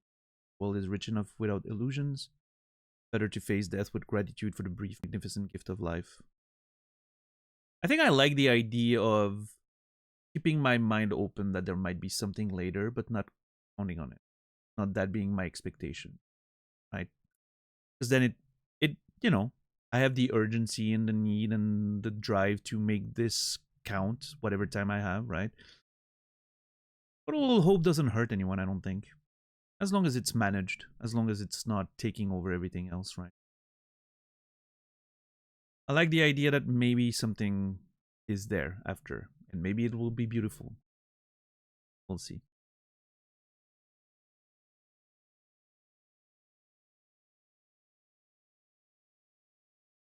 I hate that I have to cut Coupe, man. I can't reconcile with it. But I think I have to. I think if I cut Sonar, it's gonna make everything so much harder for everyone. What's up, Fuller? How are you doing today?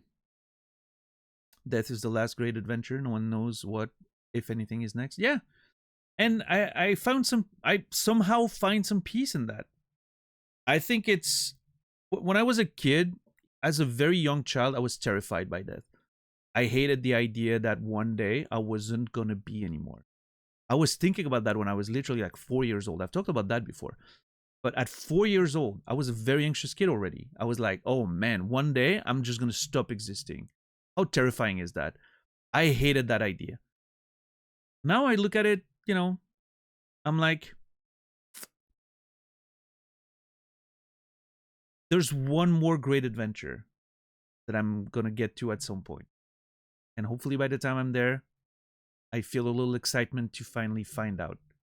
If there's nothing, why would I care? I'm not gonna realize, right? I'm not gonna be aware of it. And if there's anything, well, hey, I get to know. So I don't think I can lose. Why is her name Coupe when she's not even French? I don't know. Maybe a little French. I hate that I have to cut Coupe, but I mean, it's in the name, right? We have to cut coupe. Coupe means cut.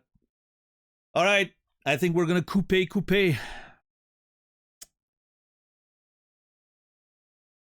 Gonna have to coupe. I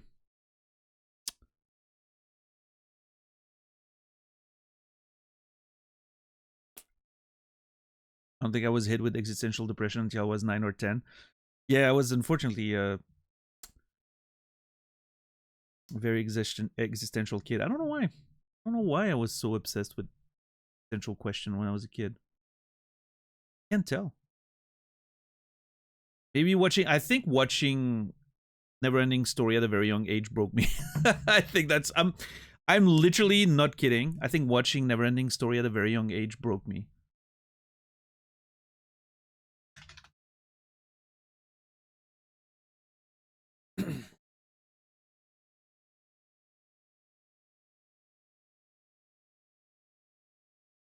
The moment I saw that fucking swamp scene, I was like, oh yep, that's all my hopes and dreams of being a balanced, normal human being. Permanent existential dread is is what's in store for me. Age 4, that's it. Coupe de grace, yeah. Yeah, I think I have to cut Coupe. I hate it. I think she's gonna be mad. But I think I have to make a decision there. She's just less useful to the team, unfortunately.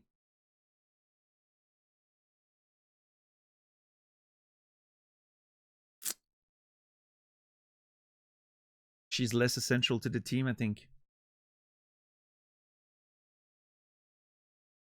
I was very young when I watched that. I haven't watched it since then. Does it hold up? I would think so, yeah. I mean, it's hard for me to know if it does, right? I will always be attached with the nostalgia. But, I mean, there's been a few things that I watched with nostalgia, and I was like, oh, shit, this kind of aged poorly. Neverending Story, never. I watch that movie at least once a year. I always think it's beautiful.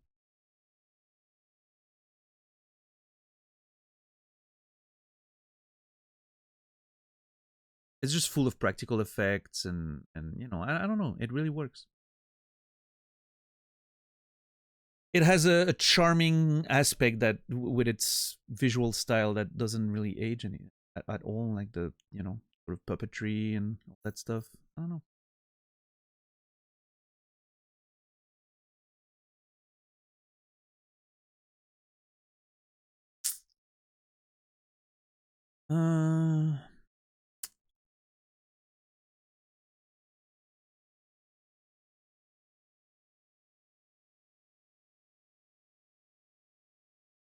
I remember that nothingness, death, concept thinking is kind of photographically.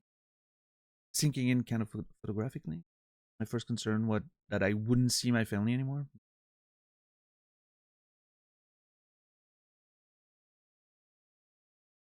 Those are strong hands. Aren't they? Dude, that one scene with the strong hands, man, it breaks my heart every time. Couldn't hold them. Ugh, so sad.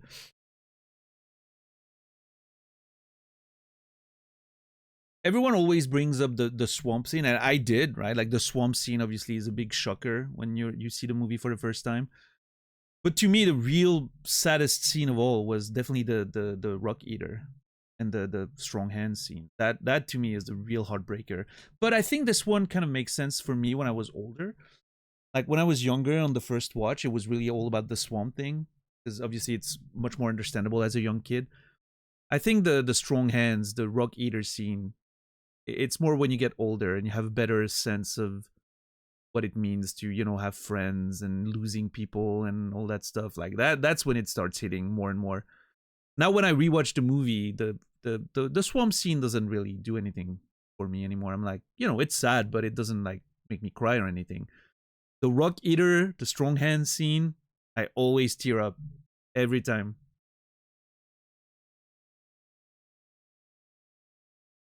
In fact, it's getting worse the older I get, so.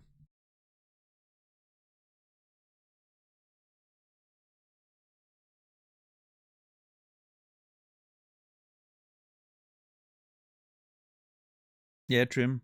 Yeah. Yeah, thank you for understanding the rules, Fuller. I appreciate that. Not everyone does, believe it or not. I appreciate you getting it. Yeah, trying to, you know, like fully have a neutral experience without chat influencing anything and not knowing anything. And I think I'm gonna cut Coup. I fucking hate it. Fuck.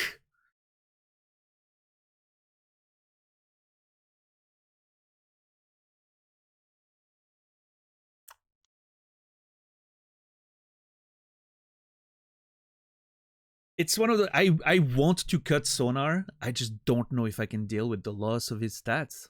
That's the problem. I really want to cut him.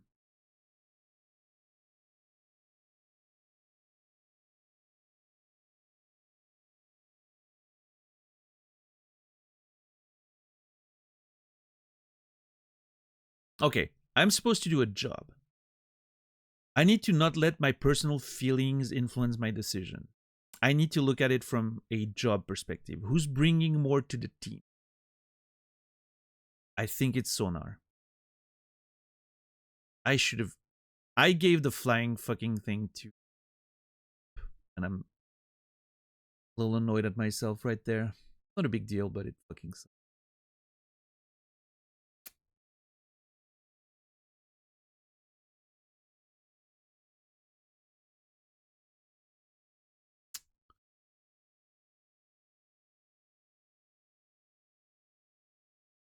Yeah, no worries, Fuller.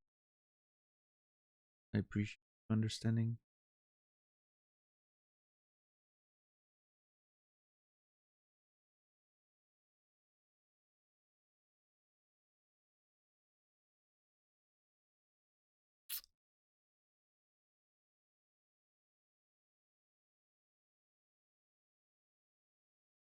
We've been sitting in complete silence, by the way. I'm sorry. I wish there was some, you know, ambient music on the pause screen or something. I wish I didn't have to pause. I wish the game just let it ride, because it's not an urgent decision, right? Again, that goes back to what I was saying at the beginning of today. My only gripe with the game is I feel like I wish it did a little better at giving more time for some decisions when there's no like immediate urgency. To give the player a little more agency. But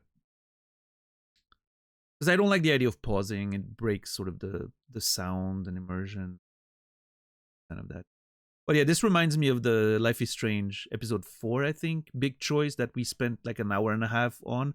Also, a lot of very existential conversations came up during that time. For those of you who were there, definitely an hour and a half long to make that decision. But we didn't have to pause in this one. So.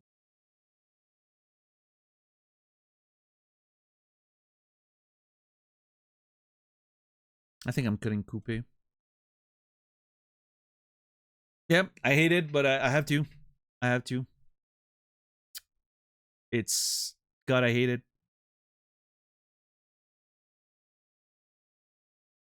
What are we gonna miss with Coupe? Her speed more than anything, like the ability, but Invisigal is pretty fast too. I think Flambe is pretty fast too. I think we can recover from that easier than Sonar, who's really our only intelligent, really nerdy, intelligent person on.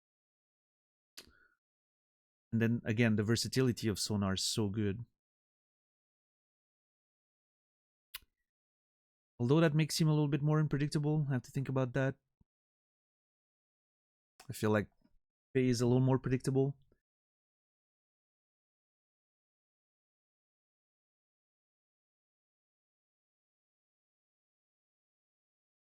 I really wish... If I had given that intelligence point to someone else, I would feel more comfortable cutting Sonar here.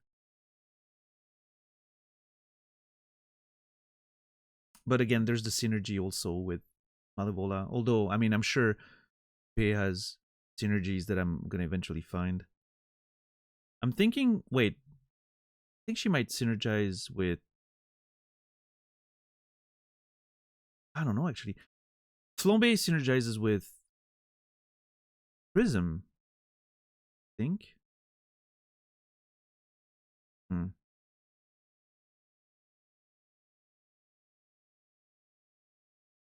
Because I thought initially maybe Coupe and Flambe would synergize because they were together at the bar at the beginning of the game.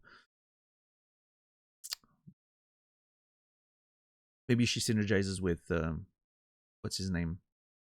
Punch Up.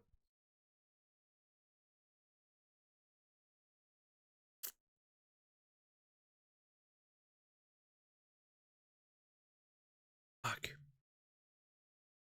Oh, what a nightmare. What a nightmare.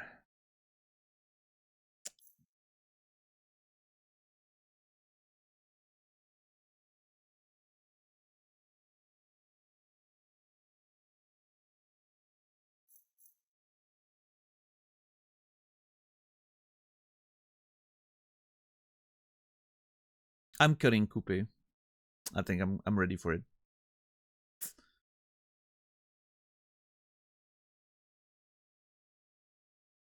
I think also another aspect is, all things considered, she showed a little less personality overall. I feel like we haven't seen as much of her as we've seen of Sonar. Although most of what we've seen of Sonar has been kind of annoying, but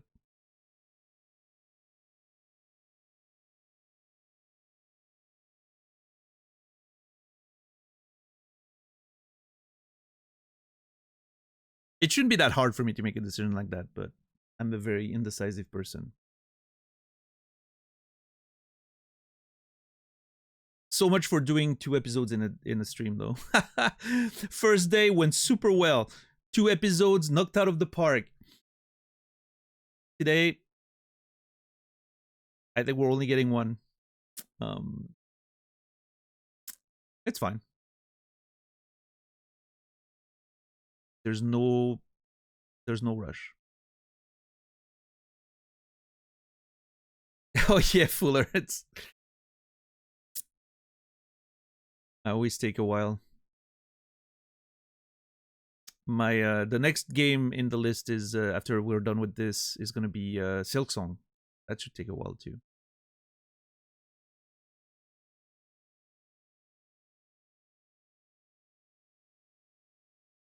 If I cut Sonar, losing on the ability, he has good stats.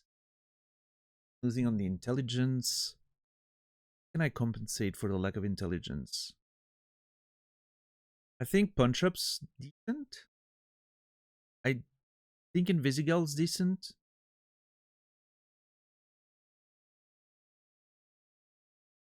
Who would we push intelligence on?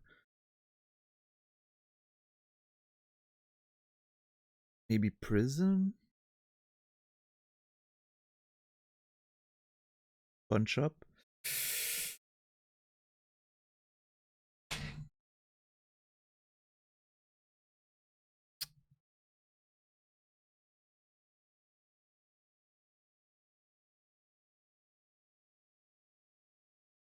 I'm cutting Coupe. I've decided. That's it. I hate it, but someone has to go. I like her. I think she's great. I think she looks cool. She's badass. She has wings, metal wings and everything. I just, yeah. I have to think of the work. I have to think of the work. That's my job. Sonar brings more to the team. It just is what it is.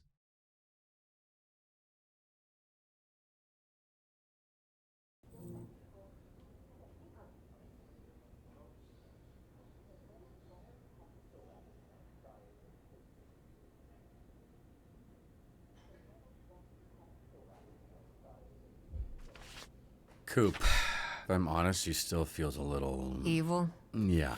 That's too bad. All right, I'll get started on the paperwork. I'll let her know. Feels important that I do. Hey, Robert. Great work today. Thanks. I like that Naz says wow, as if he wouldn't have said wow, regardless of my decision. Coop, I'm sure you already know why I've asked you here. You would be mistaken. Oh, okay. Well, I'm letting you go. You're at the bottom of the leaderboards. I guess all those penalties for, you know, cutting people added up.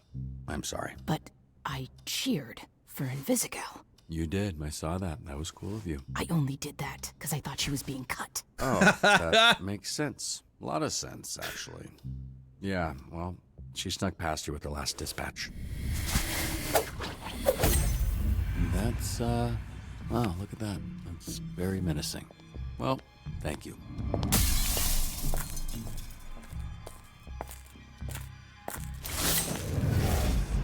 You know, I feel like we made the right choice.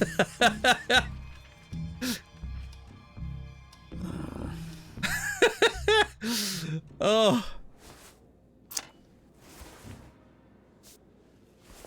Yeah, that's good. Keep it. Remember. Don't take anything for granted. You accessorizing? You could call it that. Where'd you get that? Coup. She left a souvenir for me after I cut her. She threatening you, Robert. I know. Trying to put a positive spin on it. Hey, check it out. I've been doing some accessorizing myself. Yeah, Sonar popping up was so funny. You were spoiling him. Oh my god. Talk about. You ready to go home, bud?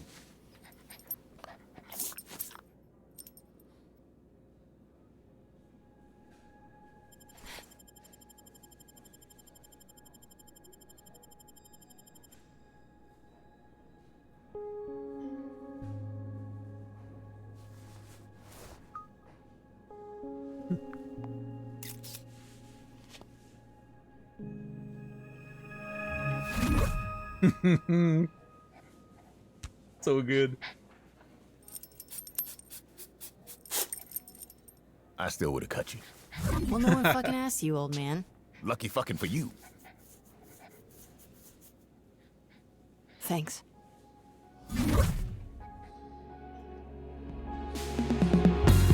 Fuck yeah. So cool. That character is amazing. I love her characterization. She's so fucking cool.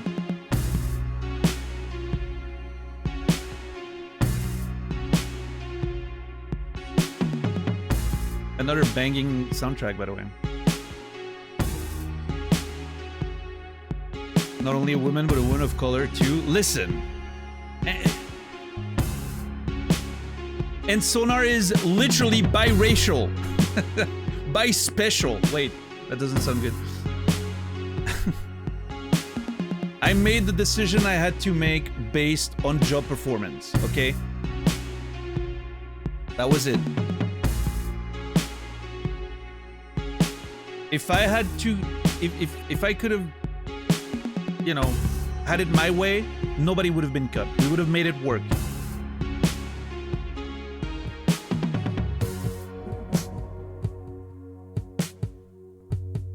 I feel like they don't give you the choice. Well, I mean, I don't know. Maybe it's different depending on your playthrough, but I feel like this is sort of more like scripted. I feel like they don't give you a choice to cut Flambe because they know everybody would just get rid of him.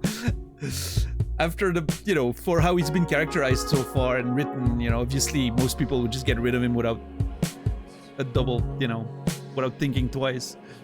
So obnoxious.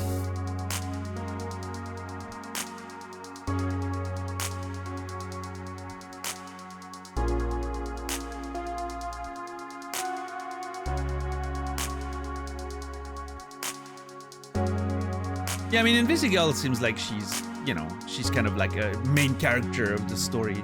So unless the story wanted her to be cut and then, you know, have a whole like main plot line with that, obviously they were gonna keep her, I think. Or, you know, the game would have to have like a whole bunch of very, very different routes that would change a lot of the main plot. Yeah, for me it felt like she had plot armor, but we can't obviously discuss too much because I don't want any, you know, hint or information on what could be, but yeah, Invisigal very much, like my thought as, you know, again, looking at it from a writing perspective, it definitely felt like plot armor was in effect.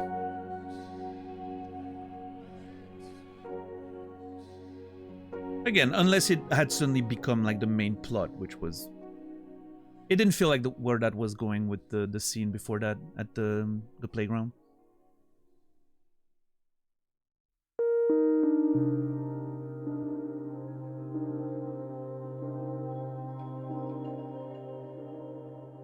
Yeah, cool stuff. That episode was really good though. overall. I really like the first dispatch, where everyone sort of screws one another and you kind of have to, you know, deal with that. That was really interesting. That was very, very stressful. And then everyone sort of pulling together. And again, the scene with Invisigal at the playground was, I think it might be my favorite scene in the game so far. I thought it was really beautiful. I loved the vibe of it. I loved the themes. I think everything was really well done.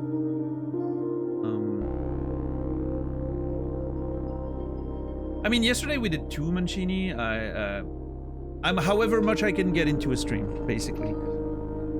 I think I have to, you know, we have to, by the midpoint of the stream, I have to sort of be done with 1 episode to make sure I can do the second one, right? Today, definitely wasn't gonna happen with that decision there. We'll see what happens tomorrow. We'll see. I mean, I don't have any, I don't have any rush, right? I can... My idea was that this game was gonna take between 1 or 2 weeks, and then we go into Silk Song, right? 1 or 2 weeks. So we're more than fine. 1 episode a day. I don't remember. I think I saw somewhere that there were... Don't confirm that, but I think I saw somewhere there were 8 episodes. So I think we're good with 2 weeks. Even worst case scenario, right? But yeah, we'll see what happens. What's up, Haffy? Yeah, that's true. That's true. And music is good. Love it. But yeah, no, great episode.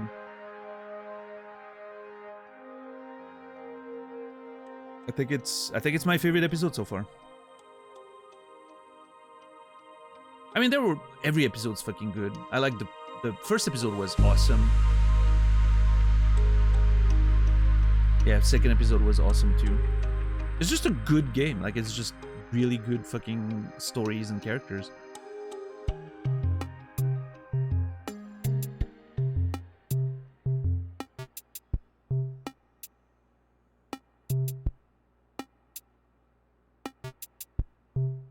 It's hitting a nice mix between, obviously, like superhero stories, right? But a little bit of The Office, a little bit of like Brooklyn Nine-Nine kind of thing, you know, going. It's really strong, really strong. Actually, it makes me want to watch Brooklyn Nine-Nine again. I should put that on when I'm playing games one of these days, on the side when I'm playing games off stream. Get to finish that show one of these days. Yeah, I think it's really strong. It's a really fun show, right?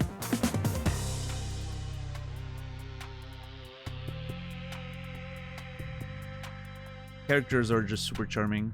I didn't expect to like it, but it got me. Yeah, I think it's the characters, right? They're just so charming and, you know.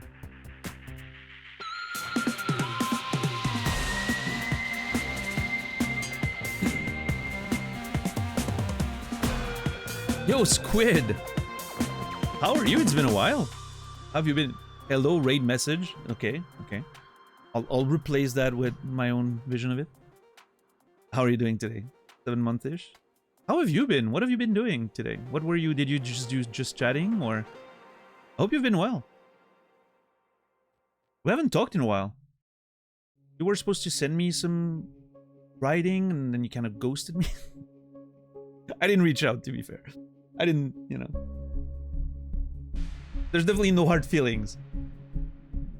Ghosted? No, I understand. We're all very busy. It's fine. I absolutely like low maintenance, you know, friendships.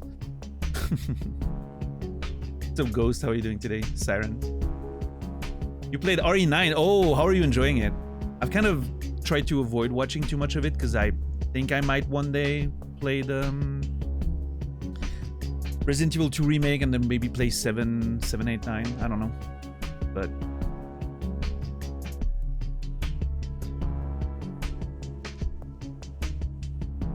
still in the tutorial. 62% cut her. What's up with you people? I don't know, Naz. I think Sonar's too strong. He has good stats.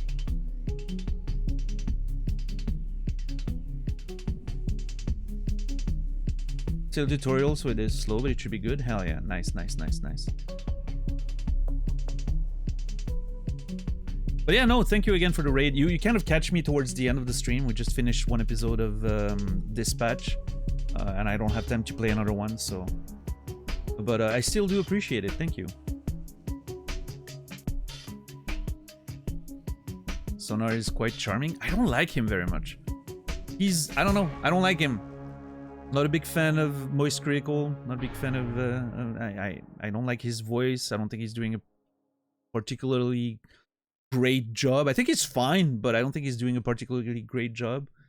So, I gotta walk the doggy. Yeah, of course. No, nice to see you. And, you know, we should still talk more about writing. I'll reach out, or you can. It doesn't matter. Yeah, let's reconnect a little bit. Thank you so much for the raid, and have a nice walk and a good rest of your day. I do not find him charming in the slightest. Yeah, no, I mean, I definitely don't like Sonar very much as a character. He's been more annoying than anything for me. But he's doing a good job. He's very useful to the team. He's done a great job so far. Coupe has been a slightly more unreliable. Bit more of a loose cannon, so I don't know. She had to go, much to my dismay. I wish I didn't have to cut any of them, but yeah, Fuller. We talked about that actually earlier today, right? You can tell like that obviously a lot of people have recognizable voices, but the voice actors have more of that sort of experienced voice actor have a bit more of that experience and talent that allows them to just become the character and actually properly act. I feel a lot of like the content creators that get, you know, sometimes just sound a bit too much like themselves. I don't know. So far, every time Sonar speaks, I just hear him. He doesn't, you know, doesn't really embody his character very much so far. But I don't hate the character or anything. I think he's fine, right? But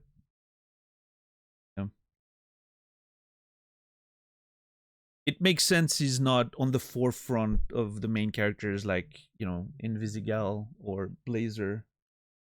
You know, those sort of... I mean, obviously it's designed to, you know, be that way. What's up, Man vs. Machine? Hope you're doing well. But yeah, hey, I don't know. Maybe I'll regret cutting Coupe, but I don't know. I had to make a decision. It wasn't easy. I hope you do... I'm not saying what I'm thinking, Naz. But I understand what's going on here.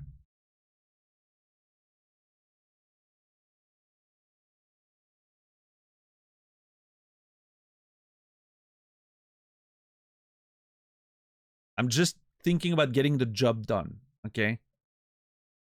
The work taken care of. And Sonar is just better. That's it.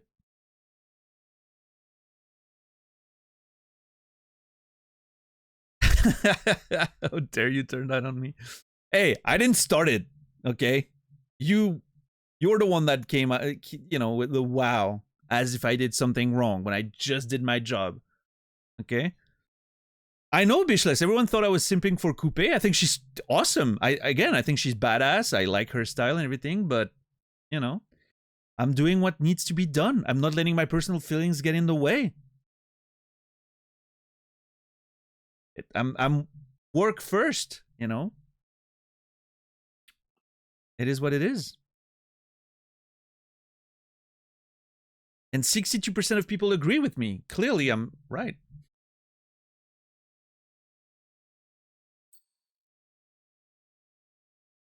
You and 76% of players threw a chair into Golem. That was just the wrestling fan in me, right? I was like, oh yeah, I'm going to, you know, chair shot the fuck out of him.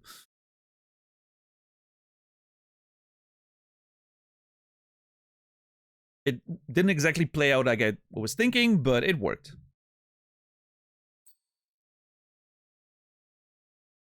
You and 99% of players helped Invisigal against Lightning Struck. Okay. I didn't realize we could not help her. Maybe if you like fail with the minigame, maybe that's it. And obviously it's pretty, you know, it wasn't very difficult. And I'm thinking because people replay the game as well, obviously the score kind of gets pushed up every time. Yeah, I think it's just probably like gameplay failures, DJ. Which, you know, it's not that hard because it introduces new mechanics, so I think it's meant to be pretty easy. You and 64% of players said all of you are phoenixes. Wow. You and 40% of players said you make your own destiny. I don't know, I think that was a good line. You and 38% of players decided to shut down the fighting tournament. Wow, okay, that surprises me a little bit. You and 88% of players successfully protected Viktor Vaslav from his enemies. I still hate that I missed that one thing. Your most sent hero was Prism. And I performed better than 90% of players in today's shift? Oh!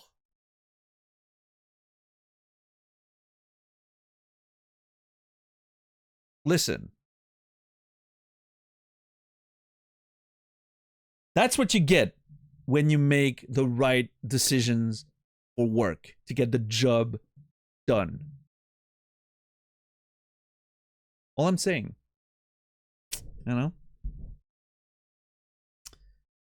All I'm saying, you know? Activated hero powers 28 times. I don't know what... You activated a hero's powers 28... Seems like a lot. I don't know what counts as activating the... Oh, I guess all the passives things like activate by themselves, right? Yeah, okay, that kind of makes sense. Yeah, I was very average last stream, so I'm very excited to find out that I performed really well today. I felt like I did. I really felt like I did good. I just that one miss, right, where I was trying to really cut it close to get the people I wanted into the mission, and then I just missed it because it was so close, and I kind of failed. Yeah, that would have been great if I didn't miss that one. I think I would have probably pushed my performance to like 95% or plus or something. But hey, I'll take 90%. That's fine. Yeah, that miss was a bummer, but oh well, hey, it happens. I tried to be greedy and I paid for it. I learned a lesson. I'll be more careful going forward. All right, episode 4, ladies and gentlemen, is a story for tomorrow. Let's get a little preview, shall we? I want to get a preview. Episode 4, Restructure. Employees should be aware that if they enter a personal relationship with a subordinate employee, a conflict of interest may exist, which requires full disclosure to the company. Okay, all right. I'm excited to see where that goes. Restructure. Hell yeah. Beautiful. All right, thank you guys. Thank you everyone for watching tonight. Long episode today. I really thought we were going to be able to maintain the 2 episodes a day thing because of the just simply the structure of the game, right? It's a very momentum-based game, right? It doesn't stop very much. So I felt like, but I don't think the episode was even longer than episode 2. I think I just take so much more time. Well, I mean, there were a bit more dispatching to do, which obviously slows down the pace a little bit because you can pause a lot, which I do. And then obviously the 90-minute decision making.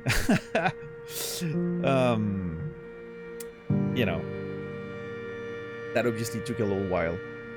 But yeah, no, I mean, I'm fine with one episode of stream if that's what ends up happening. But yeah, thank you everyone. I hope you enjoyed the stream today. It was really a really good time. Thank you for the lurks and the conversation. I'll be back tomorrow, 7 p.m. Central European Time, 1 p.m. Eastern, 10 a.m. Pacific, for more adventures of Dispatch.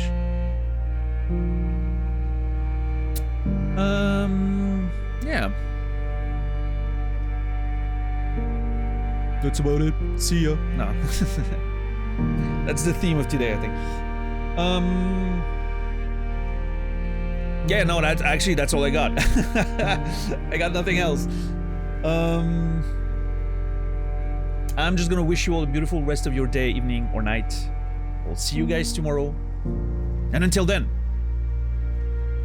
remember me, and I will remember you.